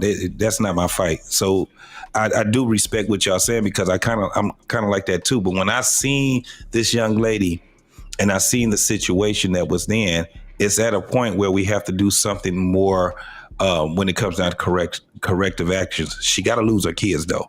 There's no having those kids no more. You cannot have those children, right? And even when it comes down to the family, nope, they can't have them either. Because at the end of the day, you can't tell me that the family member was homeless. Get the fuck out of here. Yeah. Like, I Yeah. know. You know what The I'm other saying? thing too, though, JT, man. you got to look at it, man. From this perspective, they're already in jail because your kids are dead. You have to live with that till the rest. You gotta of your live life. that for the rest of your life. And that's why I said show the video. That's why I was just saying it because I was man. when I didn't see it, when I didn't see it, and I'm very close to it, right? And so when I'm hearing it, and I'm like, damn, this is not the first time we had to deal with something like this. It may not have been just children, but we done seen some homeless people, man, freeze to death on the streets. And at least like 10, 15 years ago, they was like, we ain't doing that shit no more. Right? They was like, nah, if anybody, the way right now, it's less than 20 degrees here in the D, dog. Depending on what part of the D you at, it could be worse than that. And that's cold. You dig what I'm saying? Yeah. Yeah. That's below freezing. Different type of cold. Man, I Yeah, couldn't you can't imagine sleep in that your shit. car. So, and the thing that's was cold. that they were sleeping, and the thing was with that they were sleeping in the car when the heat was and all that stuff. It ran out of gas. When you wake up in the morning, like right now, I can show you pictures right now of all the cars that's here in Detroit right now. They're covered with frost. It's a freezer in those cars. Yeah, That's how crazy it is. So for those kids to be different. in the position that they're in, that young lady to be in a position, all of them was suffering. And it's a reason why they didn't ask other family members. But at the end of the day, this is where when, I don't know if I was on your show or whatever, Freezy, and I was on my soapbox and I kind of crashed out. Niggas talking that family, that black shit. Yeah. No. It starts with family, goddammit. That's what I crashed out about. You can't get with no motherfucking strangers out here talking about black people this and black people that, and you ain't even fucking with your own goddamn family members. I don't give a fuck what's happening. We already know what it is as far as being resilient people. We wasn't resilient by ourselves. We were resilient because we was with each other. And guess what we was doing? We was still judging each other. We was still having fallouts with each other, but we still looked out for each other. Yeah. Now, it ain't even that. Nah, I can't help you. I can't help you. I understand, but I can't help you. At least it got to the point back then where people were sitting back and saying, listen, you bring such and such, I'm going to call Mark, I'm going to call Cindy, and I'm going to see if they can get the other kids over here. And then you can go stay with your sister, right? But you still got to come over here and make sure your kids are straight because I ain't taking care of these kids. You got to take care of them. They ain't even doing that no more, bro. I can't help you. You know what? I can't help you. What's crazy about that? I can't do nothing for you, man. Go ahead, bro. Go ahead. This is a situation I got at the house right now. I got my 4 kids plus the other 3 kids that the family members' kids, right? And we just had like a big ass fallout about this shit. And and I had to, you know what I'm saying, I had to check the baby daddy and the baby mama. Yeah. Well, y'all, you know what I'm saying? I don't mind your kids being here while y'all get yourself together, but what I'm not gonna do, you know what I'm saying, is be more helpful to these kids more than y'all. Then y'all doing it. Get y'all lazy asses up. Go get a damn job. You feel me? You in a nice little area. You not in the hood no more. You know what I'm saying? You in a nice area where you can get some money, take care of your kids, whatever it is. You feel me? And you know what I'm saying? Y'all coming up with excuses. You know what I'm saying? And I told him straight up. I was like, oh, okay. Well, nigga, you trying to get hype, nigga? I'll tell you what. Come pick up your kids by Saturday, straight up. Cause one thing I'm not gonna do, nigga. I'm not playing that shit. Like, I rock with you. I'm trying to help you out. But if you ain't trying to respect that, my nigga, I ain't gonna argue with you. These your kids, not mine. So I got two. No, I agree with you, Trucker. I got two things that I'm gonna bring up after I play the video, but I'm gonna play the video. I didn't hot sauce. I played the first news report, but I didn't play the other one. So I got two. I'm gonna play if we can just have a little patience. But yeah, here we go. Sr. wiped away tears while talking with me about his children, Darnell Jr. and Amelia, and the distressing phone call he says he took from their mother, Tatiana Williams, on Monday. Hey, pause it right there, right quick. As soon as I got on the treadmill. Pause it on no girl for a minute, Freezy, when you get a chance. On no girl. I got it. Darnell Curry Sr. wiped away tears while talking with me about his children, Darnell Jr. and Amelia, and the distressing phone call he says he took from their man. Come on. Look at that little girl. That's a little girl. Is that a little girl? You see what I'm saying? Yes. That's the mother. Is she like 19, 20? Nah, she probably about 25. She about 25, probably a little bit older, but look at her, man. That girl ain't, man, come on, bro. What you put her in jail for? Man. You get what I'm saying now? Because she killed 2 kids. Nah, she didn't kill 2 kids, man. She was neglectful, yes. Okay, but what I'm saying is 2 this. kids died because of neglect.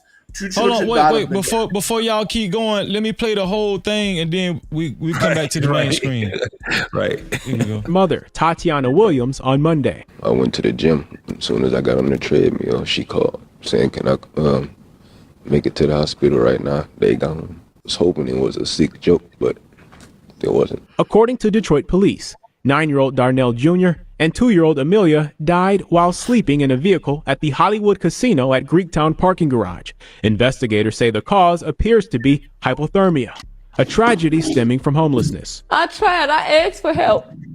I asked everybody, even people out of state. But I tried. I tried to keep hotels. I tried to pay people to stay there. It wasn't working for me. You know, people just didn't like too many kids at their house. I spoke with the children's mother Tuesday evening. She told me she's been living in her vehicle for 3 months, along with her 4 kids, her mother, and 2 teenage siblings. She says she reached out to Curry, who's the father of 3 of her children. I asked him, I said, can you get your kids for me? I said, I need help. You know I'm homeless. I kept a room. So she said she asked him to get the This kids. long. I couldn't keep it no more. They were homeless. Had Tatiana ever reached out asking to? No, she did not. All she said was, can I get him? Can I get him? He said all she said was, can I get him? Can I get him? Just to get him, and can I get him? Because y'all homeless, that's 2 different things. She said she had been homeless for 3 months. See, that's what I saw, about 3 months, but she ain't never said nothing to me. Nothing. So all them other sob stories, they can cut all that. No, she did not. Curry, who lives in Novi, says Williams never specified why she wanted to drop their kids off to him. She just asked, can I get them for a couple of days? But I told her I'm working and all that, and I'm out here. We're not close to each other, so I couldn't. But she knows all my family is right around the corner from her. Did she reach out to any of your family? No, she did not. And she knows she could have, like we always used to do. He says the last... Nah, bro. Because bro, right here, right? Hold on. Like, Man. like if I'm like, well, she knows my family, then I would just call my family to go get my kids. Bro, sis, go pick them up right quick, and I'll get them after work. I mean, why can't he do that? He's a piece of shit. I agree. Yeah, nah, as soon as she would have listen, you know how many niggas is waiting for that phone call? Come get your kids. Nigga, we would have been on our first flight. No, dog. And then the way you acting nonchalant, nigga, we know what it is, bro. Last time he held his children was a month or two ago, and that they typically FaceTime, moments he will miss. And there's a police investigation into this. What is it you would like to see come of this? Obviously, nothing's going to bring back your 9-year-old and your 2-year-old. Doesn't even matter to me. Can't get them back, so it's whatever. Darren Cunningham, 7, News Detroit. Darnell Curry Sr. wiped away tears while talking with... So, this the other one I didn't play yesterday. Right here. I lost the one who made me a mother. I lost the 2-year-old. What you said, Hasso? Did he say it's whatever? Yeah. Like when you say you That's lost what I thought he said. Yeah, that's what he said. Is that what he said? He said, nah, bro, nah. This the other news report. Just call it for what it is, dog. This the other news report. Then we could talk about it in its entirety. I'm dying inside. It hurt. I feel like my heart is breaking. And I have 2 more kids to live for. It's been a long journey for Tatiana Williams with an even tougher battle ahead. She spent the last 3 months living in a van with her children. And I regret having to sleep out there so bad. I tell them I'm sorry, but I tried. I tried to keep hotels. I tried to pay people to stay there. It wasn't working for me.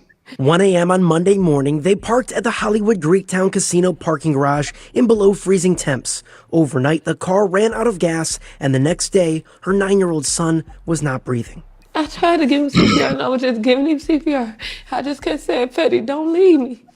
Don't leave me, please. I lost the one who made me a mother. I lost the 2-year-old. I'm dying inside. It hurt. I feel like my heart. Review of the city's homeless services, while Tatiana is now in a shelter. Don't leave me, please. I lost the one who made me. After a friend helped take him to the hospital, her 2-year-old daughter was also found unresponsive. Both were later pronounced dead from what appears to be hypothermia. She didn't even get to live her life. She didn't get to do nothing. She lost her life because I had to sleep in the car. In a press conference, the mayor and city leaders confirmed that Tatiana did call the city's homeless response team back in November. So she did call the city's response team back in November. But nothing ever came of it. At least as far as we've been able to determine so far, the family never called back again for service. And as far as we've been able to tell, our homeless staff never proactively reached out to say, what happened with your situation? Was it resolved? Don't leave me, please. Review of the city's homeless services, while Tatiana is now in a shelter and her kids are with relatives. It took my 2 kids to die for y'all to help me. It just don't work like that. It hurt losing 2 kids. Man, if you don't shut your ass up, you dog. know, I don't wish man, that on no. nobody. And if Man, you see, can get that help, be that please go bullshit, get help. Because I don't want nobody else to go through what I'm feeling. Review of the city's homeless services. Downtown Detroit police are investigating. Bro, both of their asses pieces of shit, my nigga. You don't like what? That was her. Nigga, that was her entire story. That her version or whatever. So, what do y'all think? So let me, before we say something, let me set this up in case they said that the guy lived in Novi. If anybody knows that you probably don't know. Novi is in the suburban part. It's not even close to. It's probably about 28 miles away from Detroit, right? So he stayed in Novi. I stay close to Novi. And what we just witnessed right there is this. It's 2 different things. One thing is this. You have a young lady that had no business having children. Period. That's a fact. Those children that she That's a had, fact. those children supposed to be gone. The other thing was that young man that got that woman, he gave her 2 children. I guarantee they were living together at one time. 3. He gave her 3. He gave her 3 out of 2 5. of them 3 died. out of Yeah. 5. Right. 1 9. One that was a infant. Oh, It was that one 4, right? was 4 a kids. toddler. No, It was 4 when the kids other in all, one, right? She has 5 children.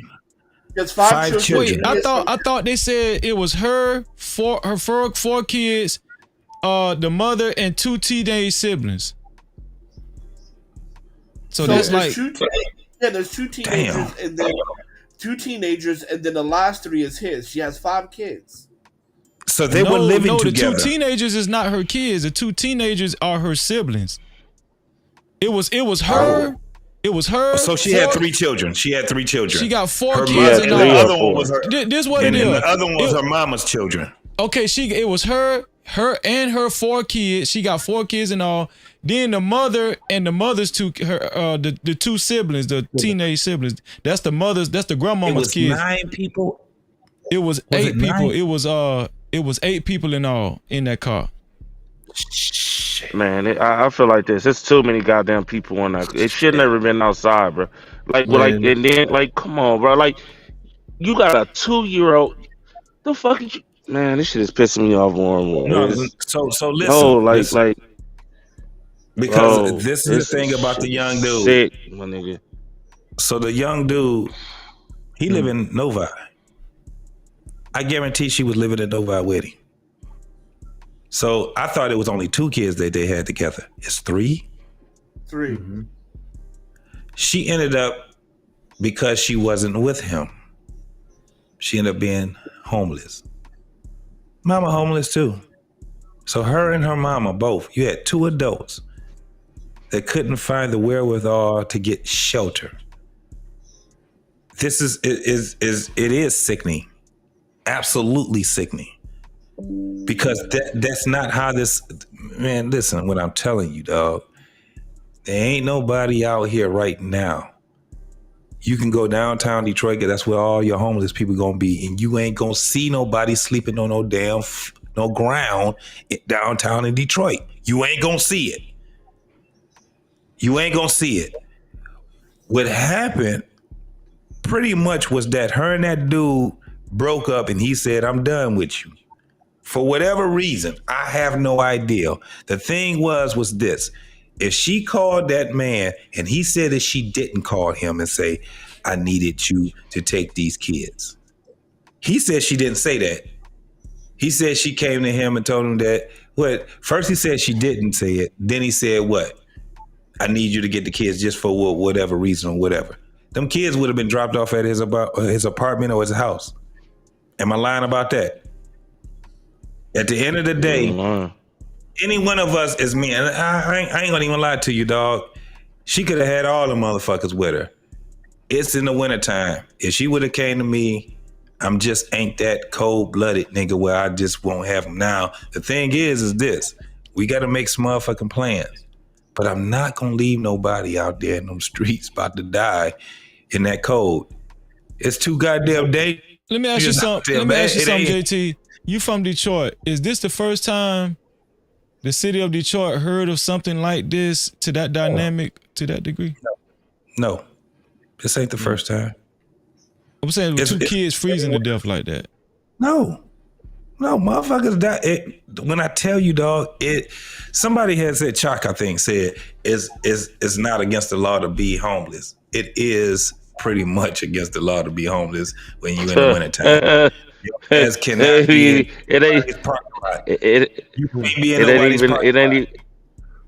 ain't even homeless. I mean, in the wintertime, that's overall. In some states, you ain't allowed to sleep in your car. You know what I'm saying? You could be. Ain't nobody gonna let you do it. Kids. Those cops ain't gonna let you do it. They're not gonna let you do it. They're not gonna do it. They're gonna tell you got to get somewhere. And if you ain't got nowhere to go, they're gonna find you a shelter to get to. They got you can look on YouTube right now, dog. Everywhere where it's cold at, you got even where it's not cold. Look on the West Coast. They're eliminating all that crazy ass shit. You had all these goddamn women living out there trying to sleep in their car in the parking lot where it's warm at all year long, and the cops are saying we can't allow this anymore. You need a shelter. We're gonna find shelter for you. Well, They're trying to do what they can. What about this? Y'all follow me on this right here. Obviously, the young lady was poor. She was very impoverished. Yes. And right along with her mom, because her mother didn't even have a crib. You know what I'm saying? I don't know how that worked out. Like the mother, ain't nobody even talking about that. The grandmama didn't even have no place to, nobody was established. Nobody had an establishment. It's kind of shitting on these talking. Ain't it kind of shitting on these talking points that they be having on these panels though? The women got the upper hand, and they do this and they do that. It's shitting on those talking points. You got a lot of women that are not using the system, and I'm talking about a lot of them, dog. It's about to really start coming. If you see what's happening right now, Freezy, all you got, just look it up. Homeless women. You can just type it into Google. Yeah. No. Hey, JT. A bunch of these goddamn women across America is homeless. I've been saying that, I've been saying that for so long, and niggas ain't been hearing me. When I sit here and say, stop going to these tourist cities and really traveling, you will see the truth, nigga. When I mentioned the fact of that little baby and that mother on the sidewalk, you feel me? And like we know, especially like in Detroit or like Cleveland and Youngstown and Akron and Toledo, bro, that is not nothing new because the weather is different. You feel me? Yeah. It is totally different. So it's not new. You know what I'm saying? Like even in Atlanta, you're starting to see a lot of homeless women sitting in front of Walmart asking for money, like for real, with their kids. I even actually went off on a girl in front of her dude. Her dude was right there. You know what I'm saying? And I was like, bro, you got to get your shit together. You got a 16-month-old baby in 36-degree weather with no hat on or nothing. And that's crazy. bitch ass dude is right here next to you, chopping it up with the next neck, bro. No. Let me say this though, absolutely. Chucker. Let me say this. Y'all tell me what y'all think about this. What sticks out about that situation is it wasn't just one homeless mother in the car. It was two. It was her and the grandmother. Her mother was in the car homeless. So that means neither one of them had an adequate place for everybody to stay, right? What also sticks out is, obviously they were very impoverished, but the father he poor too. He's poor too. He's impoverished. But he had somewhere to lay his head. Obviously, he might have been staying with like a girlfriend or in Novi or some shit like that, like a girlfriend or some, No, the nigga had a job, dog. The motherfucker. So listen. the nigga got a job and he got a place to stay? He said he was Freezy. Look, he said go back and look at his just hair. got off work when she Her called hair him. was not done, and his was. Yeah. Go back and look at the hair. This nigga in the gym, he pumping iron. If you play it again, he was. he said he was in the gym. Why do y'all believe that he had somewhere to stay though? That's what I want. I mean, no, not somewhere to stay. That he had his own place. Because he stays in Novi. Ain't no homeless people in Novi, dog. Novi is a suburb. Now, right around a block from Novi is Wixom. But you got those Section 8 apartments and shit like that. Now it could have been he lived in Wixom instead of Novi because they're literally half a mile away from each other, right? But the man has a job and he has a place to stay. Well, for what I've been hearing is just like BATL. Shout out to BATL. I've been hearing he stayed with his girlfriend in Novi. Whoever his girlfriend is, right? But he still got a place to stay. Right, but here's the point I'm trying to make. And this is why I do kind of get sympathetic with on the mother's behalf. 9 times out of 10, it's like a blessing and a curse for courts to side with women in family court because they get custody most of the time. Now, when the woman gets custody most of the time, the kids tag along with the women more so than with the men. As far as the kids, actually, they wake up with the women, especially if they're single parents or whatever. And so now when it comes to like this long, if a dude, let's just say if she meet a dude look at this girl's situation, she dragging 4 kids with her.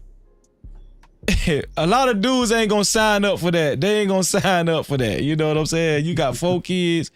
This dude, this what I say, a lot of dudes like that. This dude right here, he got the luxury. He got 3 kids, but guess what? He got the luxury of not dragging these kids with him or tagging these kids tagging along with him. So this why he was able to find a girlfriend and for this girl and for the girl to be like, okay, you know, yeah, we can go together and you can stay with me and everything. I think it was harder on her though, you know, because she had the kids. So when people don't do this, she could have. Hold on, this is important. Pride and ego got. If that's the case, then pride and ego got. But do you understand? Anybody understand what I'm saying though? Yeah. Like I get what you're saying, but usually this is the women have the kids and then they respond. They more hands-on responsible. No, so this is the thing though, Freezy. This is the craziest part about it. I did go off on a man. I went off on both of the parents. Hold on, women will use the system to sue a man for child support, not understanding that you can also sue him for guess what? To take those kids. She could have sued him to take the kids. I can't have the kids no more, Your Honor. I don't even have a place for me to stay. I need them to stay with him. Don't you think that's a bigger issue on the father? Listen, if you're gonna sue a man for money, why not sue him to spend time with his kids?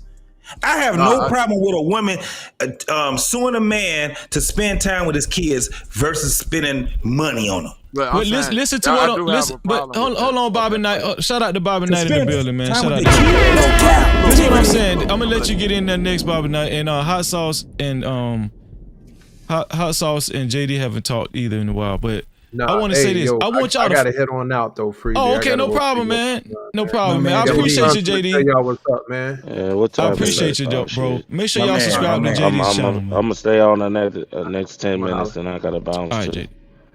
But yeah, no problem, Chuck. But what I was gonna say was I wanted y'all to follow me. Shout out to George Real Online and Stan. I see you. A lot of times the women are hands-on with these kids, and that's why I say it could be a blessing and a curse for the women to win custody battles in court. In a situation like this, it was a curse because she had custody of the kids, or it seemed like the kids was in her care, but she didn't have anywhere. It was hard for her to provide an adequate place to stay for these kids. She didn't have a lot of money. Obviously, she was poor. And also what stuck out to me, obviously another dude did not want to take her and her kids in. She didn't have a boyfriend or something. You know what I'm saying? Like another dude didn't want to take them in nowhere. So like, and it's hard for a dude to say, yeah, I like you. Yeah, you and your kids can move in with me. And it's hard for a dude to sign up for something like that. You know, it really is just reality. But what I'm saying is I'm bringing light to the fact that when a guy don't have his kids, when a guy don't have his kids physically with him, he could move easier. Like he could move easier. I mean, that's true. That's true. That's why he was able to stay in Novi in an affluent neighborhood with a girlfriend. That's why he was able to kick his feet up over there. And she was in the car. Was he? I don't know, bro. Did he have his own house? What'd you say about Night? That's what I'm saying. Like it's. Was he staying with a girlfriend, or did he have his own house? Because I don't want to draw no. No, they say he was the people from Detroit saying he was staying with his girlfriend in Novi. Okay, so I give him that. But the reason why I'm putting onus on him because I'm listening to the story and the young lady said she was in that situation for 3 months, according to her. So as a man, if your children is in a situation for that means you've been neglectful for 3 months. And to what the other brother on the panel was saying, as far as suing to actually a woman suing to be around the kids, that's the nurturing thing of a woman. I understand she might have made the completely wrong decision, but some, like Freezy was saying, women most times they hands on. They thinking nurture all the time. I done heard women, yeah, they have babies by a dude and all that, but if a dude is that adamant on not being around his kids, her survival instincts, her like I don't want to force no kids on somebody because then I could be putting them in a detrimental situation. Even though it still ended in detriment, that could have been her trying the process. Like, damn, this dude don't want his kids. Like, he might leave them somewhere and then they freeze to death. Like, it's all psychotic at some point in time. Like, he got to be responsible. That's if a you're the fact. man and you know you're in a better position than this woman, check in on forget her regardless. Like, I think at this point, forget her. This about like 2 little children are gone, bro. But like, forget her life. At some point, won't you step in and get your kids? Like, if she would have went off and been homeless on the streets for the next 3 years, what do that have to do with, like, now she ain't got the burden of the children and she could try to get herself together or not. What that got to do with you as a man getting your children? But No, see, that's what I was no, saying. hold on. Let me say this. Let me say this, and then you could go trucker next. I think some of the women in the chat misunderstood what I was trying to say, right? What I was saying was, and hopefully somebody understood what I was trying to say. What I was trying to say was that I don't know if she was trying to date or not. What I'm saying is, in any type of situation, a woman with 4 kids, it's going to be hard. Like, she needed somewhere to stay. She needed somewhere to stay. I don't give a fuck if it was a boyfriend or what.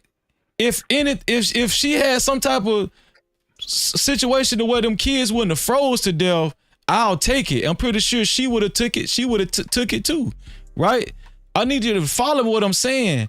What I was actually saying was more of a criticism on the father, because a lot of fathers, when they're in that situation, let's just be honest, they have more flexibility when they don't have custody of the kids. So to me, if you don't have custody of the kids, like, why you don't have enough time to move and shake and just create some type of situation to where you're stable or you got an apartment or something.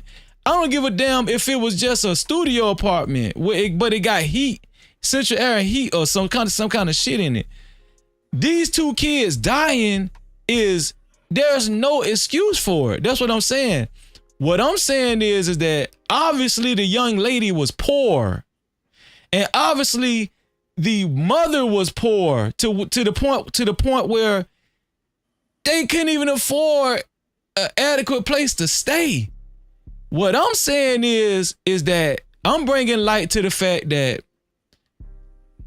this dude was scratching. He had enough time to scratch his balls, have some in-house pussy, and go to the gym, and his 2 kids died.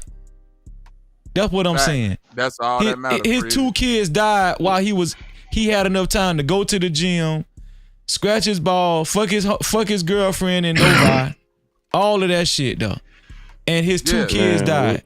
Because to me, mother. Let me say this: they were poor. Obviously, he poor, she poor. I don't know what else. No, it ain't. Nah, Freezy, it ain't that damn cut and dry when it comes down to him.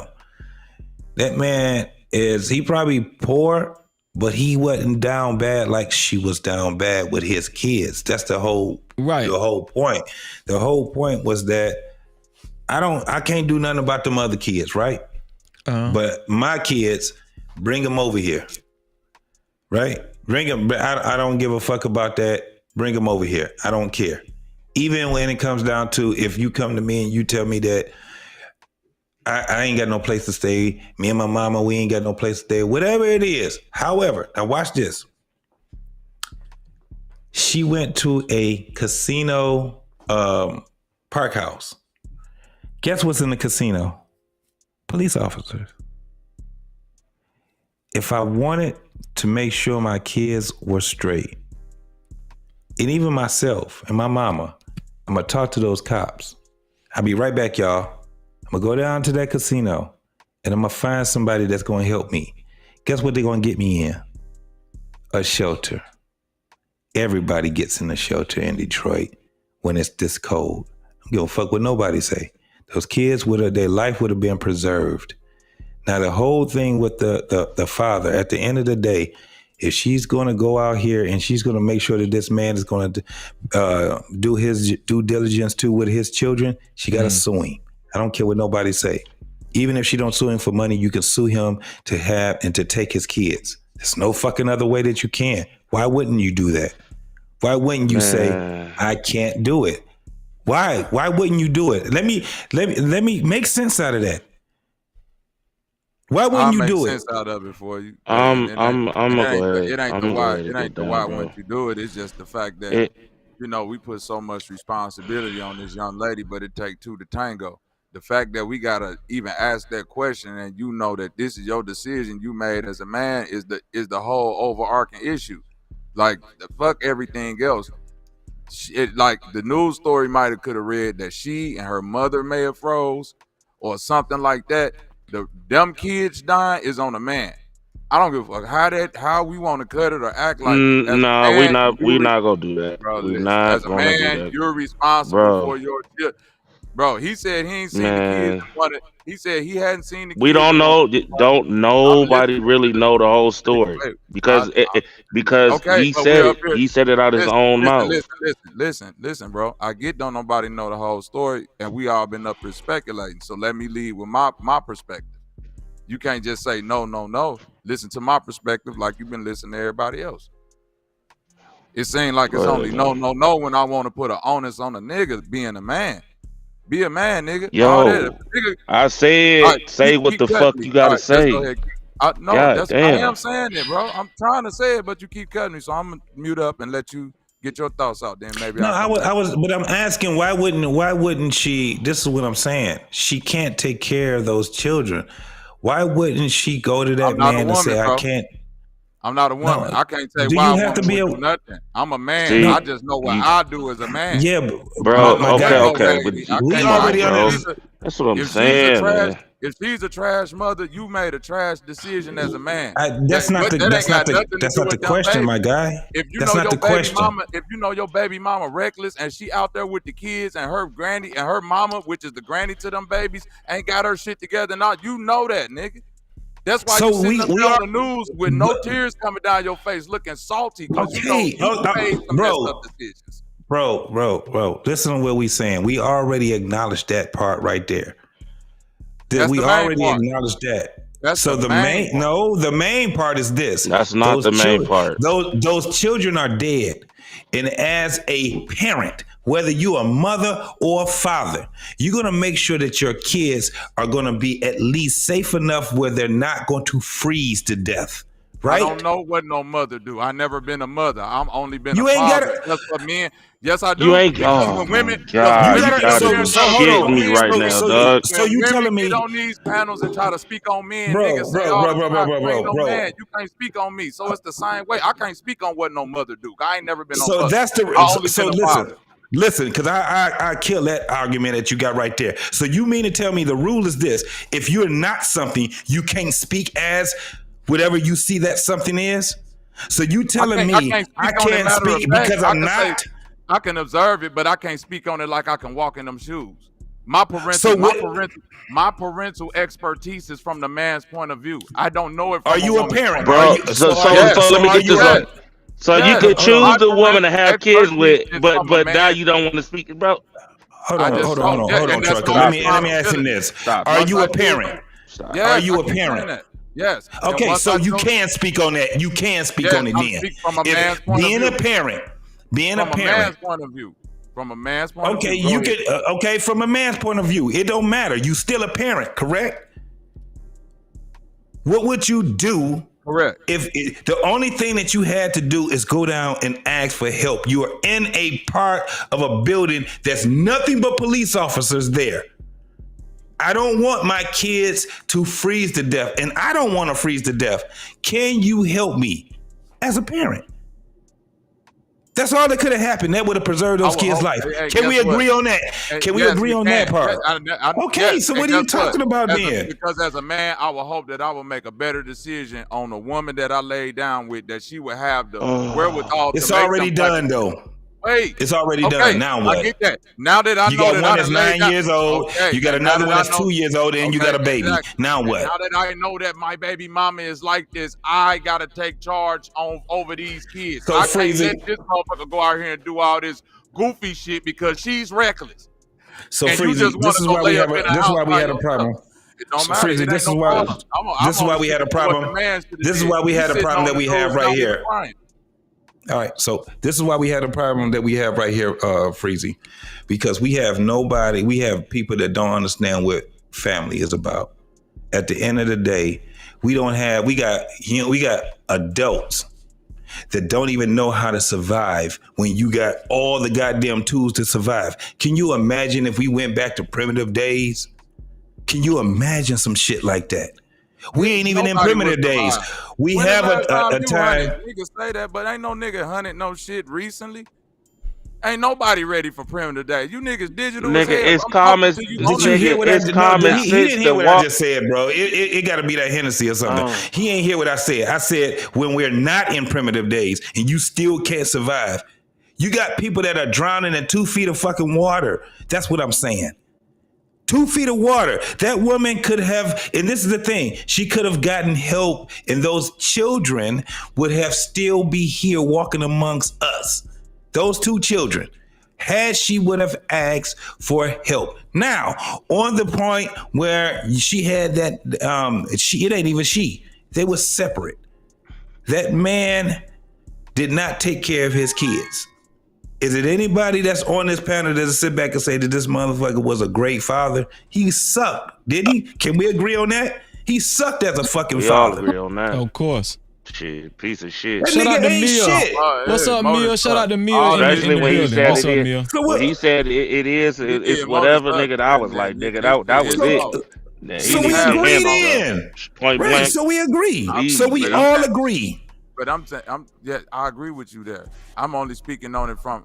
Only thing I'm saying is I never been in a woman's shoes. I don't know that type of pressure. I know the position of a man that got a job and got his shit and got love for his kids. Fuck the baby mama and all of that. Like, yeah, bring me my baby. Bro, you just said that. Hold on, there's more nuances to that situation, dog. It ain't been 3 days I ain't seen my children, let alone 3 months. I don't understand that. Wait, hold on, Bobby. Let me read these super chats in. I'm gonna mind this out. And shout out to Next Level, just joined the panel too. No Cap-tivity. Shout out to Stan for his $2 super cap. He said, "Grandma homeless too. This generation in trouble." Shout out to Stan. Super chat. Stan says, thank you for your $5 super cap. He said, "We forgot Grandpa invest in family house and had pension for Grandma. Is this what single mama generation going to look? Is this how single mother generation going to look in the future?" It's going to be worse. It's going to be bad. worse. I'm gonna be real. Hey, Freezy, we already when that nigga said winter was coming. This is a prime example. Because just like the person just said, Grandpa left the house and the pension to grandmother, and with all the single mama bullshit going on out here, this is what the results is, bro. This is and now as now you're starting to see them services starting to be removed. You get what I'm saying? Welfare it's making it harder and harder for people to get welfare now. I mean, DEI is out the window. All that shit you're is right. going. Let me read this last super chat. I got one cash I'm just cap. saying. Super chat. Shout out to Stan for his $2 super cap. He said, "Where is Grandma baby daddy for her teenagers?" Come on. Oh, what? Also, shout out to Black Hawk. Thank you, Black Hawk, for your cash cap. Check the cash out, bitch. Thank you for your $5 cash cap, Black Hawk. Thank you for the support. I appreciate you. Thank you so much. No Cap-tivity. Thank you, Stan and Black Hawk, for helping us keep the lights on. So yeah, I think what Bobby Knight was saying was she already was tested and she was failing the test. We know she did. She was doing a poor job. Anybody, whether your mother or father, kind of takes up, kind of try to defend this girl, you're wrong. She did a poor job. She did a poor job taking care of these kids. She was not suitable. She just didn't have the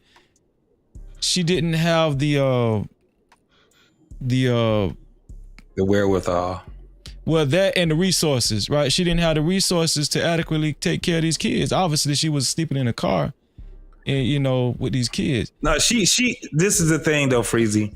Well, let me finish this point. Use the resources. Well, here it is. Here it is, right? I'm talking about her herself. Her herself didn't have the resources, right? But what I'm saying is this: she had a failing. She failed the test for months, and the baby daddy knew that. He knew it. So I think what Bobby Knight is saying, you see your baby mama she's not doing what she's supposed to be doing. You see these kids are in dire straits. Why not be the other half of parenthood and be that cushion and save and just go get your kids? I think what Bobby is saying, she was in the trenches and was failing, but the father never got in the trenches. But that was what I said, Freezy. That was what I said.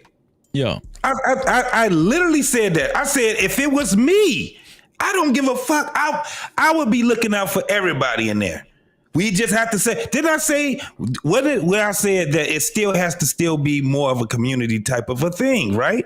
Mm-hmm. Where, listen, the village mindset. These stay here. I can take these. If you got two girls, I'm gonna take the two girls. We're gonna find Curtis and we're gonna find Ellen May, and they're gonna take them. We're gonna help you figure out how you're gonna get yourself together. And what I'm gonna do, I'm gonna say we need to contact them kids' daddy, and we gotta tell him he got some responsibility over on this side right over here, right? That's what family does. That's my whole I'm saying. Bro, I wasn't disagreeing with you. I think where we got confused at is that when I'm saying I'm placing the onus of the man on the man is because I was raised by men, and the dynamic of the family structure and the community structure that I come from, which I'm pretty sure you come from, is men lead the charge. We stand in a role of leadership.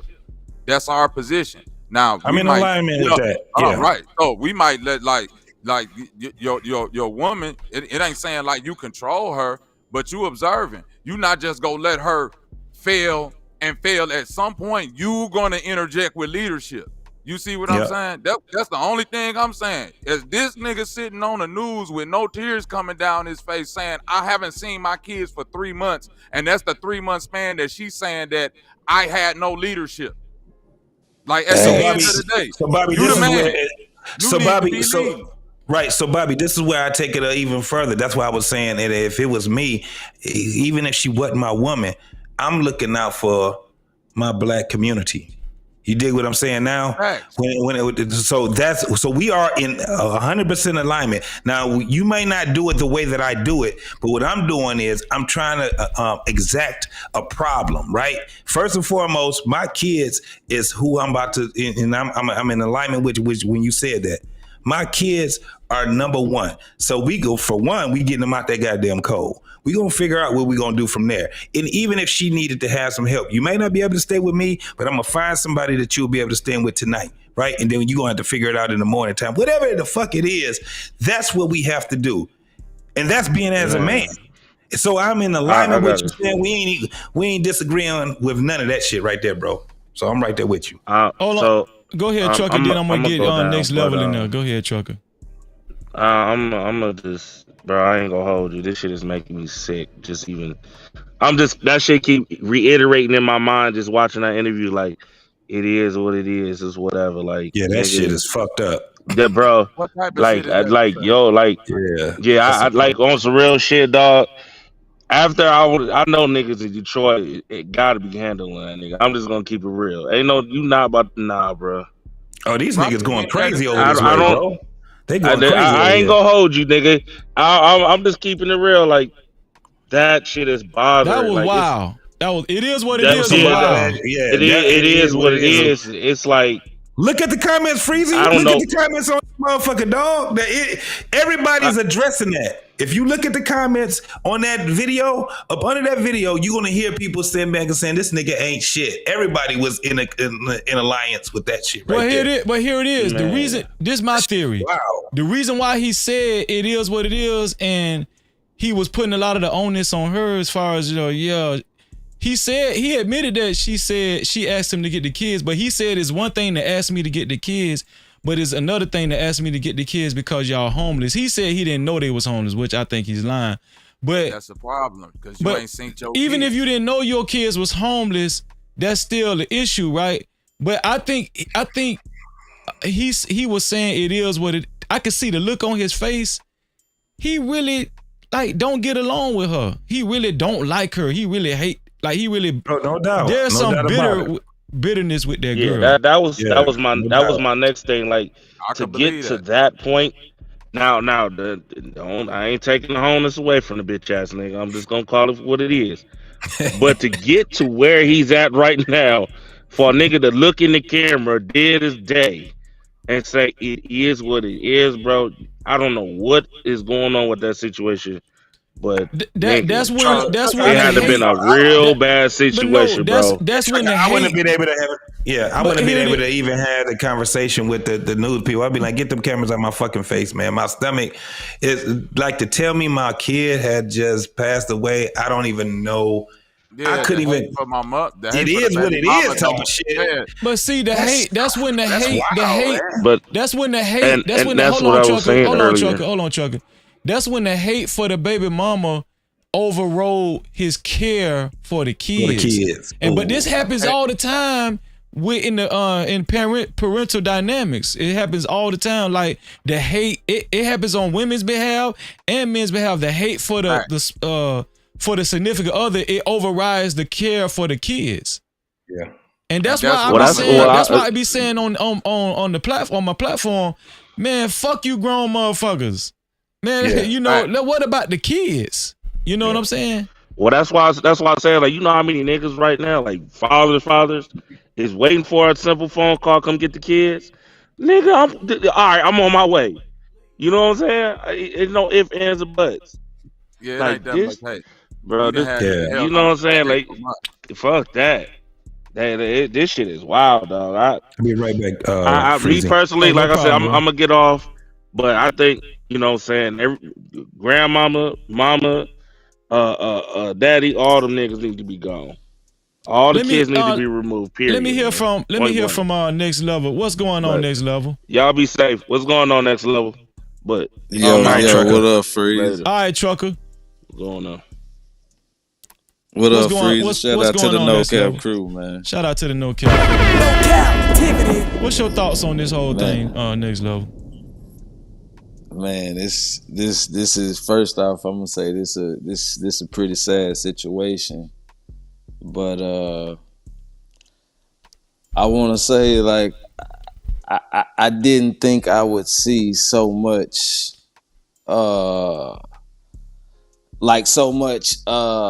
outlet getting put like on the woman of what she shoulda, woulda, coulda done. When you got a prime example of a absent father, abandoned father, like clear as day, all on the news. He's showing you, this man telling you he ain't seen it in 3 months, and they in the same city. I mean, but the whole thing is, what I'm saying is, like I heard JT saying, like, she could have reached out to the office in there knowing she was gonna run out of gas or whatever, or try to get in a homeless shelter. But she reached out to the father when the children was alive. She reached out to him when the children was alive. And he said, nah, I gotta hit the gym. I gotta go do this, Well, this is where I be hearing all these conversations. when I first came into space, men was complaining that women back in the early 80s and the late 70s, they chose to rely on Uncle Sam, and they said, "Yeah, the government became the black woman's husband. The government, Uncle Sam became the black woman's husband. Uncle Sam became the children's father in the early 80s, right? But then when I see situations like this, it kind of gives them an argument, right? It allows black women to say, well, this why we rely on other resources besides this. It is what it is, guy. You feel what I'm saying? This what you it go.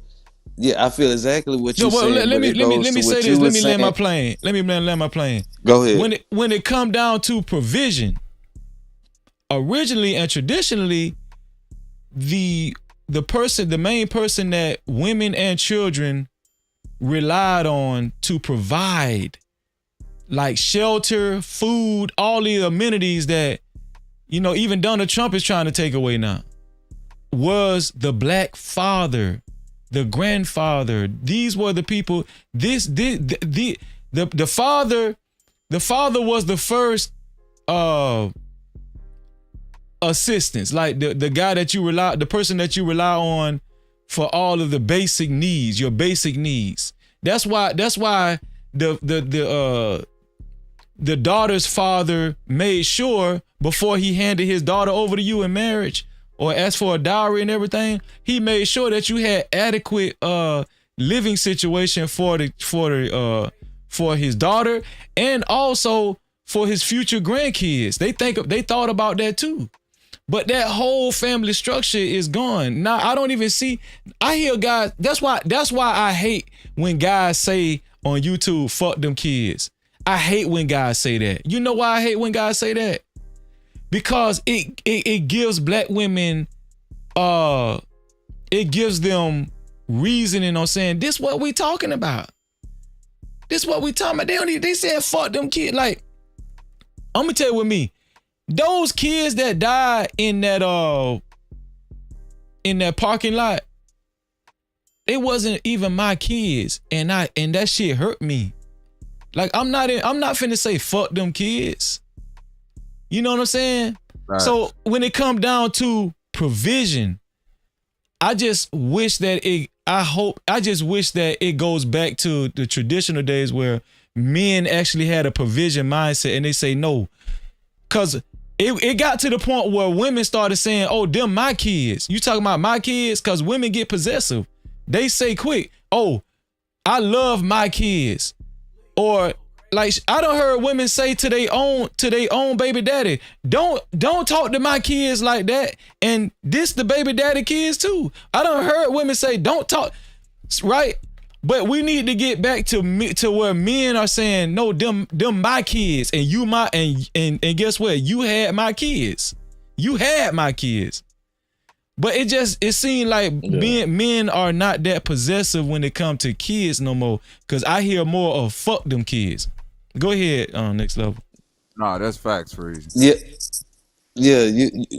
That is facts, but it speaks to what you were saying for as earlier, like how he holding some type of hatred against his baby mama and taking it out on the kids. That's because a lot of people having these oops babies. They just fucking around and just having kids. They not just like planning kids and in an actual relationship. A lot of people just having kids, and just trying to work it out. But most of the time it don't work out. And then it don't even be this detrimental like this, but you got a lot of situations where people just struggle through life in situations like that, where they wasn't like dying, but they were struggling. There's a lot of people be homeless from pillar to post, growing up through life. You know what I'm saying? Man, as long as it's dudes on Section 8 and got their own place, and they feel like as long as they straight. Yeah, but the thing is, Freezy, it speaks to like how you say like men stop having that leadership when it comes to kids. You know, like and I mean, and then like just look at her family, like her. It wasn't no male around in that family. Like the mom was with her and stuff. So clearly he knew this. She been homeless for 3 months. He knew they was in the hotels. This the same dude. We done seen it before. Listen what I'm finna say. That dude, he got the luxury of waking up one morning and saying, man, you know what? Man, I need to get my kids, man. I love my kids. Let me get my kids. It probably was. He might wake up 2 years later and say that shit. But okay, I commend you that 2 years and a day later that you woke up saying, you know what, I need to get my kids because they suffering with their baby. They suffering with my baby mama. They suffering with their mama. Man, but that man was look how long you let that shit go on though. He was across town and said he was too far. He said, yeah, you know, I live over here. He ain't too fucking far. How far Nova is from Detroit, JT?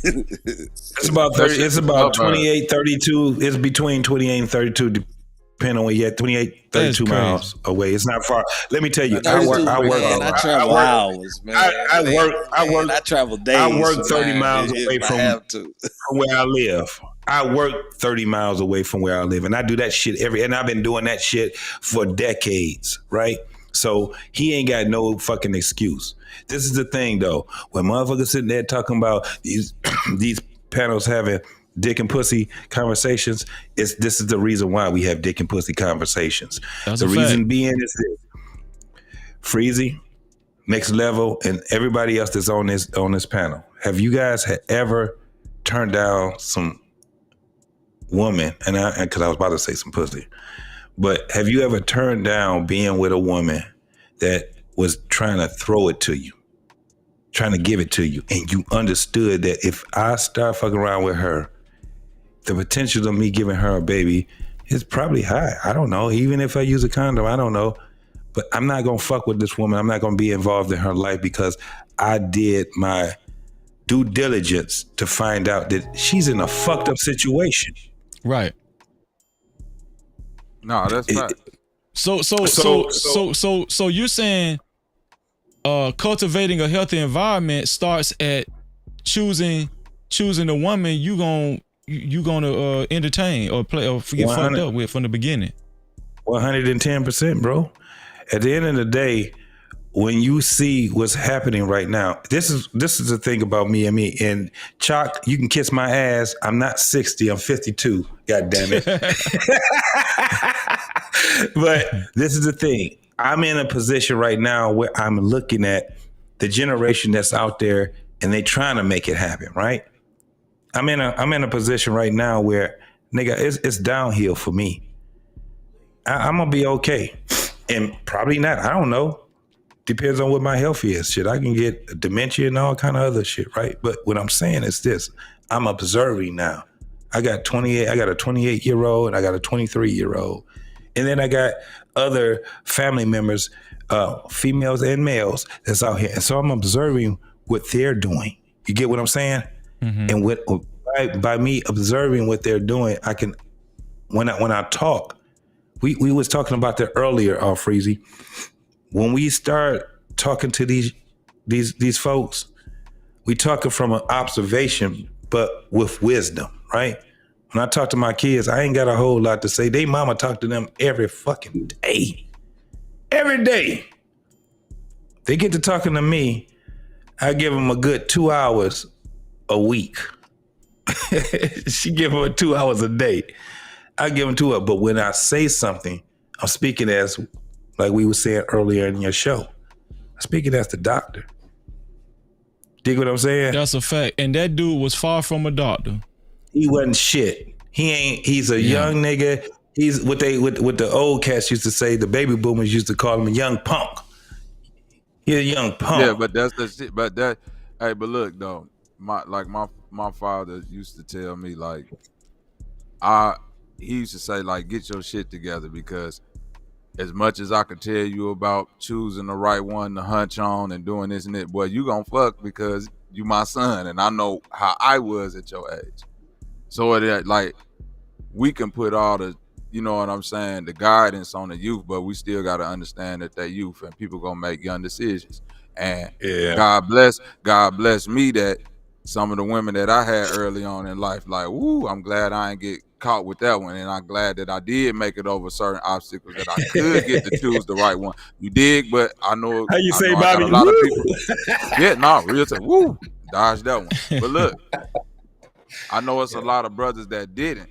And my father, you know, he used to always instill in me, like, you know, whether or not if you pick the right baby mama and all that, you know what I'm saying? Like, women to women, you gonna go through shit. Solidify yourself.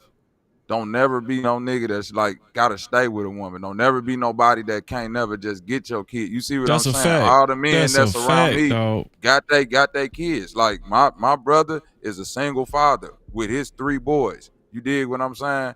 I'm married with my 5 children. My other little brother, he got his 2 little girls. Like we that generation that's like, nigga, I'd rather just focus on getting all my shit together. That way, if my baby mama is fucked up or she got either way it go, I can get my kids.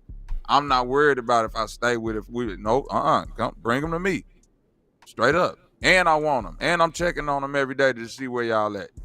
Cause you gonna make it work. That's the thing. You gonna make it But work, no, because man. I'm gonna make it work for myself first. That's what I'm saying. Yes, Focus yes. less on a relationship and just build yourself up. Like, nigga, go to work, get your own house. Like all the shit that he was doing, laying up with that chick way out to where he was at. He could have been doing that for himself. He could have did all that for himself. Let me tell you something, bro. I don't care what nobody say. And like I said, I'm from the D. And I'm telling you right now, oh girl, I don't care if she get on my motherfucking nerves, bro. If I left her because of whatever the fuck I left her for. She out here doing bad. I'm about to look out for her. I don't give a fuck what nobody say, man. I'm about to look out for her. Even if she couldn't stay with me, I was gonna make sure that she's gonna be okay. That's my whole thing. That's what men do. If we said that's what men do, you would do it. This is the thing, Bobby. You would do it a little bit different than me, but I guarantee we still in alignment where we gonna fortify one thing for sure. You gonna make sure your kids are straight, ain't you? You gonna make sure that everything else. If I sit back and had sex with this woman and I gave her 3 kids, homie. Let me ask you something, JT. Let me ask you something. Did I say what's up to Joy? Joy, what's going on, Joy? Let me ask you something, JT, and I'm gonna ask Next Level and Bobby this too. Do y'all think, just in reality, most men intentionally have kids, or there are more oops babies in the black community than intentional babies? Ooh. A man ain't never having an listen. Women have the intent of, this is what I'm saying, I'm going off granddaddy. Because the reason why I think this is an important question, because it speaks to the psychology moving forward with the kids. Go ahead, Bobby. I'm gonna let y'all. Men ain't never in a oh, I'm trying to have a baby, unless he just saying that. We trying to have sex. Women, on the other hand, they might be in the, you know what I'm saying, in that mode. You know, this is what my granddaddy told me, so you know what I mean, and my granny. So don't take this verbatim. Women, you know, bring that energy of, I want the baby. That's why the baby clings to the mother. So it ain't necessarily about a oops baby on the man part. Like my granddaddy and my father always told me, if you're having sex, be prepared for that as a man. I don't think most men are prepared for that though, as they have sex. That's the problem. But that's the problem. Now listen, and the reason why most men ain't prepared is because they ain't solidified in themselves in life. Being prepared for a baby, you'll never be prepared for, like, how the man, even somebody that's saying I want to have a baby ain't prepared. But if you solidified in life, you go be able to provide what? The resources to be able to, you know what I'm saying, get past certain Right. things that just go get thrown your way in life. That's what the preparedness is. All that other shit that come with raising a baby, everybody go figure it out once the baby get here. Ain't no no guidebook to that. The preparedness is just, do you got a job? Do you got a place to live? Can you go buy some groceries? Can you put some clothes on the baby's back? That's the only thing you need to be prepared as far as like the baby. And that's on you getting your ass up and preparing yourself, young man. That ain't got nothing to do with her. Okay, let me ask. I'm gonna go to you, JT. While you're on the panel, let me go to the next level right now. What do you think next level? Do you think most of the babies that's being born are intentional? They're being had intentionally, or they're oops babies? Oh nah, they oops babies. Yeah, they because most people are having babies out of wedlock, not even in committed relationships and stuff like that. You know, like, and then some people don't even know who they find out they father down the line or this, that, and the third. So I mean, yeah, they're not having children intentionally. What? Let me ask. Hot sauce. Do you think most children are oops babies or intentionally made? Hot sauce. Niggas don't plan. You know it's oops babies. Well, niggas don't plan. What about you, JT? Oops babies most of the time or intentional? Intentional. Most of the time they're intentional. This nigga is, but that man, that motherfucker, when that little man get to shaking and spitting up and shit, that's intentional. That motherfucker is intentional. There's no fucking oops when you know how babies are made. I don't give a fuck what nobody say. The motherfucking shit is intentional. Thank you, bro. It is that shit right there is crazy than a motherfucker to sit back and say, I didn't know. No, it was intentional. I'm sitting back, and especially if I got, I was almost about to say some shit, but it's intentional. So it's intentional. No doubt about it. Okay, this is my definition of intentional, where you're saying to yourself, I'm about to have sex with this woman and plant a seed in her. It's time for me to have a generation. Start a generation. He's intentional with a family, not intentional with getting her pregnant, but not intentional with getting her pregnant. You know how that shit goes. You know how it go. You sitting here and you shaking that nigga up in her motherfucking vagina. You know exactly where this motherfucker gonna go. Most motherfuckers do it intentionally, because niggas they'll start off with a fucking condom on there, take that bitch off. Quit playing, man. So I think what you're saying, the guy knew what he was doing, right? He having sex unprotected, or if the condom bust, he kept going, right? The point I'm trying to make is, I think when women say those 3 words, most men are caught off guard. Y'all know what them 3 words is, right? We need to talk. When women say when the women call the dude to say we need to talk. No, that's the 4 words, ain't it? We need to talk. So, and then he be like, okay, what? And then she say, I'm pregnant. I think most men wasn't expecting. They wasn't like. They don't respond in a way as like, oh, I know you pregnant. I did that on purpose. I don't think most men respond like that. I think most men be like, for real? How long you been pregnant? Why you ain't go take the you don't think about getting an abortion, or you don't think about taking the plan B? You know what I'm saying?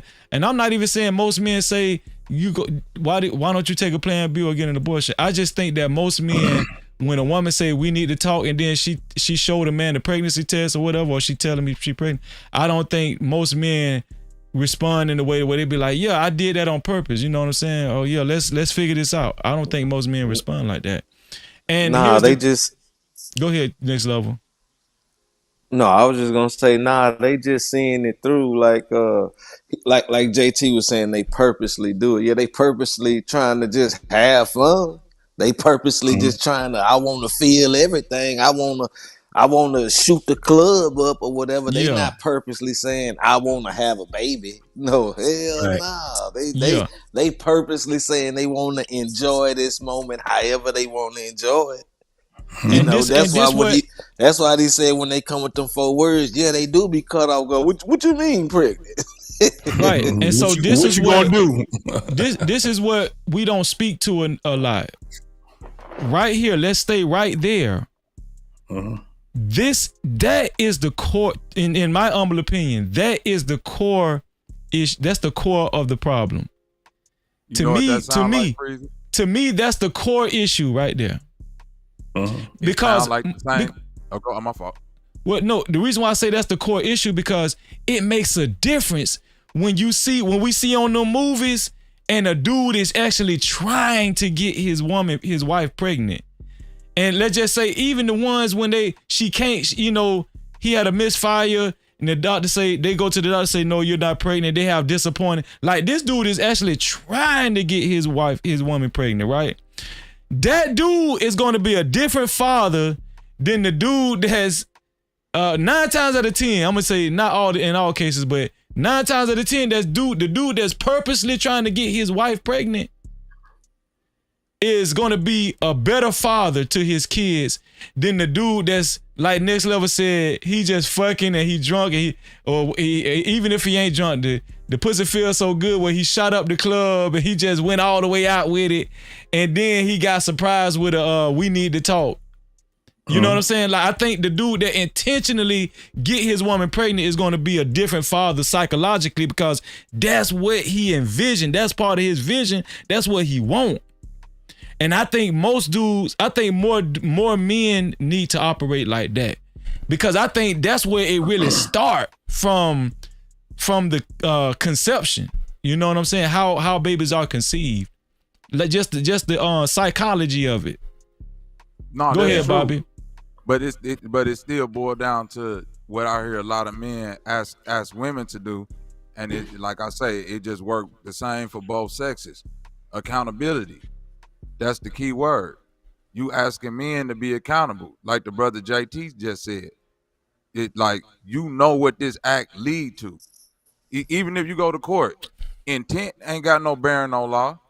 You shoot the gun and somebody gets struck by that bullet. The judge ain't trying to hear, man, I wasn't intending. Did the dude die?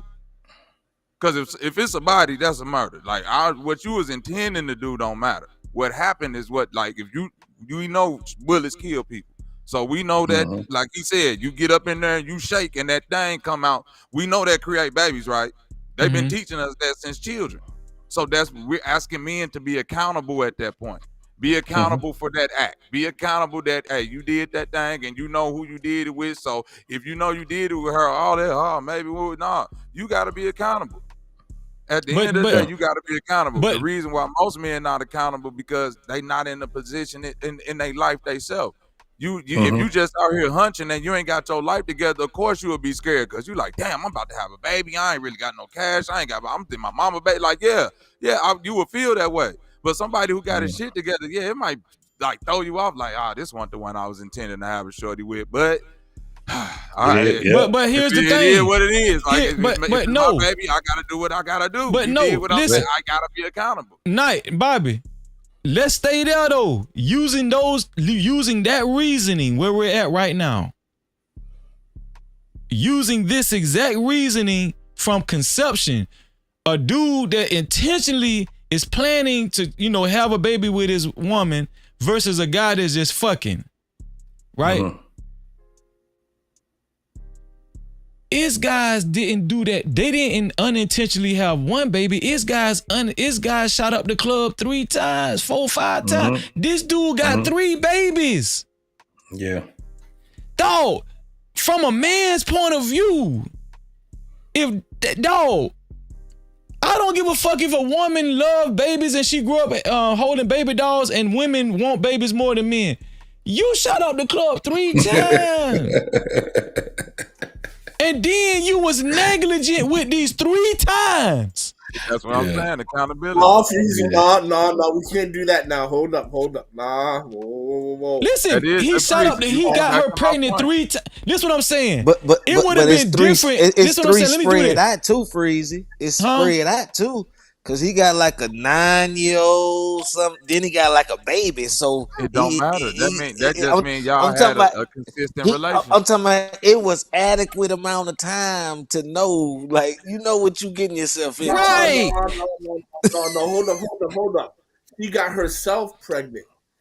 Oh my God! Oh my God! Oh my God! Here we go. Here we go. Go ahead, hot sauce. Explain this shit away. I'm explaining to you, bro. After the first one, right? She should have learned. She should have learned. Okay, let me get a condom. Let me get protection. Let me do something. Right? She's an adult. Who responsibility is that? Right? Who responsibility is that? It's her Is that the man's? That's to a put the man's condom on the dick. That's a man's responsibility. No, because no, I'm no, saying no. the reason why I speak on all this from a man point of view because I don't know what a woman supposed to do to prepare for sex. I ain't never been no woman. I know what I got to do to prepare myself for not having no baby. That's why I don't care what no woman doing. I don't care if she even want to try to have a baby. I know how to pull out to put on 3 condoms if I'm not trying to have no baby. Tell him to wear condoms, birth control, whatever. But it's absolutely her responsibility because it's her body, her choice. Stop. So here's the deal. Her body, her choice. I'm not taking accountability off of her, but if you're telling grown men women should treat them like children and think for them, you're saying that women should think for grown men. This his dick. What I'm saying. Wait, no, I know what you're saying. I'm repeating what you're saying. You saying this his dick. What I'm saying to you is this: is that if you are a woman and you're entertaining a man that doesn't have a job and you get pregnant, it's your fault. If you're a woman and you cannot financially take care of a baby on your own and you're having unprotected sex outside of wedlock, that shit is on you. It is your responsibility not to get pregnant. How hard is that? How do you feel about a man that does that? But here's the deal, right? It's on both of them. The problem I have with what the problem I have what you're saying, you're just putting the onus on the woman. This is what I'm saying. I'm putting it on both of them, but when it comes to being a good father, right? 9 times out of 10, the better father will be the man that intentionally wants to have kids. Oh, absolutely. No, right. Absolutely. No. Right. No, what I'm telling you is that this dude not only shot up the club once, he shot it up 4 times and didn't give a fuck about them kids. He just was shooting cum in her pussy. Neither one of them give a fuck about the kids. Listen to what I'm saying. Listen to what I'm saying. He was the one. Shout out to Stanley D Rock the Block, man. We was up here talking last night. The woman is the one that get mistreated. She the one that get punished during sex. The man is the one doing the punishing. Yes. The man we are conquering. The one doing the punishing. We are the conquerors. Yes. So you cannot do that. You cannot do. If we're talking about consent, if we're talking about consensual relationships, man, that shit is on her. Boy, y'all rough, boy. No. He's right, Freezy. Let me tell you where he's right at. Let me tell you where he's right at. This is where he's right at. And this is why I have a problem with women trying to think that they can do what men do. That man got you looking crazy than a motherfucker. He got your legs in the air, your ankles to your ears.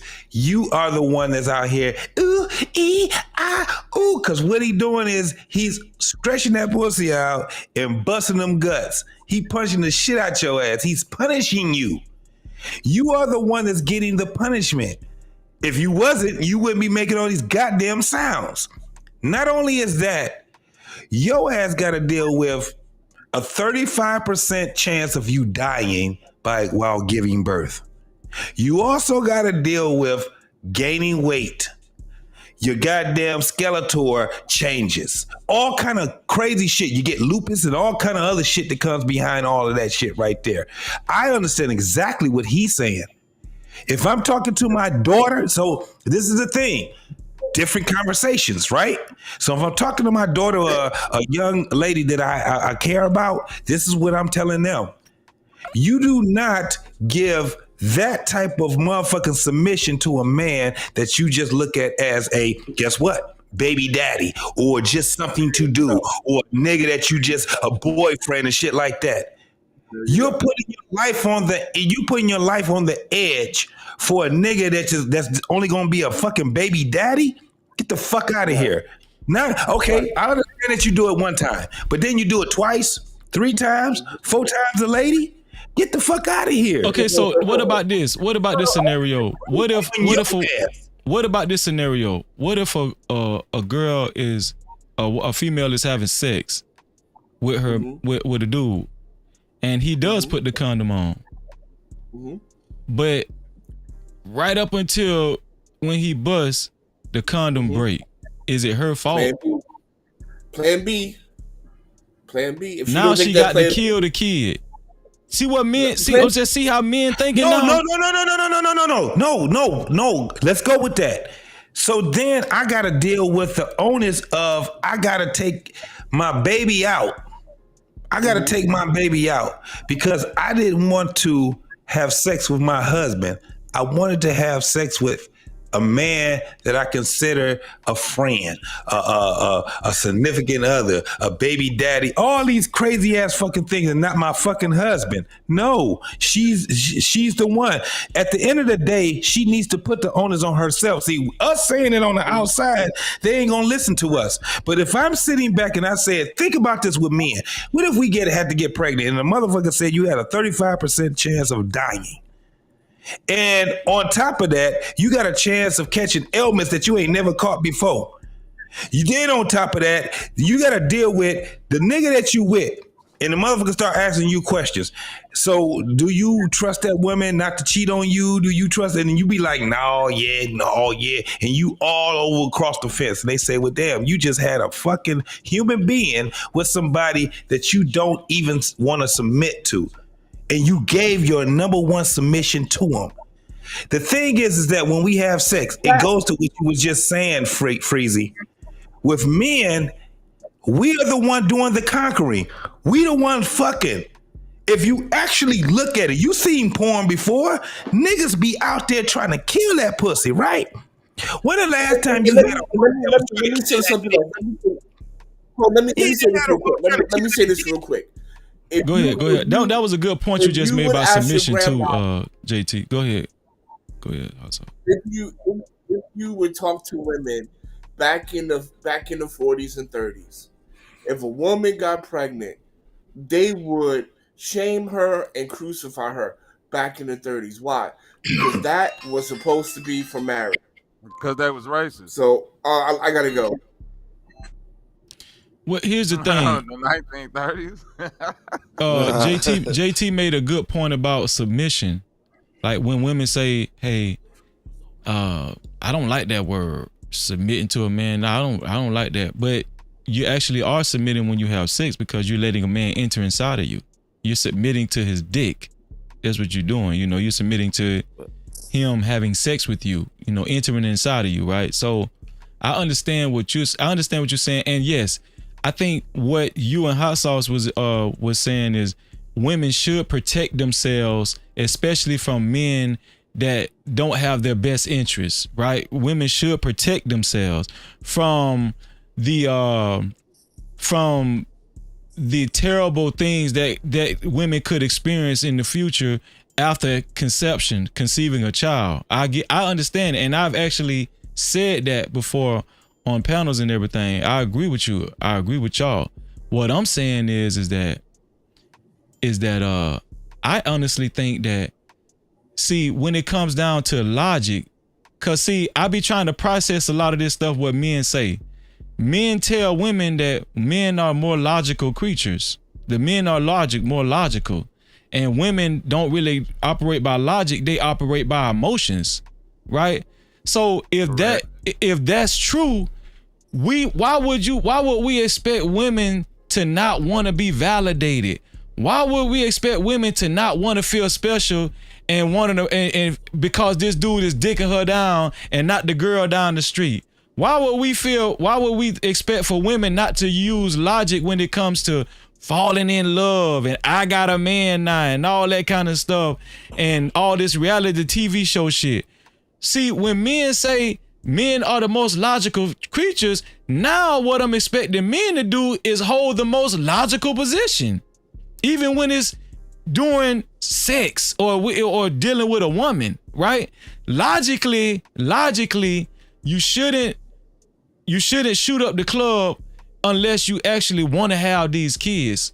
You shouldn't put yourself in that predicament, because even the Bible say, Solomon said, out of 1,000 men, I didn't find one wise woman, but out of 1,000 men, I found one wise man. So if that's the case, why are we expecting women to actually have more logic in these sexual situations?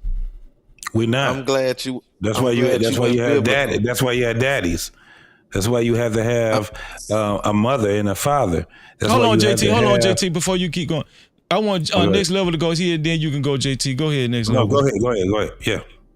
No, I was gonna say I'm glad you went biblical, because if you want to go there, our responsibility got to be on that man, because I remember you saying the scripture about how like far as wasting of the seed, like how, you know, I can't quote the exact scripture, but I'm sure you know what I'm saying. Far as it was about having sex, and far as like how dang, it's gonna come to me, but it was a scripture you was talking about, far as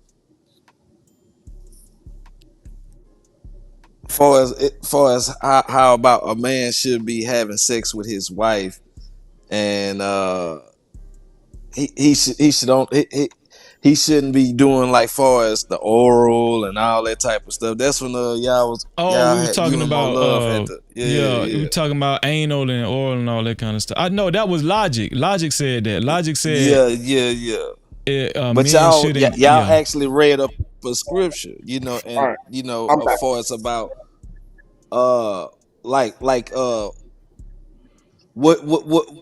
you actually supposed to be doing, instead of like how we talking about far as your intentions of having sex, as opposed to just going around fucking and just shooting up the club, you know, like.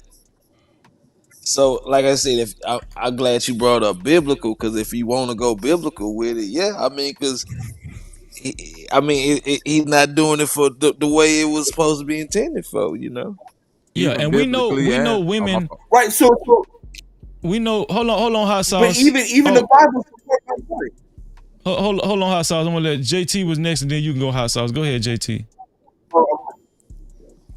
So, yeah, this is the thing where this is why courting was very important. That's why when you have the dad, the uncles, the brothers, if you're talking about leaders and you have a woman that does not have a man in front of her right at the point of having that man in front of her, then she should be looking for the guidance through the men in her family. If we're saying that men are, and it's some bullshit, these talking points they got right now, because it's all fucked up. This world is all fucked up. But let's go with it. Brothers, they should be leading their sisters, no matter how, unless they're, you know, too damn young.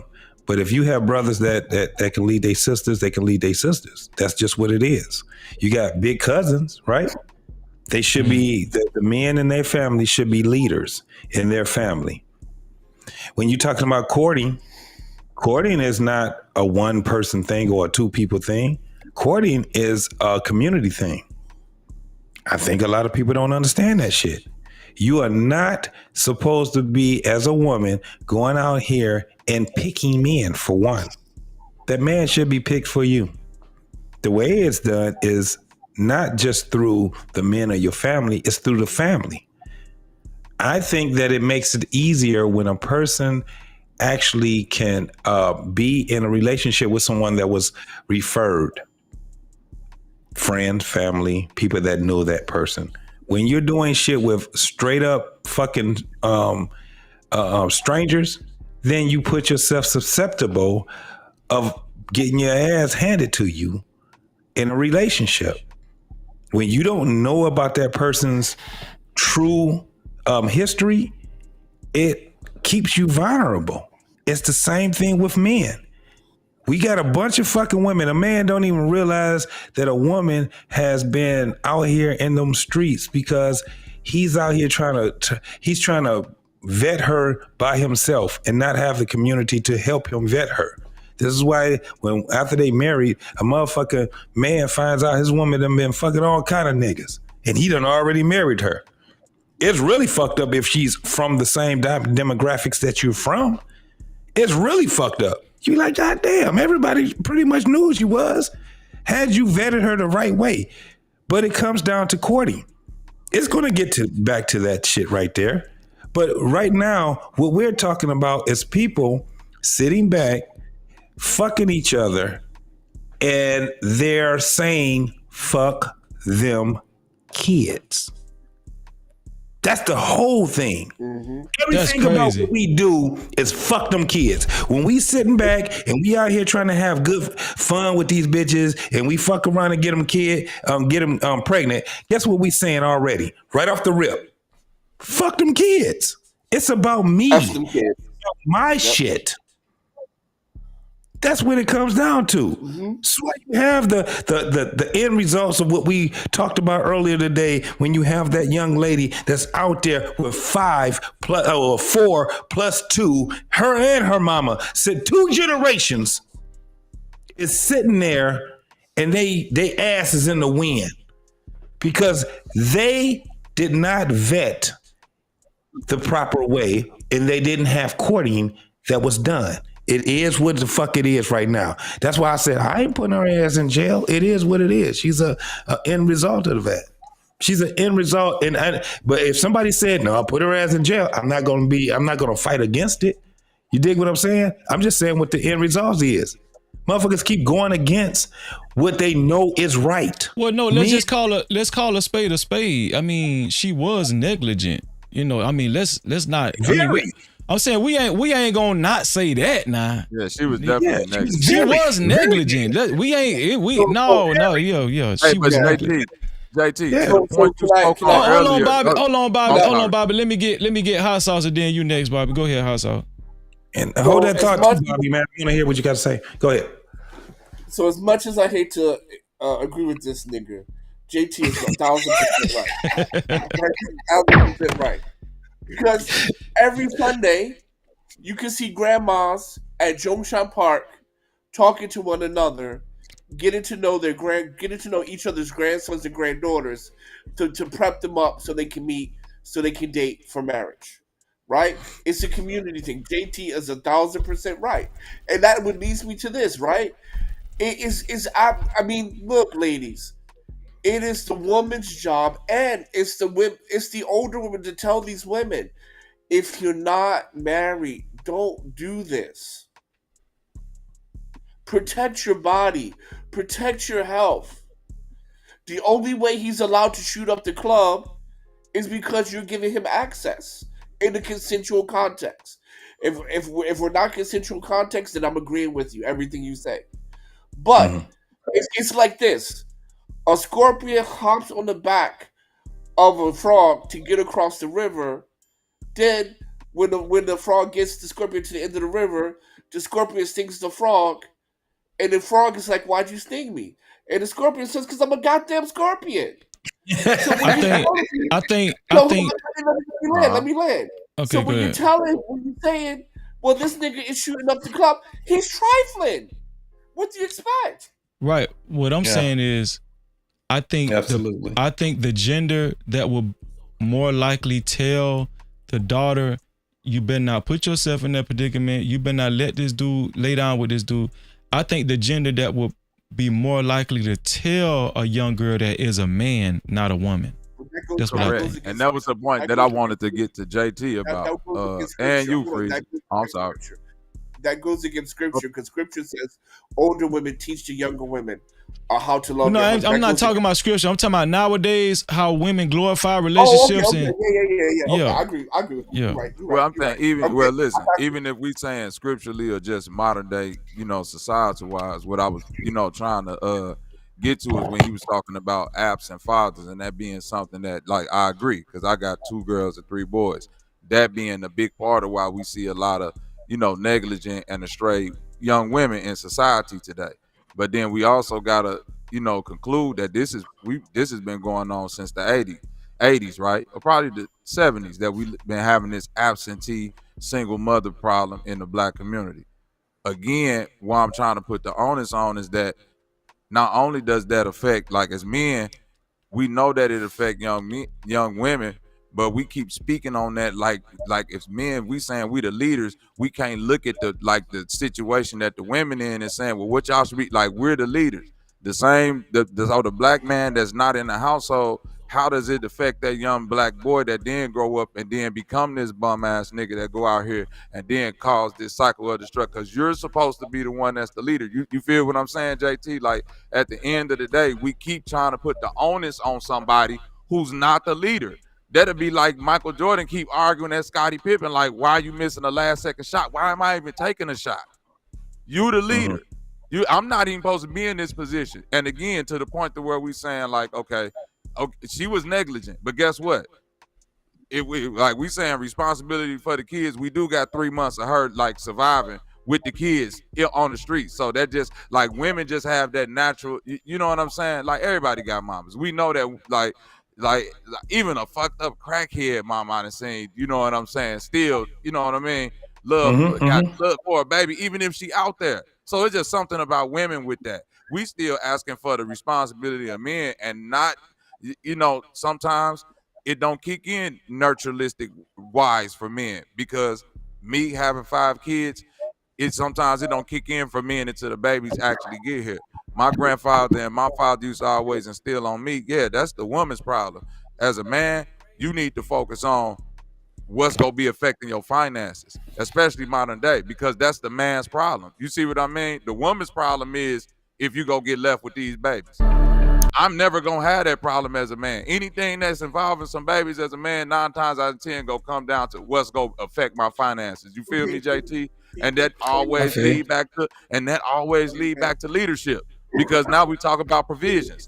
Even if a nigga want to be like, fuck them kids, but here go your $1,000. You see what I'm saying? Or here go your wife. Like, at the end of the day, the kids gotta be the bottom line responsibility. Can I say this? And I'm about to get ready to get up out of here, though. But let me say this. I come from the era of the 70s, right? And whether it's a woman or a man, we had family that knew how to survive. If motherfuckers knew anything about having 2 TVs, one on top of the other one, and you had one that had sound and the other one had vision. When you had motherfuckers that was sitting there and we was eating shepherd's pie. A lot of people don't know what the fuck shepherd's pie is. We thought it was a cuisine. No, that was some shit that they had to come and make up so everybody can eat. Popeyes was also a poor family's fucking meal. Breakfast at night was a poor family's meal. Popeyes high as hell. You get what I'm saying? Shit, even if you from Louisiana, lobster and crawfish.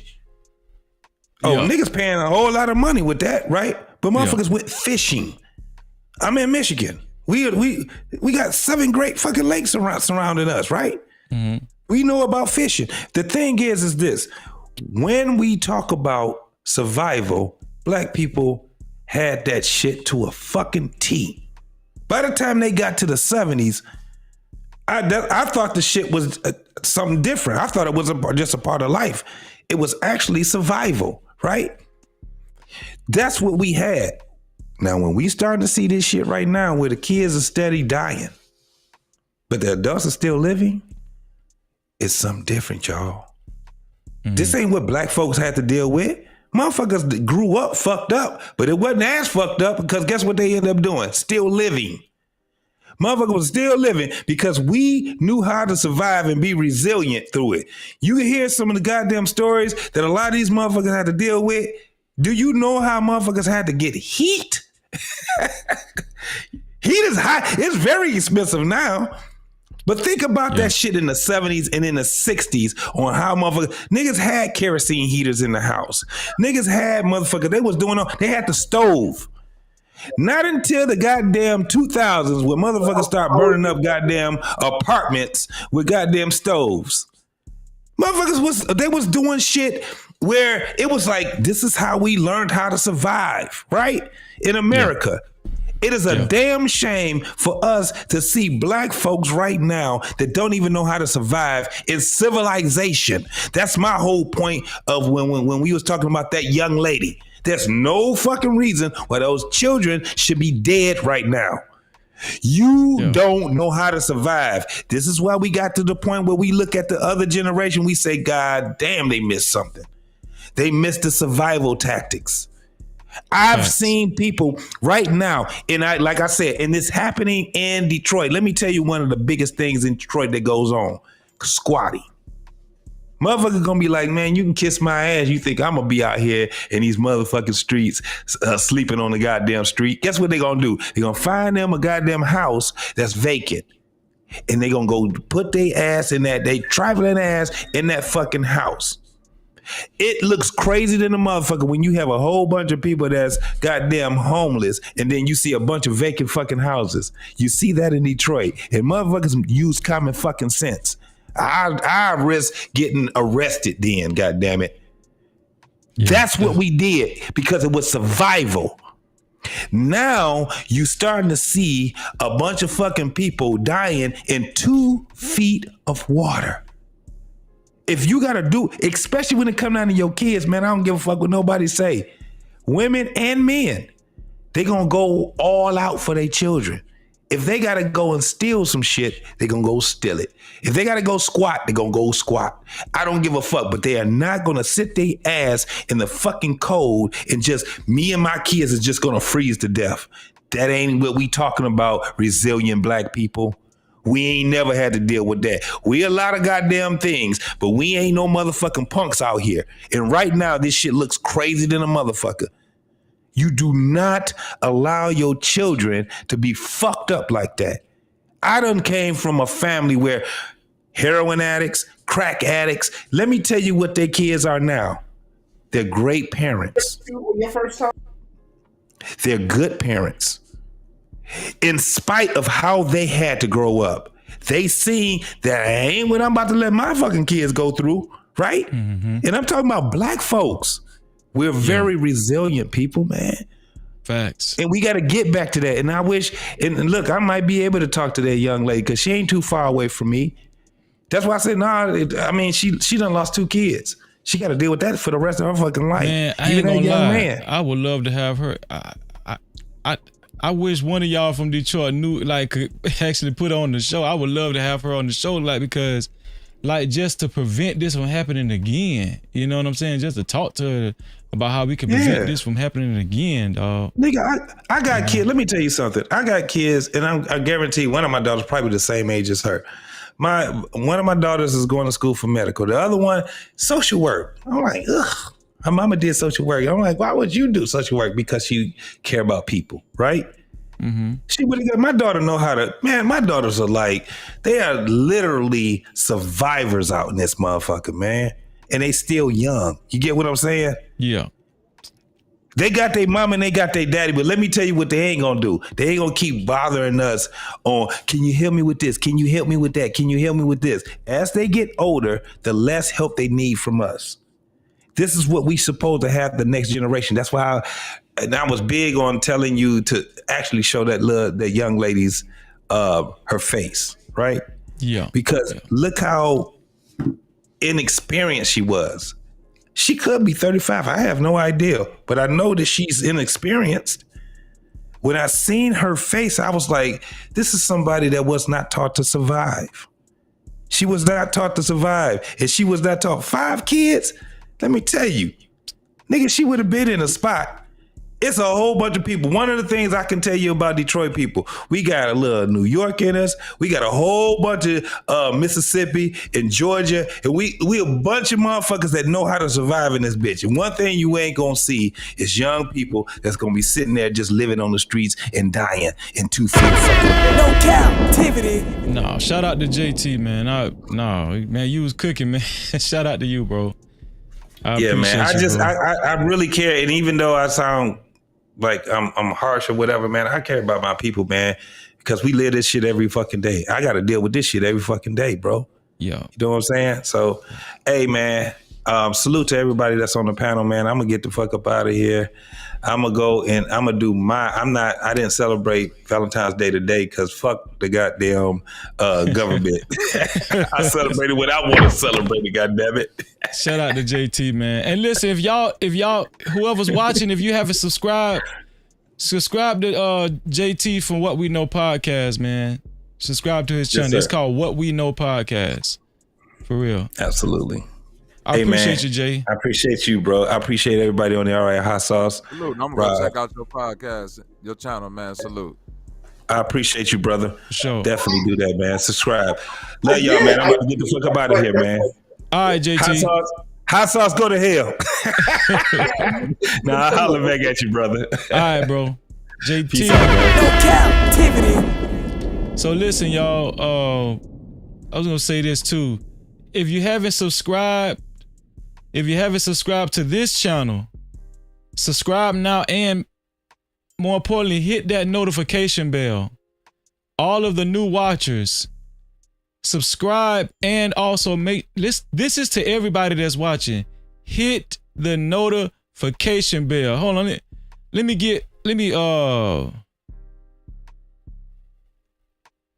I'm gonna give y'all some time to hit the notification bell. Hold on, let me do this. Just to hit the notification bell section right here. Slide in like a lubricant. Don't forget the Gucci print, my little chick Peruvian. Hold up, let me check my ego. Lately been really focused on the neighborhood hero. Switching up my stamina, transforming the stilo. Niggas are playing hard, I'm playing smart. Yes, I should. I'm no longer in the hood like 10 hard bands start. Playing in my pocket, don't stock it to protect mine. I will introduce you to a rocket plugged in like a socket. I know all of your connects. When you see me, when you greet me, give me all of your respect. Waistline still, nothing getting killed but the tech. Tell your bro, keep her body. I just deal with the nigga. Holla, ball, like the Lakers. Spot filled up with pizza, you got flavors. Anywhere I can take you. I don't want no bullshit bitch with me in Jamaica. Yeah, get rid of that hoe like she was stolen. Hey, look, you can keep that money if you owe me. Yeah, and you and your partner, y'all be rolling. And should've let my boy take shot like he was Kobe. Zay, play, Zay, play. Hit that notification bell. Subscribe and hit the note. Make sure you hit the notification bell. The reason why you should hit the notification bell is so you'll be notified exactly when we go live. So you guys can be privy to conversations like this, man. Bobby, man, let me get your final thoughts too. What you want to leave us with, Bobby? I'm gonna just say this, man. I understand it's an egregious thing that's happened, man. Our blessings to them babies for real, first and foremost. You know what I mean? Because it's a tragic thing when the young ones go early like that. I would just implore young men to be more responsible, more accountable, and more on boss business. You dig what I'm saying?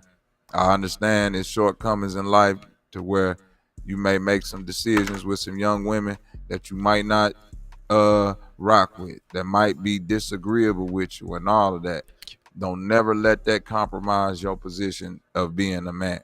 You dig what I'm saying? As men, we can't never stand on somebody else effing up their job as a reason why we not doing our job. And that's where I'm gonna leave that.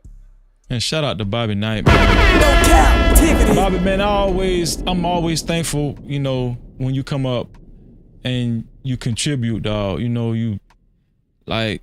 Hey, I appreciate that, man, for real. No, but it's very valuable. You give a lot of valuable information, and you're a man. You're a man with high intellect, man. and the audience enjoys hearing you talk too, man. So thank you every time you hit the link, bro. I really appreciate you, dog. Salute. I'm gonna get up out of here, man. Everybody, peace, love, respect. Hey, y'all hit the like button, share, man. Put it Let's out get there it. in the algorithm. Let's go. Shout out to Bobby, man. Shout out to my brother Bobby, man. Listen, hey Prime, did I say what's up to you, Prime? Shout out to you too, Prime. Shout out to Prime.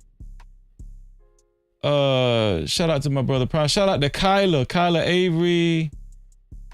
I appreciate you. Game Wise was up in here too. I had highlighted your chat, but I ain't get a chance to, actually say what's up to you, man. Shout out to Game Wise DJ too, man.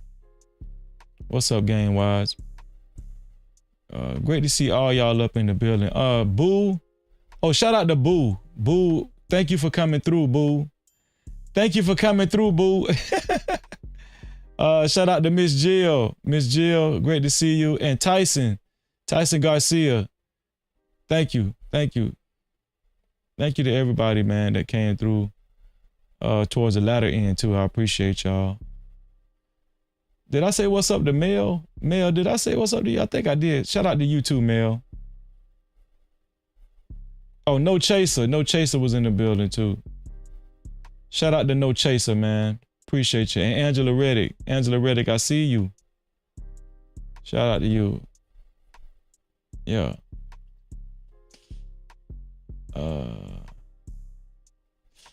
Oh, it say, can we get the link to JT's channel? Oh, let me give y'all the link to JT's channel. Let me see. I wish one of the mods could have did it. Let me see. What We Know Podcast.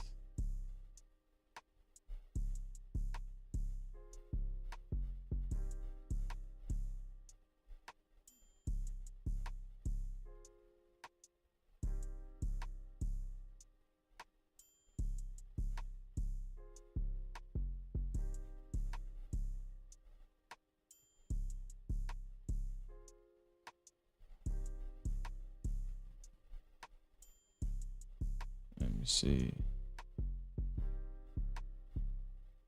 Okay, JT's channel, What We Know Podcast. I'm going all the way down my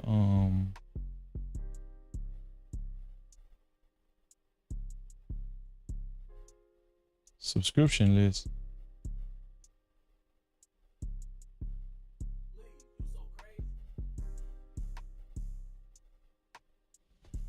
Hold on.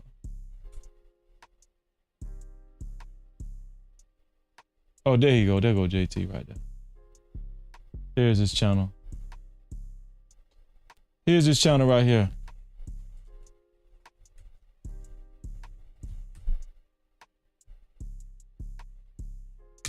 That's JT's channel in the chat, y'all. It's JT's channel in the chat. There you go. Listen, shout out to everybody. We will be back. Well, today is Saturday, so we will be back today. Listen, I'm going to be putting Big Bad Bull lost his mother. So everybody who don't know that, Big Bad Bull's mother passed away yesterday. I want to say that's when I was notified. So I'm going to be putting Big Bad Bull's Cash App on the community wall. I might make like a special thumbnail for Big Bad Bull. But I'm going to put it on the community wall, and I'm going to put Big Bad Bull's Cash App in the on the new community wall too. So I'm encouraging everybody to donate to Big Bad Bull's mother's passing to help the family out, just from the No Cap crew. So I'm just letting y'all know. I'm gonna put it in the community, on the community post, and anybody that's willing to, cause Big Bad Bull helps a lot of us out. Let's just be honest. Big Bad Bull helps a lot of us out. Like, so it's time for us to give back to Big Bad Bull, man. And he's always modding everybody's channel. He not only mods, but he donates too. He not only mods over here, but he donates too over here. Monetarily as well. So I would be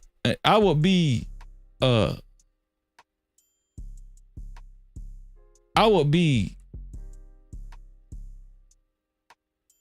would be shameful of me not to actually, you know, make a conscious effort to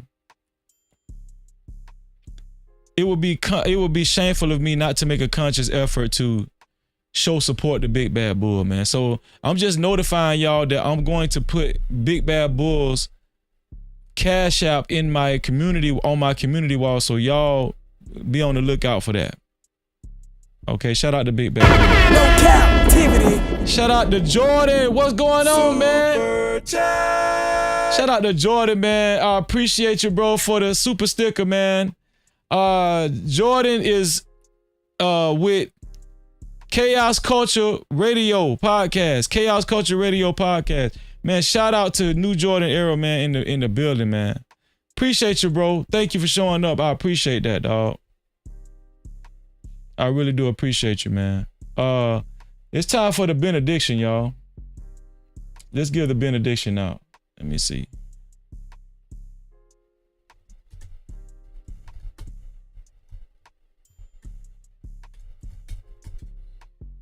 There we go.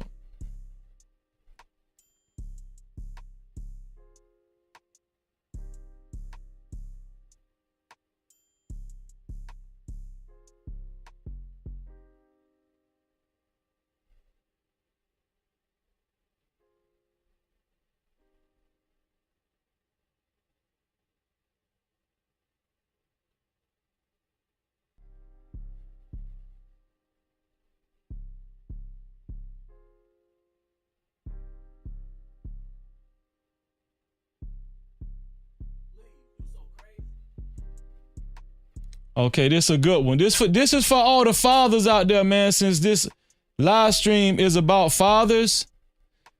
And listen, tomorrow is today is the next live stream we do is going to be StreamYard Saturdays. StreamYard Saturday is later on tonight. And last week we covered mental health for men. Later on tonight on this channel, we're going to cover mental health for women. We're going to cover mental health for women this Saturday. Today is Saturday, so we did it for men last Saturday. Today we're going to later on tonight we're going to do it for women. We're going to have a live stream mental health for women. And I'm hoping that we have a bunch of participation. This scripture right here is dedicated to the fathers, right? This is Luke 11 chapter 11 through the 12th verse. This says, "What father among you, if his son asks for a fish, will instead of a fish give him a serpent? Or if he asks for an egg, will give him a scorpion?" Let me read that again. "What father among you, if your son asks you for a fish, instead you give him a serpent? And if your son or daughter asks you for an egg, instead you give them a scorpion? What kind of father are you?" This is what the Most High God is saying. This is what the Bible is asking. No Cap-tivity. This is what the Bible is asking. So, you know, I'ma just let all y'all break that down how you want to. It should be self-explanatory, right? Shout out to everybody that shared the live stream. Shout out to everybody that shared the live stream. The share button is right below the video, right next to the like and the dislike button. I appreciate y'all. And I wish you $11 million in your life. Believe it and receive it. No joke. I wish you $11 million in your life, to everybody that shared the live stream and is willing to share the live stream. The share button is right below the video, right next to the like and the dislike button. And that makes you a part of the No Cap campaign. Thank you for being a part of the No Cap campaign. No Cap-tivity. Shout out to the 86 people that hit that like button. Thank you so much for the 86 people that hit the like button. I wish you $4 million in your life. Believe it and receive it. Believe it and receive it. I wish you $4 million in your life. Thank you. Thank you for everybody that hit the like button. I appreciate you. Also, shout out to everybody that contributed to tonight's show. Y'all, listen, man, I put a lot of effort in giving y'all these shows. And I don't know if y'all noticed, but the shows that I try to hand out to y'all, I try to make them professional, even with the way I talk. I know I get ghetto, but I'm like a ghetto professional. Even with the way I present, the material to you guys. Listen, I don't just go live. No, I plan these lives, and I try to give you guys the live in a professional way because we can be we're professional people, right? And I want to give you guys a good show. Right, this is a predominantly black show, but everybody is welcome over here. White, black, Asian, Middle Eastern, Hispanic. It don't even matter, right? Native American. It don't even matter. But you'll be a fool not to understand this is a predominantly black show, right? But we take contribution from everybody, right? Everybody, and this is your way of showing diversity, right? Thank you to everybody who's not black that contributes to the show. We appreciate you, man. And thank you, Kyla. Kyla said she shared the live stream. Kyla, you a part of the No Cap campaign, Kyla. Thank you for being a part of the No Cap campaign, Kyla. Thank you so much. Thank you so much for sharing the live stream. It means a lot, Kyla. It goes a long way. Shout out to everybody that contributed to tonight's show. Shout out to Michael Sebo for his $30. Because I seen on my phone it was originally $30. I don't know. I think if you're across seas, they take a little tax from you. Right? Like if you send it from across seas, I think Michael Sebo is from the UK. But shout out to Michael Sebo for sending his $30 PayPal. This is a PayPal. Shout out to the $30 PayPal. I thank you, man. Appreciate you. Cap-tivity. Shout out to Michael Sebo, man. I appreciate you. Also, shout out to all of the cash. We only got 2 cash caps tonight. Right? We only got 2 cash caps tonight. The first one came from Brad Isaac. Thank you for your $5 cash cap. I appreciate you, Brad. Thank you. And the second one came from our sister Black Hawk. Thank you for your $5 cash cap, Black Hawk. Thank you so much, Black Hawk. Thank you so much. No Cap-tivity. Shout out to everybody that sent super caps too, man. Shout out to everybody that sent super caps. Once again, shout out to Jordan, the new Jordan era. Thank you for your $2 super cap. Also, wait, did I read?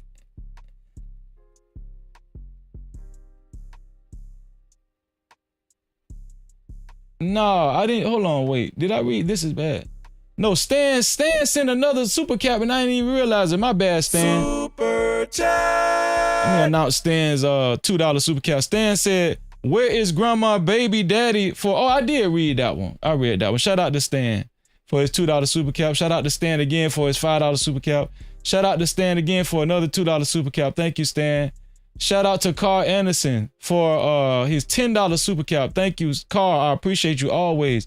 Shout out to my sister Alexis from Texas for her did I read this? Charleston White went to prison for okay, yeah, I read that one. Shout out to Alexis from Texas for her $10 super cap. Thank you, Alexis. I appreciate you. Shout out to Miles W for his $2 super cap. Thank you, Miles.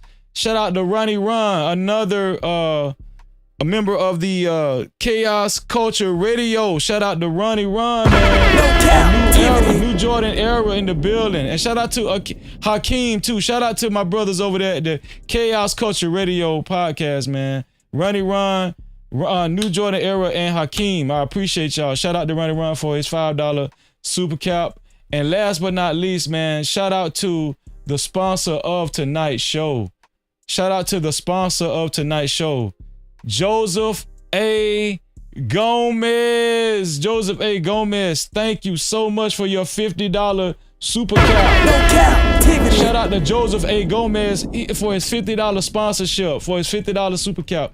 Thank you, dog, for being the initial and official sponsor of tonight's show. We did not get another sponsor after Joseph A. Gomez, so he ended the show being the reigning official sponsor of tonight's show.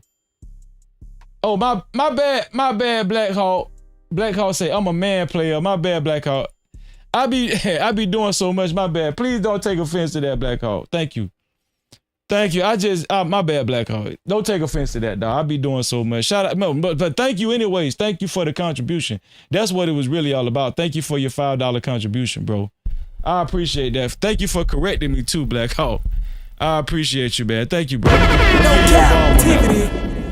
Let me give you a bomb on that one, Black Hawk. Shout out to you, man. But listen, man, we about to get up out of here. Like I said, I am gonna put Big Bad Bull's cash cap, his cash app in the on the community wall, and I think I'm gonna do a quick thumbnail for Big Bad Bull too. I'm gonna do a big thumbnail for Big Bad Bull too, man. Shout out to Big Bad Bull. I'm gonna put his cash app on the community wall, so y'all will see it. Y'all will see the thumbnail and everything on the community wall. So y'all look out for it, because his mom did pass away, and he's going through a rough patch. He's grieving right now, and I just want us to show Big Bad Bull support, because he supports us all the time. So let's show Big Bad Bull support. He deserves it, man. Real talk. That's our brother. Shout out to Big Bad Bull. No Cap-tivity. Shout out to Big Bad Bull, man.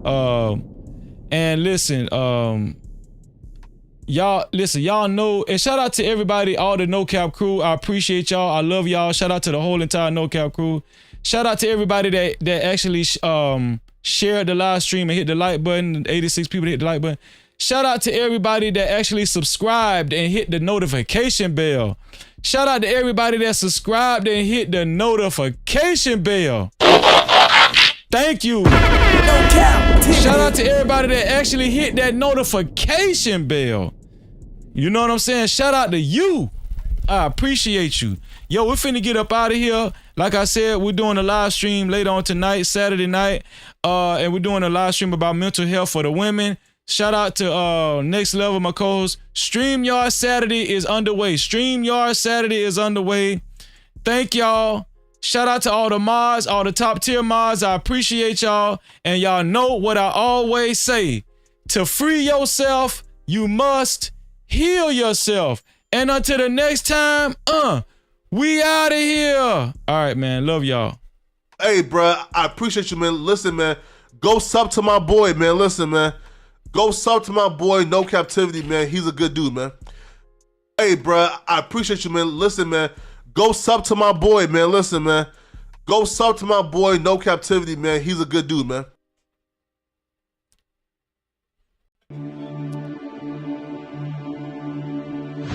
Unlock the future of branding while outpacing your competition. Dive into the digital realm, transforming raw footage into video epics. Our editors redefine storytelling. At Prime Your Logos, where pixels become portals. Prime Your Logos. Unleash the unseen. Your brand amplified. Visit us at Prime Your Logos on Instagram. Or call 704-792-6345. That's 704-792-6345. Prime your brand. Prime your logos, where artistry transcends reality.